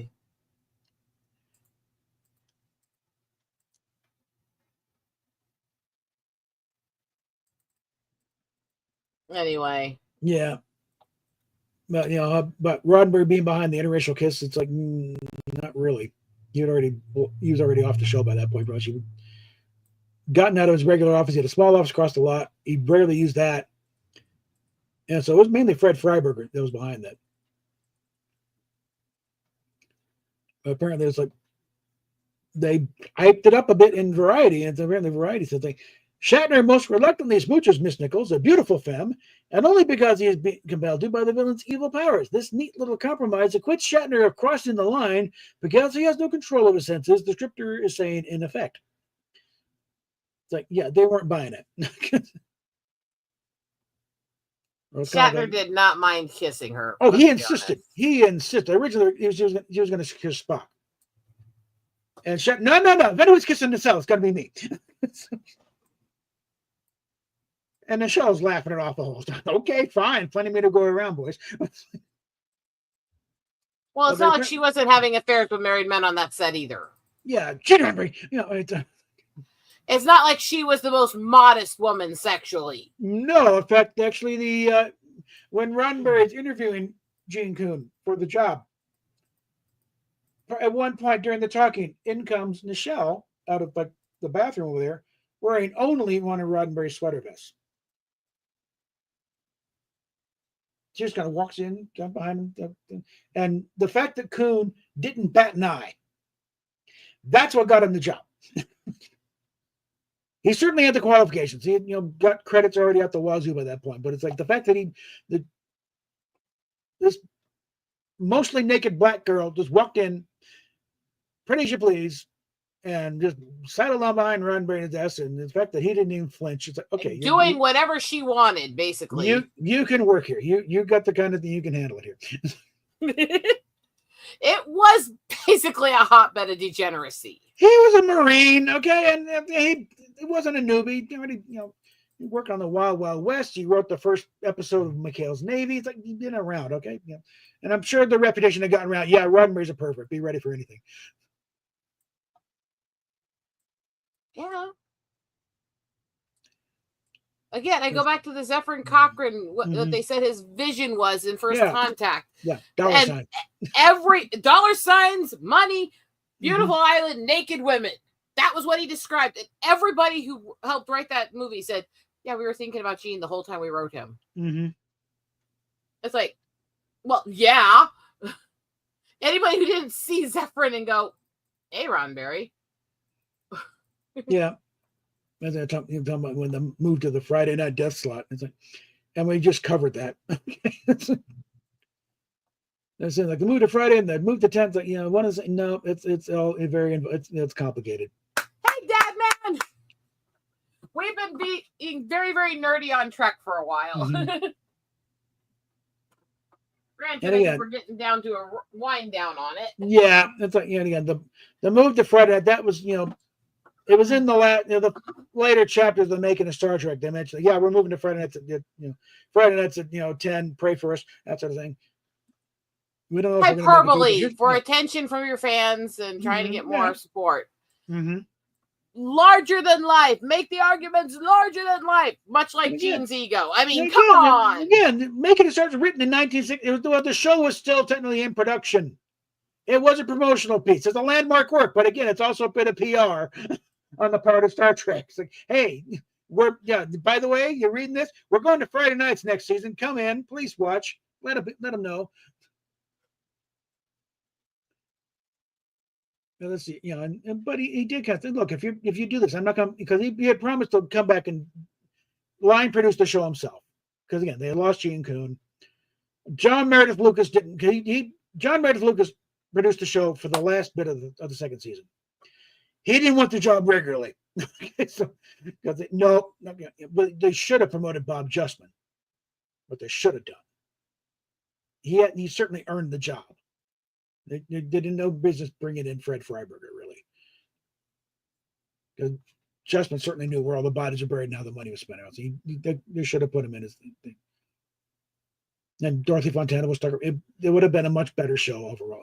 So Roy still would have gone out, but it wouldn't. There would have been fewer clunkers. Let's see. When NBC shifted to 10, Warner briefly met with Roddenberry to discuss it. Perhaps this is when Roddenberry proposed coming back to produce the show himself if NBC were to relent on the new time slot. And again, Tall Tales tell Trekkies how hard he had to fight the Mundanes who didn't understand their show, and said Mundanes being big bad NBC.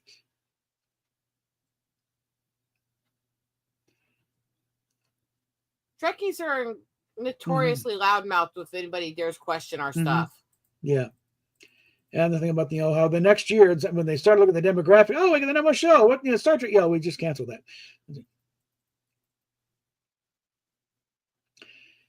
And I said, this old just because Roddenberry claimed it doesn't make it so. Demographics weren't some new thing that missed it by that much for Star Trek. The press was discussing Gunsmoke's poor youth demographics late in Star Trek's first season. And again, they actually canceled it. But then again, Fred Zimmerman's wife complained. They brought it back. Our friends at the Television Obscurities dismantled this myth years ago. We'll direct to them again. Here's the link on there.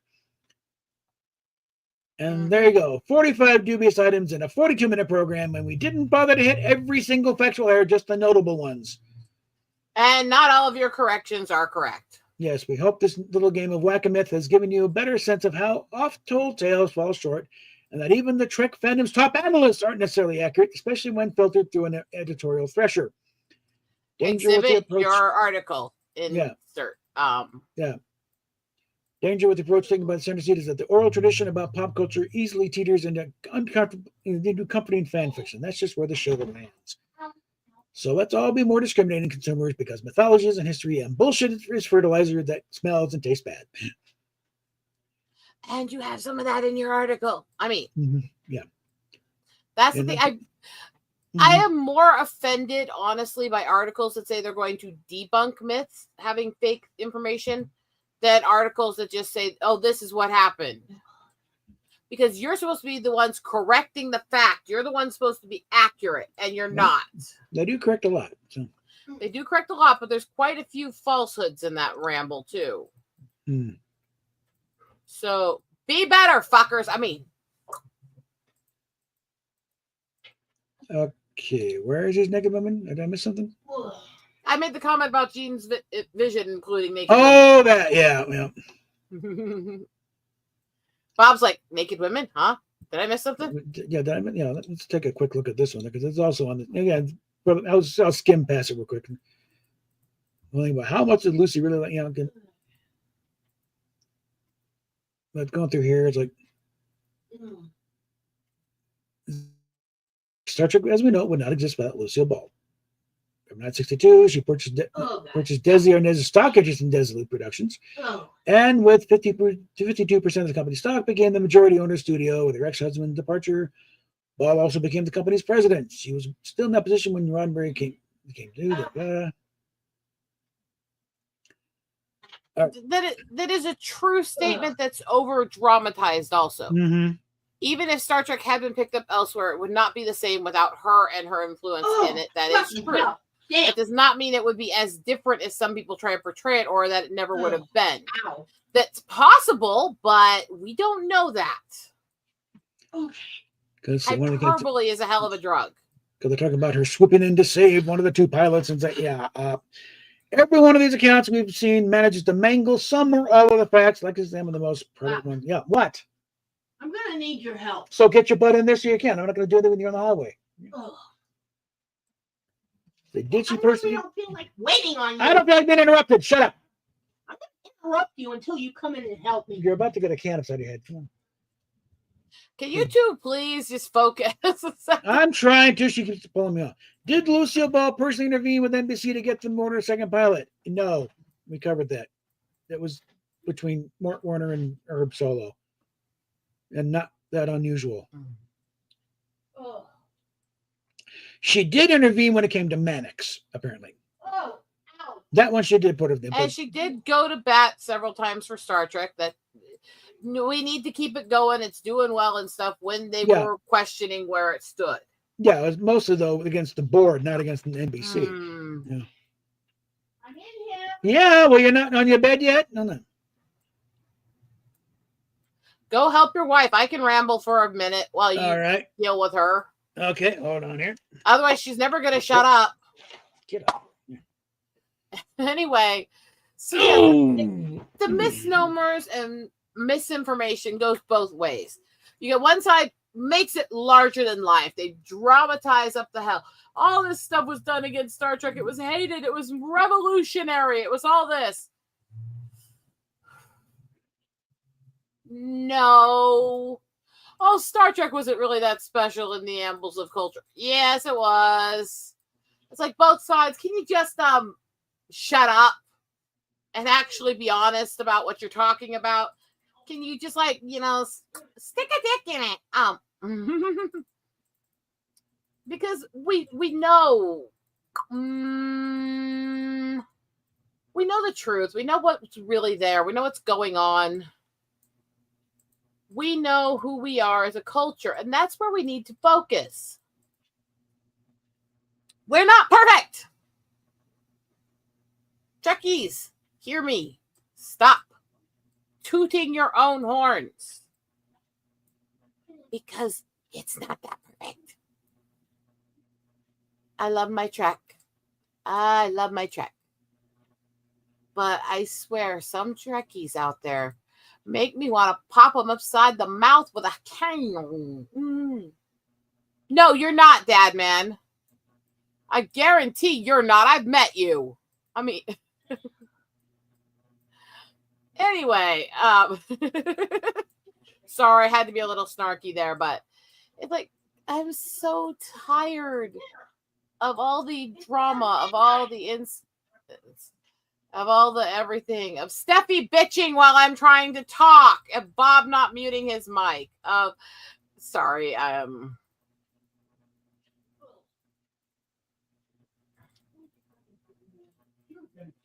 let's all fuck off into the fuck off.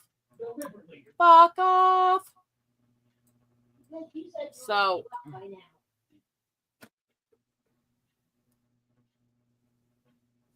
I would, but it's a little hard to do that with everything I've got running right now. So if it gets much louder, I'll take the effort to go do it.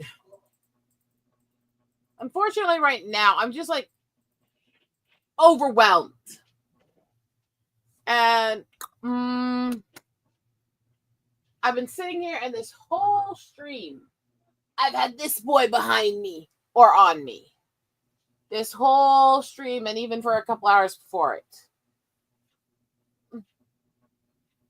Look at him. Can you tell he loves me? Yeah. Here is the panther. Everyone loved the panther. Here is the panther. What a precious kitty. What a cuddle baby, what a cuddle baby. Here is the panther, what a sweetheart. Look at that sweet big black pussy. Look at him. Yes. Oh. Kitty. Okay. Yeah. Okay. Down here. Okay. Down here. Okay. Good boy. Okay. You're a good boy. Then hold on. You can hold on. Let's go back to the other view now, sweetie. Okay. You can hold on. So, yeah, apparently she also stuck her nose in for getting Mission Impossible, but there's no record of her sticking her nose in for saving Star Trek. So Not saving, defending it while it was on air. Yes, saving, no. Yeah. Again, that's why I said that's a kind of a misnomer. There's some truth, but wildly overblown from what it actually was. In fact, here we are in the story inside Star Trek, Herb Solo and Bob Justin's book. Lucille Ball had nothing to do with the second pilot, as far as getting one going. There's not a deal. It was, in fact, here's the way Solo counts it. That Mort, Grant, Jerry, all still taken by what we'd accomplished. And Mort had a complaint. To Herb, you guys gave us a problem. Said, sorry, Mort, we tried our best. That's the problem. I didn't think Desilu was capable of making Star Trek, so we looked over the pilot scripts, and we chose the most complicated, most difficult in the bunch. We recognize now it wasn't necessarily a story that properly showcased Star Trek series potential, so the reason the pilot didn't sell was my fault, not yours. You guys did your job well, and I screwed up. I shook my head. No, this wasn't a network executive talking to me. This was good. This is a good witch of the East come to lay gold at our feet. I conjured up all my good thoughts, so let's do another pilot. That's exactly why we're here. We'll agree on some mutual story and script rule, and then if the script is good, we'll give you some more money for another pilot. So why might Lucy have been less of NBC over Star Trek than she reportedly been with CBS or Max Mission Possible? For one thing, Lucille Ball had a certain amount of leverage CBS she did not have with NBC. And CBS passed on Star Trek after the pitch with Roddenberry and Oscar Katz, but that's another issue. Again. And basically, Lucy could call Fred Silverman directly and be listened to. She didn't know anybody in NBC.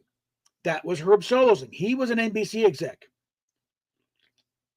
Mm-hmm. He was their guy at NBC, and that was his job. So it says that she could be involved with Desilu shows, especially if they're on CBS, but there's no evidence at all that she had anything to do with Star Trek beyond just approving signing the checks. That's it. Did Lucille Ball support Star Trek because she was personally involved in Gene's vision? Well, again, at the time, we're not much of it. That vision came later in the 70s when you sit back and think about it. And also, again, a lot of that's hyperbole one way or the other. Yeah. She did support the show. She did defend it several times. So obviously there was some support, but does that mean she was behind everything he felt and was envisioning? No. All that means is she did support the show in some degree. She's not. And there are some validities too, because it was her and her studio that ultimately helped get them their break and script it and send it. She can still in some ways be considered the mother of Star Trek, but not in the way people have portrayed her as it. Yeah. It's a complicated issue. It's not one way or the other. Yeah, this is the only documentation is this note that Lucy ran off to, said, Dear Gene, the rest of your hardworking people just heard the good news and want you to know how proud and happy I am. Looks like you really have a hit on your hands, and we all appreciate your efforts. Love, Lucy. That's it. That's a pretty standard thank you for working with us you'd send to anybody you're working with. And the initial ratings, were good. It, very, again, it didn't last long, but it did very well that first week. Mm-hmm. And my arm's going to go numb fast right now. All right, here we are. Gary Morton, who was Lucy's second husband, and also he was put in charge of the production of the various accounts of how well he did on that one. But in his book about how, he and Lucy had many scripts under consideration for pilot, and Star Trek was never a script that was brought to us. Herb talks about how he took this, the script to Lucy, but she had no comments, and he's not sure she ever even read it. If she had, it's not something that she was sitting there sharing with her husband. Doesn't mean she didn't support. Yeah. But it means there's a lack of evidence for the detail level of that and how far it went. And Desilu was a very busy studio. They were doing more than just Star Trek. Okay, Panther, I need to put you over back on your seat because you're making it impossible to get anything done. He's like, no, you don't. I've got your arm. I love you, Panther. Come on, boy. Come on. Yeah, bacteria. Come on, boy. Ugh. This is Herb's account here. I personally walked the Star Trek script into Lucy's dressing room and handed it to her. Lucy, this is the Star Trek pilot script. There'll be a lot of changes. So if you have any comments, let me have them because there'll be ample time to implement them. Lucy never mentioned the script. The day this completed pilot was screened for NBC on the West Coast, I walked into Lucy's dressing room telling the NBC reaction. Pilot script is still there, apparently untouched. Nope. Now, the untouched thing, I'm not necessarily as prone to necessarily believe because she was a good businesswoman. I don't believe she would have completely ignored something that her studio was producing and making, but also because you kind of can't tell that for sure. Yeah. You can put a book down on somebody's desk and they can read it and push it back where it was and it'll look untouched as long as they're not rough on the book. So I'm saying that's really hyperbole on that one. Yeah, that he can't prove either, you know? Yeah. And so that's one that I don't give credence to because it's such a ridiculous assumptive statement.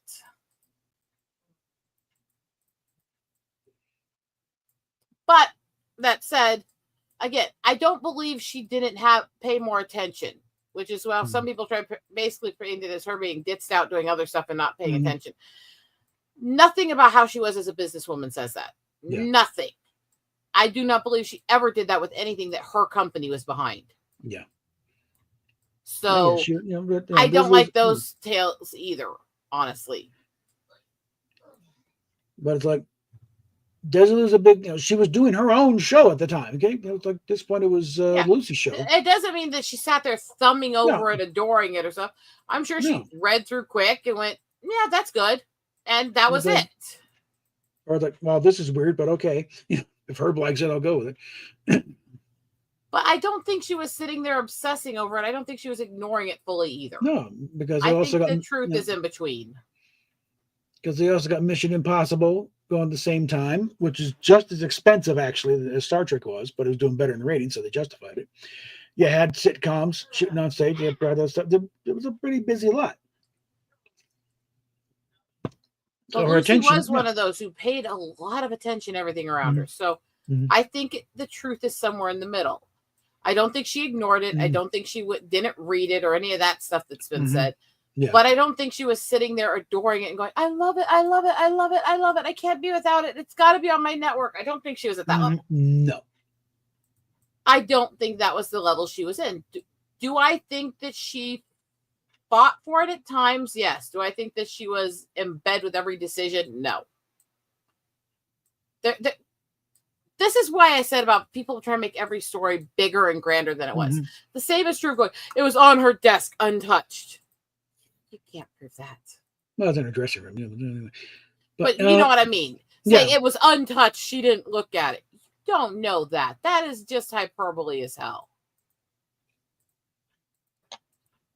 That's the stuff. Drives me nuts on both sides. Yeah, and the fight with the Desilu board apparently is also a bit overblown. It's like, it wasn't, some guys are grumbling, some guys, we think we should do it. And it's like it was mixed. Okay.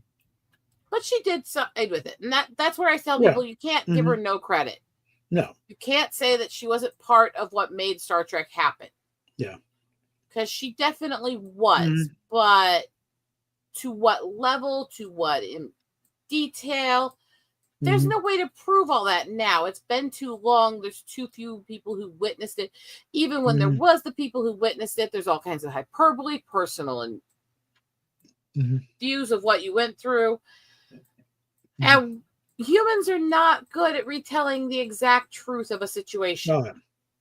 Eyewitness testimony is sometimes the most inaccurate, because we are not cameras, We certain things catch our eye, but other things we miss completely. There's the the board of directors and the officers at Desilu at the time.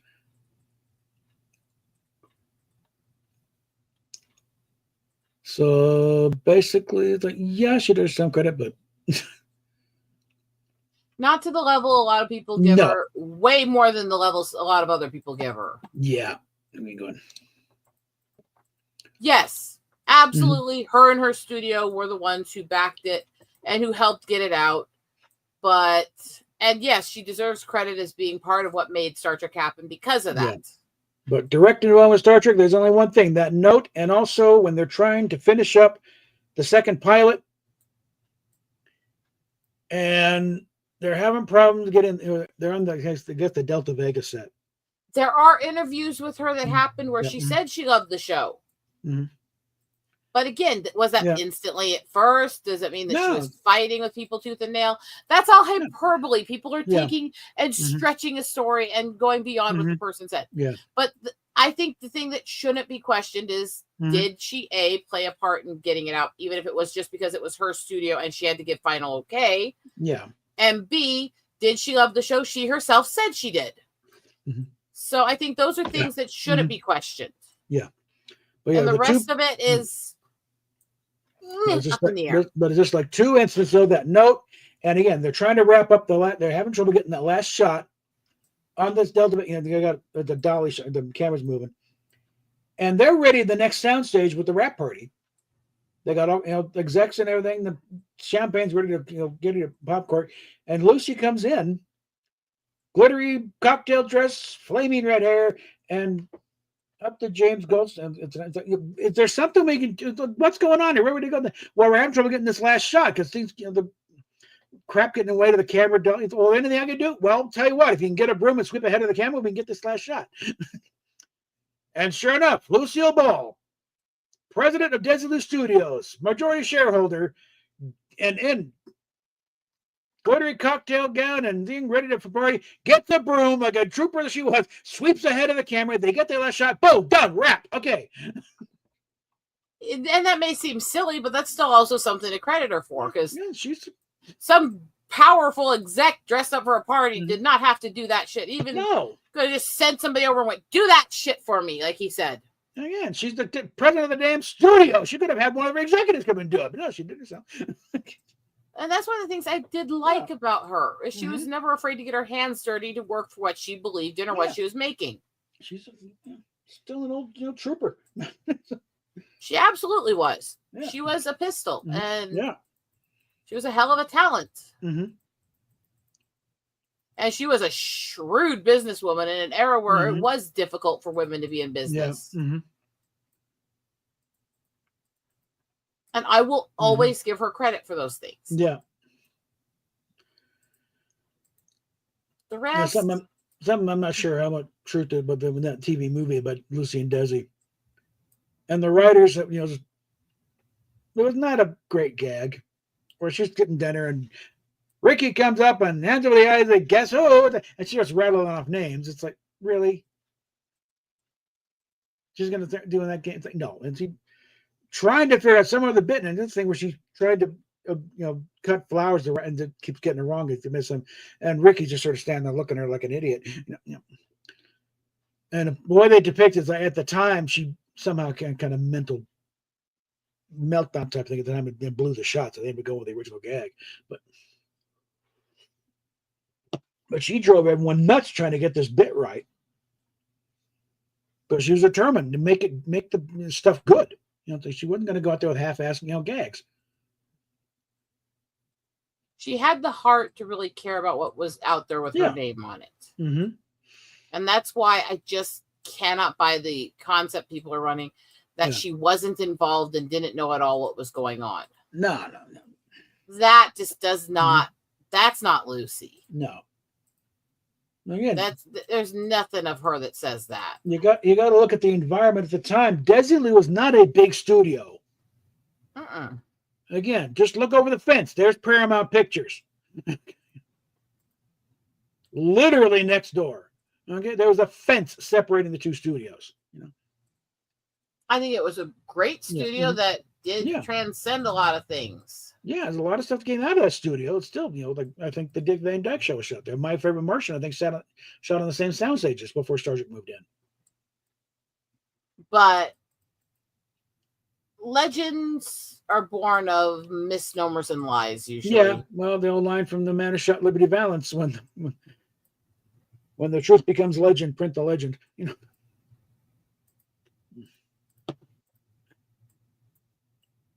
It's unfortunate, though, because then you're never going to find that truth as easy again. Yeah.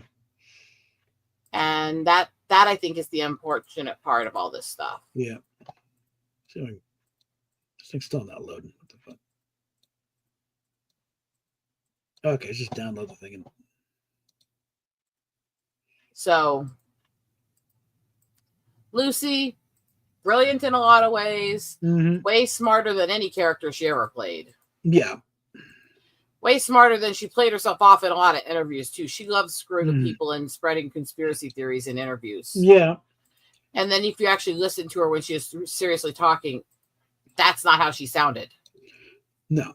I think there was a little bit of that same kind of personality that Kaufman had, where anything's a gag, have fun. Yeah. I mean, they did a thing with she was talking about during the war. She had just gotten fillings, and suddenly she's hearing enemy radio broadcast in her ears. That'll canard. Now that one's an interesting one to me, because the way radio used to be sent, there was some truth to it being picked up in random metal, but I don't believe the fillings could have. However, was there something maybe in the room where she got the fillings, or the vehicle she was driving after, or something that may have picked up something? And she just thought it must have been the fillings? Yeah. That also is possible, Yeah. And so that's why I said that one's interesting, because it could have happened, but not be what she thought it was. So that's an interesting one. Okay, this looks like it's from Dorothy Fontana here. Yeah. But I laughed so hard at so many of these conspiracies over the year, honestly. Yeah. And that's the thing. People are notoriously bad storytellers. And fact gets buried a lot. Look at what we were talking about earlier with there's companies involved in things where they get so lambasted by both sides of the aisle for taking this so-and-so position, and they're all this corrupt evil. And then when you start digging into the company, it's not quite what they said. It's really not quite as cut and dry as they're making it out to be. Okay, well, why are we doing this way? Why are we portraying it that way? What's the goal here? What do we gain from this? That's, I think, the fun part sometimes too, honestly.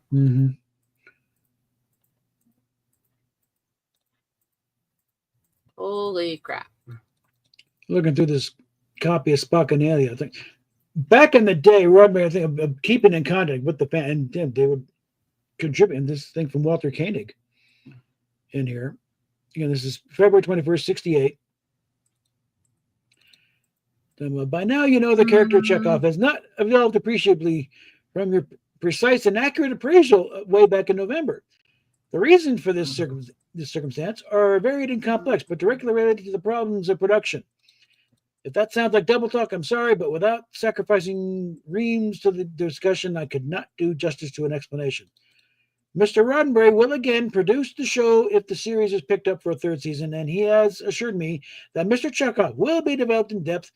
To clarify the previous statement, when I said again produce the show, personally I was referring to his involvement participation during the first year as opposed to this year. However, Star Trek has not been picked up officially at this writing, and it would be premature to conjecture on this direction Mr. Chekhov's character would go. Also, I'm a little superstitious and I'm queasy about jumping the gun. What it boils down to is I can't contribute too much towards character analysis at this time, beyond saying the key to his personality is his very real youth. He is bright and highly capable, but the discipline of military life is not as firmly entrenched in a character quality as a movie. Okay.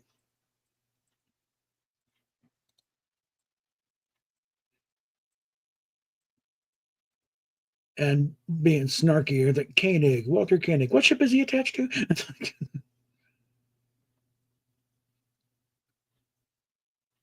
And they got a note here from D. Kelly, I think. Yep. With autographs, too. And there's one from Leonard Nimoy, apparently. Yeah. Short one.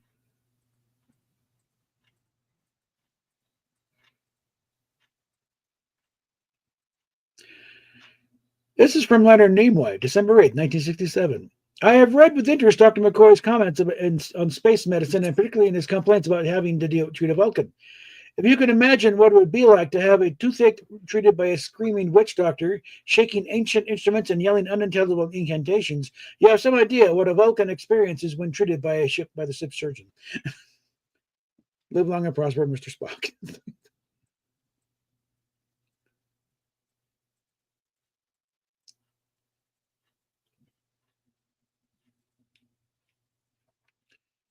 And a little limerick here. There once was a problem disputable, whose solution was quite incompatible, incomputable. Its variable factors were video actors. Their Nielsen's were highly refutable.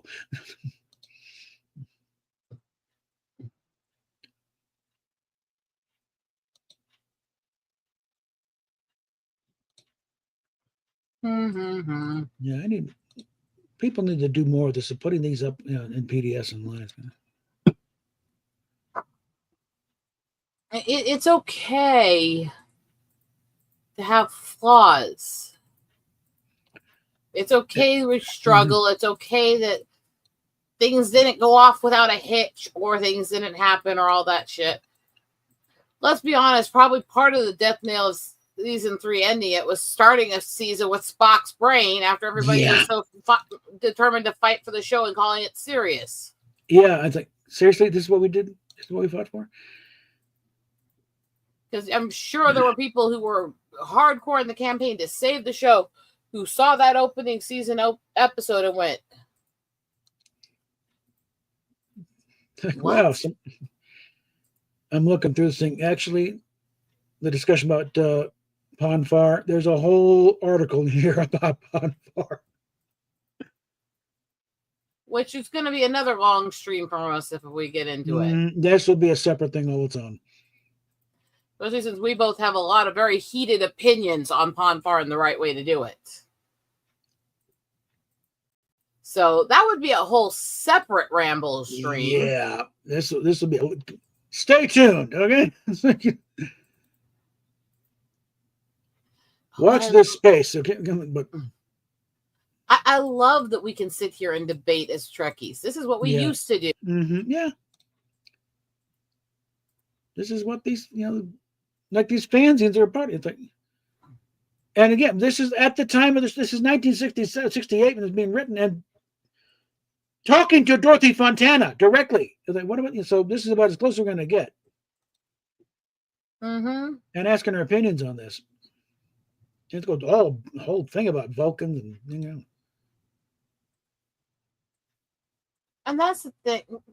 Look, we're not going to get perfect answers to much of any of this because most of the people around today weren't there then.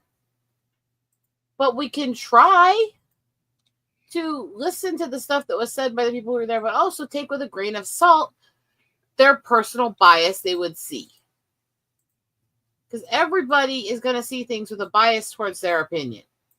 Everybody. That's human nature at its most blatant. But does that mean we can't look at that stuff and go, well, let's learn? Okay. Well, now there's people think, they'll think you've invented fandom. Oh, we were here long before you, Sparky. You have no idea what fandom is until you get into some of these old Trekkie debates we used to have. You guys think you're heated in your opinions? Fucking sit down. I mean, you want to see impassioned fans? Let's get them old-fashioned Trek wars going. Educate you kids here.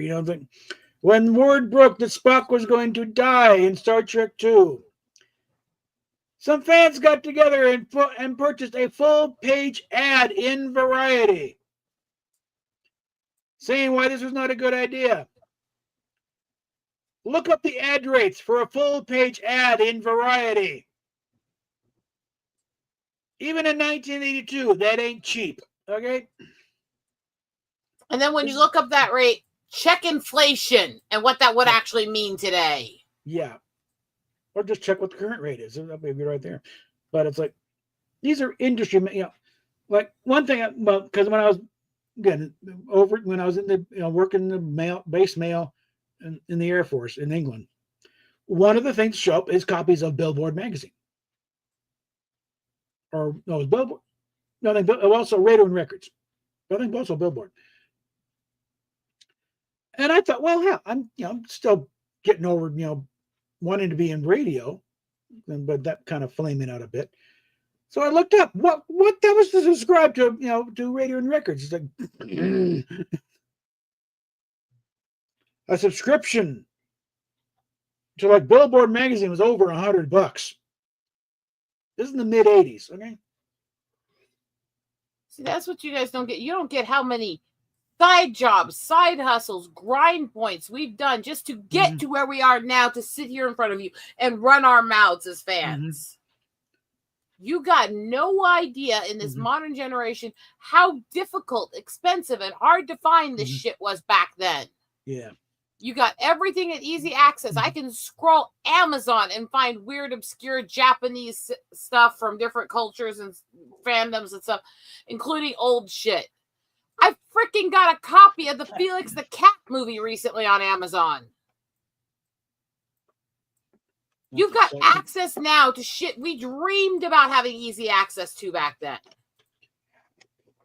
That's happen to have right here. This is sort of things we got into back in the day. There's old fanzine, Enterprise Incidents. That's something in there about. But this is one of the big Trek, the magazine for Star Trek fans. And eventually, a lot of these got compiled into a series of books, The Best of Trek, where they would take a lot of these articles where fans are submitting things, debating different aspects, why Vulcan is such the way it is. What isn't it? What do Andorians do for fun? That kind of shit, How warp drive works. And Steve Shives, these are the kind of fans of why you even have a fandom to begin with. You guys So think you start you'd going get anything without us? You guys think you'd be shit without us? You start poo-pooing a certain kind of fans. We built this fucker, okay? We made you.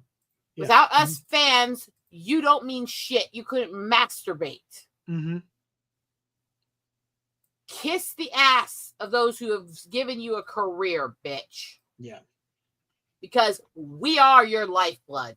And until you learn that, you're just as fucked can be. You want to play the game? You want to talk about fandom? Be a fucking fan. And be a fan the way we were. Go freaking broke working 6-7 jobs all over the neighborhood just so you can buy some fucking merchandise. So you can clutch it and go, my precious.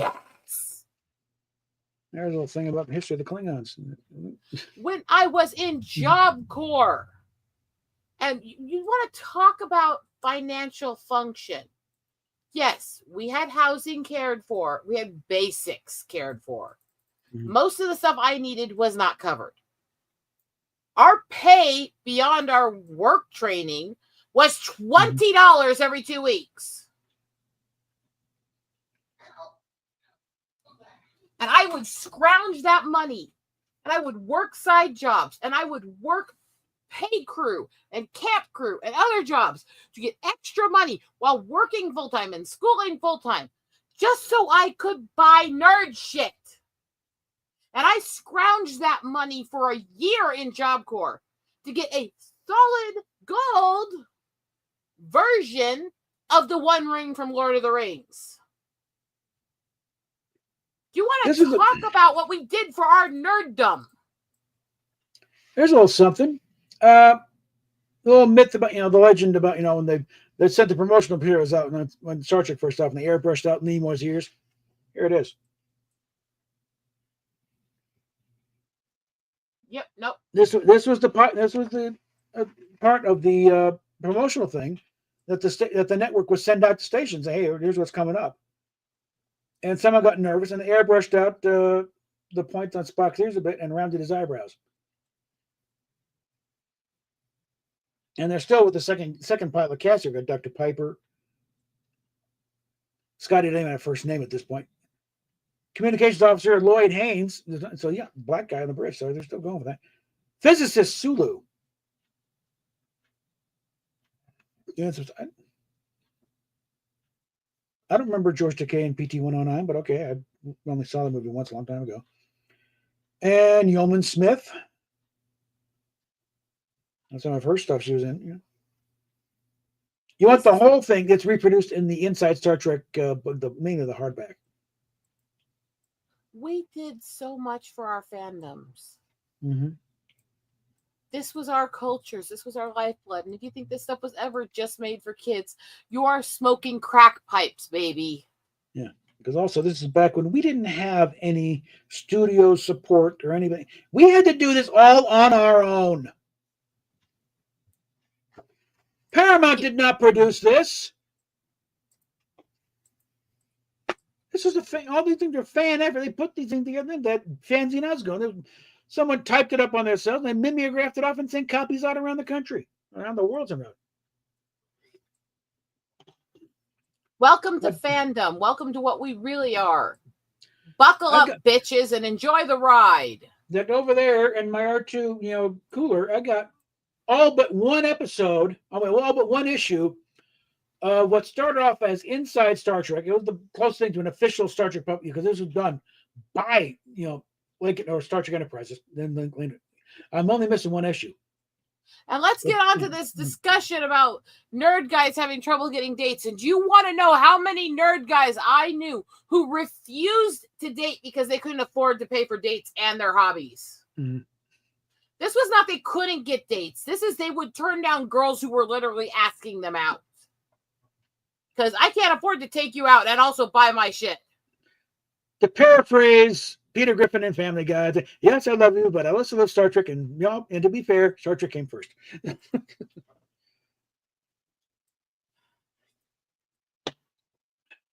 I've never understood these conversation points from these people. It's like they sit there and go, "Oh yeah, nerds. It's like, yeah, we're the lifeblood of society. We're the people who actually make fucking money and actually buy a lot. Yeah.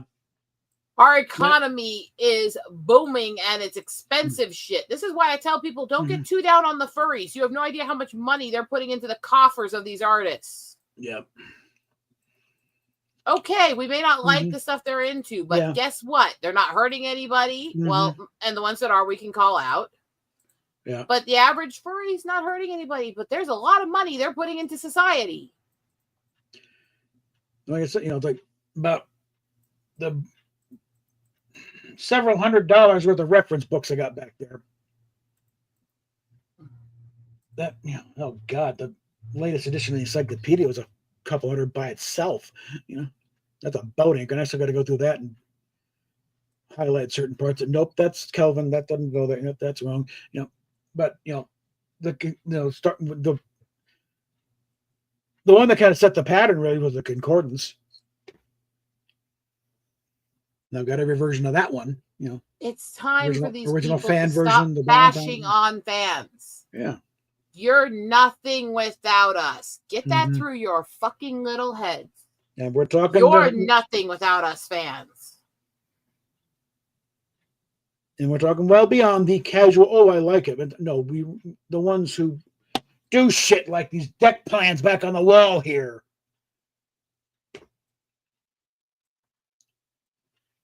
Who still plan on doing a final edition of the Concordance, hopefully in time for the 60th. I know fans who would absolutely laugh at me because I don't do the master level Gundams and stuff because honestly, I can barely do the easy ones with my tremors. But I still love doing that shit. I still love all this stuff. The nerd culture is not. People don't understand us, but that's their problem. But as soon as I can get room to clear out to work, I'm going to get back to working on the 350 Enterprise back there. You guys better adjust to the nerds because we've been here a long time, and trust me, we're not fucking going anywhere. Actually, that was part of the thing with the Big Bang Theory. It's like, hey, see, these guys, they get laid, they have jobs. Yeah, and we portrayed in the most ridiculous, over the top, stereotypical, insulting, childish ways. They could have made the jokes without making it sound like a 2-year-old them from Jockville. Yeah. That's where I can't stand it. It was so It read like fake poser nerd. They were welcome as conquering heroes at Comic-Con every year, though. Thank you for uniting us. Well, to some people, and not as much as that's been played up. But that's a whole other rant. Mm-hmm. I hate that show, as do most nerds I know. Mm. And that's why I said, yes, there are some who accepted it because at least people are seeing nerds. It's like, no, most of us didn't like it, but most of us that didn't like it, we're just not going to go to them. We're not going to sit there and yell at them or tell them they're not welcome or stuff. We're just, we're going to the booths we're interested in. And that's, I think, where the difference in a lot of this shit is. We don't want a war with people because we have different opinions, unless it's on the same thing. And then we want a war with them because we like arguing over our shit. Yeah. If we dislike things somebody else likes, hey, more power to you. Leave it for me, bitch. Mm-hmm. You don't have to like what we like. Just stop trying to take over and change it because you want everything to be your taste. We don't give a fuck about your taste. I mean, I know that's insulting, whatever. I don't give a shit. I like insulting you losers. Anyway, there's something. I didn't see this picture until years later. When Runberg's first presented with the 3-foot model while they're shooting the Rigel 7 scene. Go for it, Fruit Punch. There's one thing. There's one picture here of them shooting the other side. Since no, they used reverse decals. It's still the same side of the ship. It's flop the negative.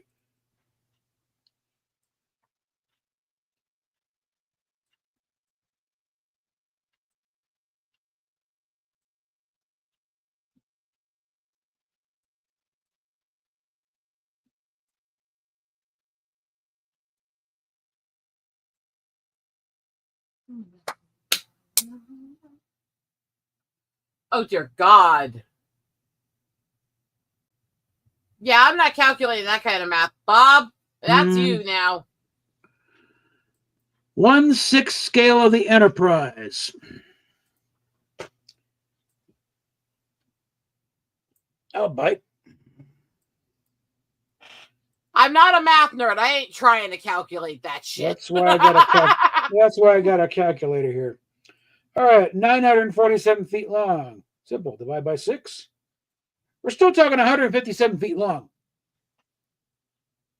You're talking about basically a ship-size shaped mansion. Yeah. There's one guy in Scotland, I think, is building a 1/10th, 1/20th. Yeah. I think 1/25th scale. So again, that's 947 feet divided by 24. This thing's still going to be 40 feet long. So, in other words, he's nuts. Holy shit. Yeah. And he's got a channel where he's going through and updates on this, that, yeah. And the other thing is, if you're building something that scale that's basically a mansion, you're talking millions. Millions of dollars to build it, and years. As far as 150, you better plan on moving in. Yeah. And your wife better be good with it, or you... Oh, I got, if my husband could get me to live in a mansion that was shaped like the Enterprise, and I could turn one of the big open rooms in it into my art studio. Oh, fuck yes. I would live that shit as a Trekkie nerd every damn day of the week. I mean, as far as moving into, I'd rather prefer Serenity. Okay, but Fruit Punch, the Millennium Falcon was supposed to be a small ship that only fit a handful crew. Not a giant ship with hundreds of people in it. You're talking about a very, very different scale. Still crazy to do it, but that's one thing. It'd be fun to do is a full size of Serenity, because that one is functional enough that if you can get the thing from tipping forward you know have rooms in the neck and also in the back section, but the big cargo bay, use it as a garage.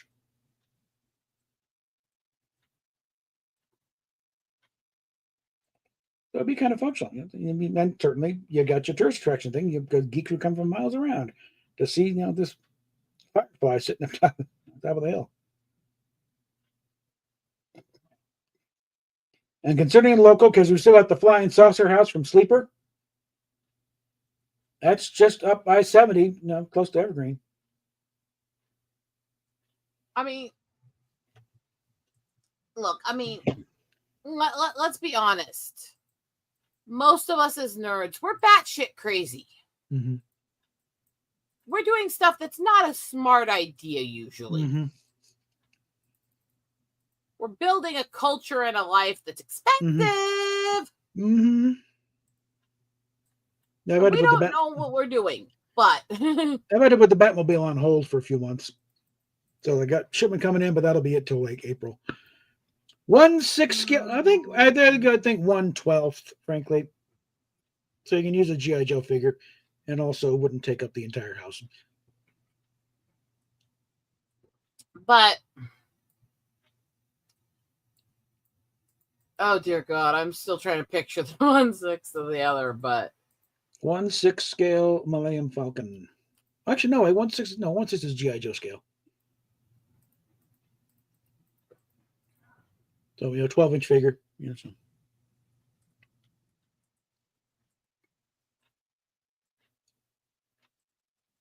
All right, now let's think about that. Hot Toys made a 1/6 scale Millennium Falcon. So figure Han's about that big. The cockpit is going to be about that long.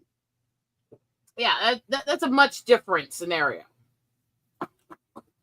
It's going to be huge. It's going to take up a good portion of the room, but ridiculously huge. It's like you're not going to fit that thing in the house. If you have a large house and you have a large room, you could make it work, but it would not be comfortable. It ain't coming out because once it's built, like there's no door. You're not going to have any doors big enough to go through. That thing. So guess what? It's it's no longer decorated. You better just put a big piece of glass over because it's now the coffee table. But that still makes a lot more sense than the freaking Enterprise. Yeah. Remember, the Enterprise is roughly the same size, slightly smaller, but about 20 feet of a modern aircraft carrier.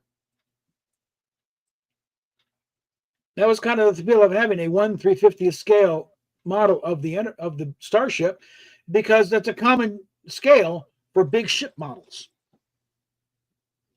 So you can have your 1/350 scale model of of the nuclear power aircraft Enterprise or one of these battleships, and you have a compare. Yeah, because we know these guys. We see the little planes. How big they are with the people. Well, here's the Enterprise next to it too. Holy shit, that is a big ship. And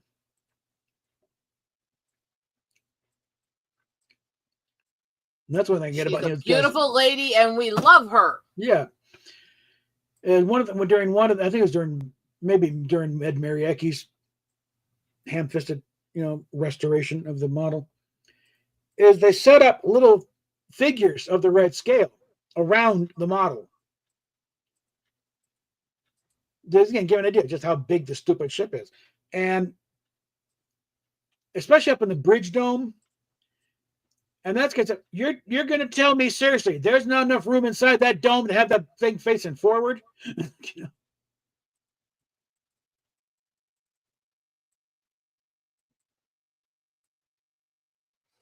Ah. 1/64th scale.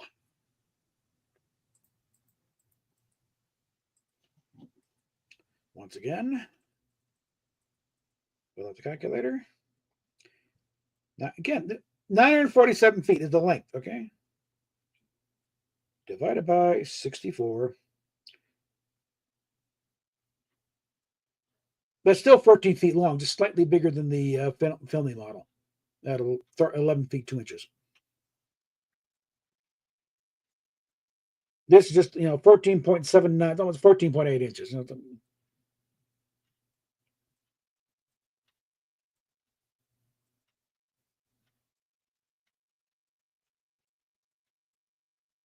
God, we are such nerds, aren't we? In fact, let's just make it official. What scale is the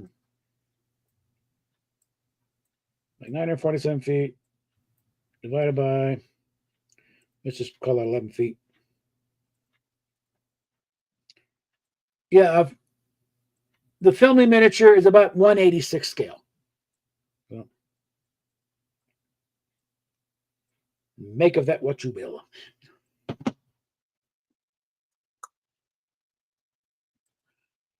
So we're almost at 5 hours. Yeah, we went nerdy today. Hopefully I'm tired. Hopefully this one goes as well as the last one that went a little weird. Because the one skin is like apparently kept people tuned in because it's made like $7.50.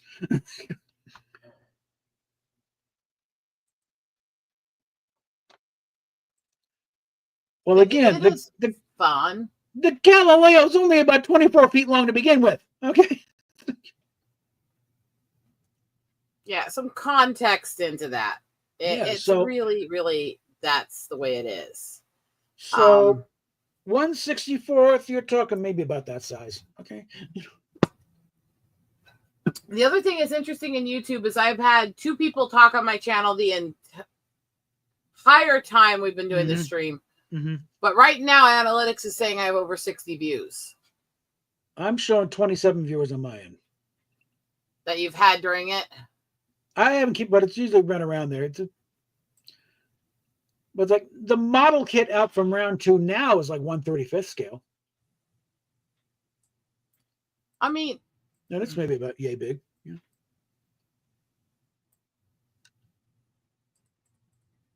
Then I think that's next on the conquest list. I think I'll probably get a 1/1000 Defiant first, but that's the one. That's the next big one I think I want to get is that one. I mean, the Defiant's not so bad for doing that with because it's not as big of a ship. No, it's like I said, it's about the size of a Constitution class saucer with the firepower of a Galaxy class crammed into it. And I like its approach. I like it. It's like, no, you want a Federation warship. No, it's not going to be the Dreadnought with the big 3 nacelles again. No, it's going to be real compact and packed, but overpowered at the wazoo. And well, that tends to be our military. We don't tend to make really huge planes for most of our powerful ones. Yeah. The really powerful shit tends to be small and easy to hide. Yeah, if you put a battleship next to an aircraft carrier, the aircraft carrier kind of dwarfs the battleship. Battleships are not small. Well, and if you look at a lot of the best fighter jets, they're tiny. Oh, yeah. It's easier to do stuff if you have less to drag with you. I mean, yeah. And the more you can hide, the more effective you are. I mean, yeah, a nimble little ship. Sliding into Star Wars, when doing the earlier X-wing fighter games. My favorite ship to fly is actually A-wing. I mean, the X-wing is fun. B-wing didn't do much with. The Y-wing handles like a pig. It's armored and it's got some big firepower, but it's a pig. But the A-wing, it's like, you may just get a couple of turbulars, but you can zip around all kinds of things. It's a fun little thing to fly around. But this is the nerdiest stream I think either of us has pulled off for this length in a while. Yeah. Now, the X-wing is a space superiority fighter, but it's meant to dominate whatever's going up against. But the A-wing is just fun.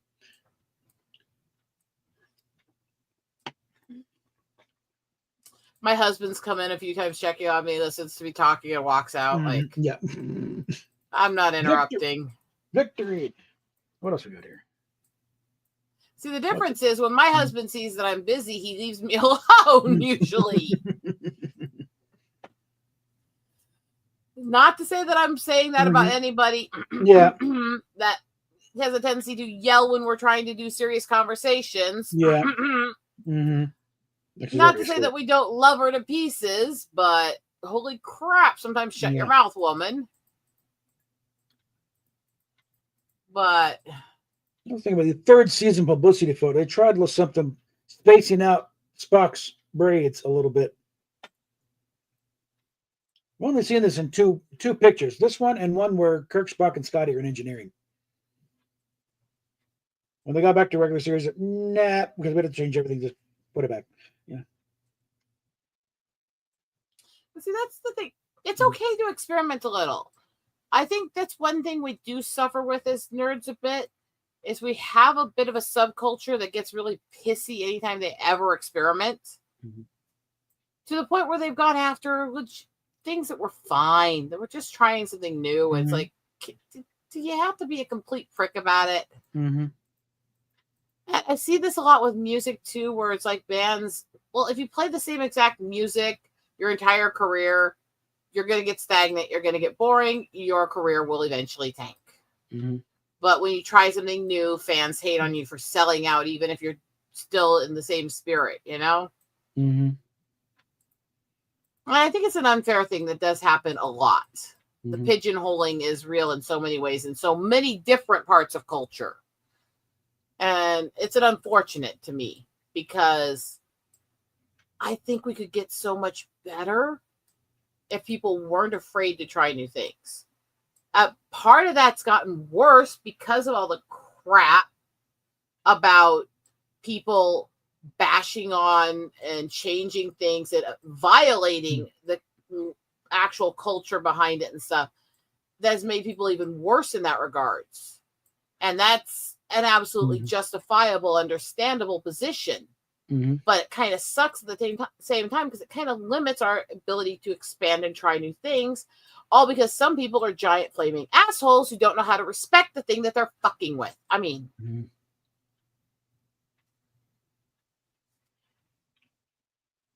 I'm speaking as this also as a metalhead and a geek lifelong, and yes, this is deep. It is cultural. It is everything we are. It's all that, but we have to be willing to try new things and grow.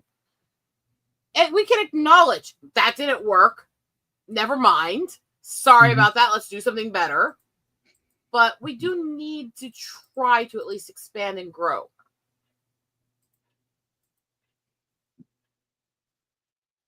And I think it is a fine line that's been very much damaged by this modern culture we have right now. Mm-hmm. But to be fair, even when I was a kid, it was really hard to get people in nerd culture to be willing to try new things. And it has been. Mm-hmm. Eventually, if you don't try something new, you will become stagnant and you will fail. Yeah. Mm-hmm.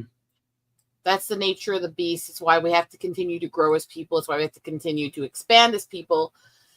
But it's got to be done in a way that's respectful to what's already been. You can't just throw away the culture that's already been created. You can't just throw away everything that people are and what they stand for and what they believe in to try something new. Within Temptation, bouncing around multiple types of symphonic operatic metal, trying some 80s rock, all this other stuff, it's all still centered around, we love rock and metal, we are rock and metal. That's fine. That completely makes sense. Rammstein going from rowdy party metal from Germany to German techno pop, not fine. Mm-hmm. Especially when they said they did it for money. That's the difference between trying new things and selling out.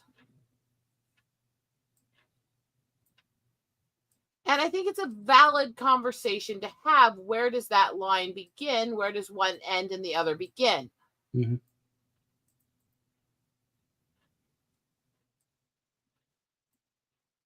And a conversation I think we need to have as a society at this point.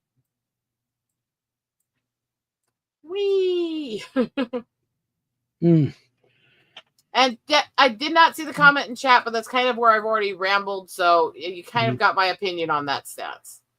And yes, it is absolutely our culture. It's our hearts. It's who we are. But we need to keep growing. Mm-hmm. That goes to people in faith, in culture, and religion too. if you're not studying other cultures, if you're not experiencing more of the world, if you're not studying your faith and growing in it, if you're stagnant and don't change, you fail.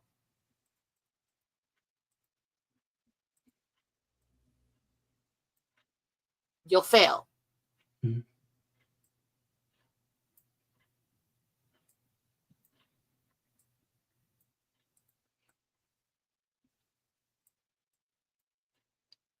I am such a dweeb. Anyway.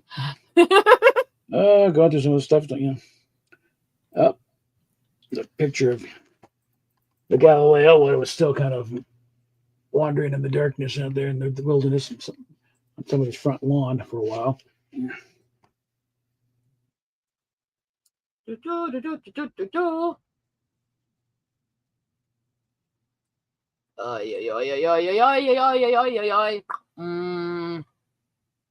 I'm getting dicky. Yeah, this is one of the ongoing items on issues of this old thing because there's even an episode guide here of the animated series.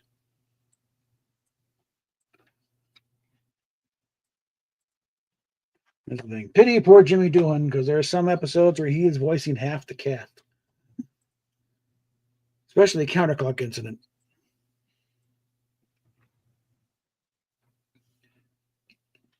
Mm-hmm. Whereas, like, he's doing Scotty, he's doing Eric's, he's doing Commodore April, he's doing one of the alien they meet there, and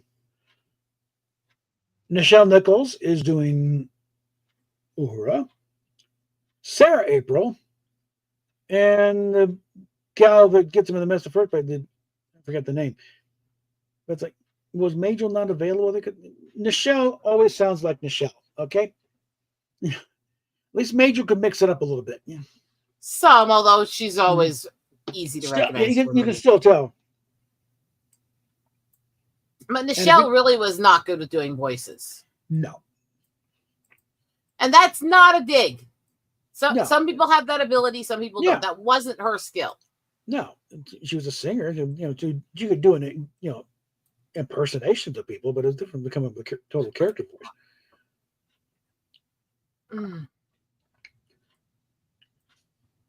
Like the episode Bem, it's like, why does this supreme being sound like Uhura?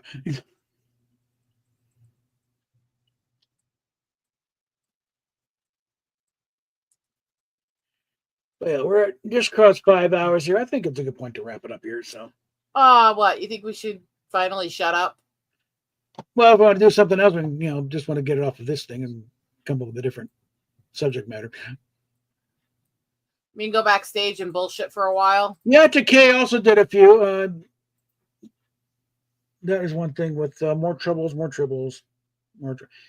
You couldn't get Bill Campbell to do Koloth. Come on, you got Stanley Adams for Cyrano Jones.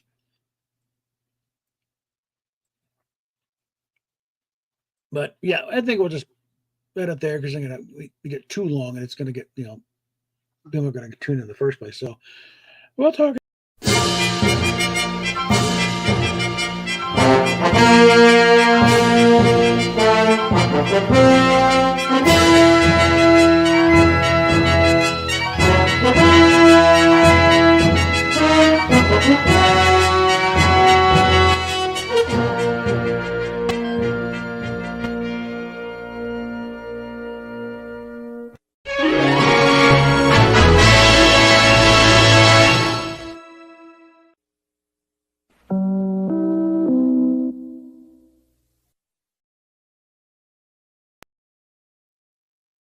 Turn that guy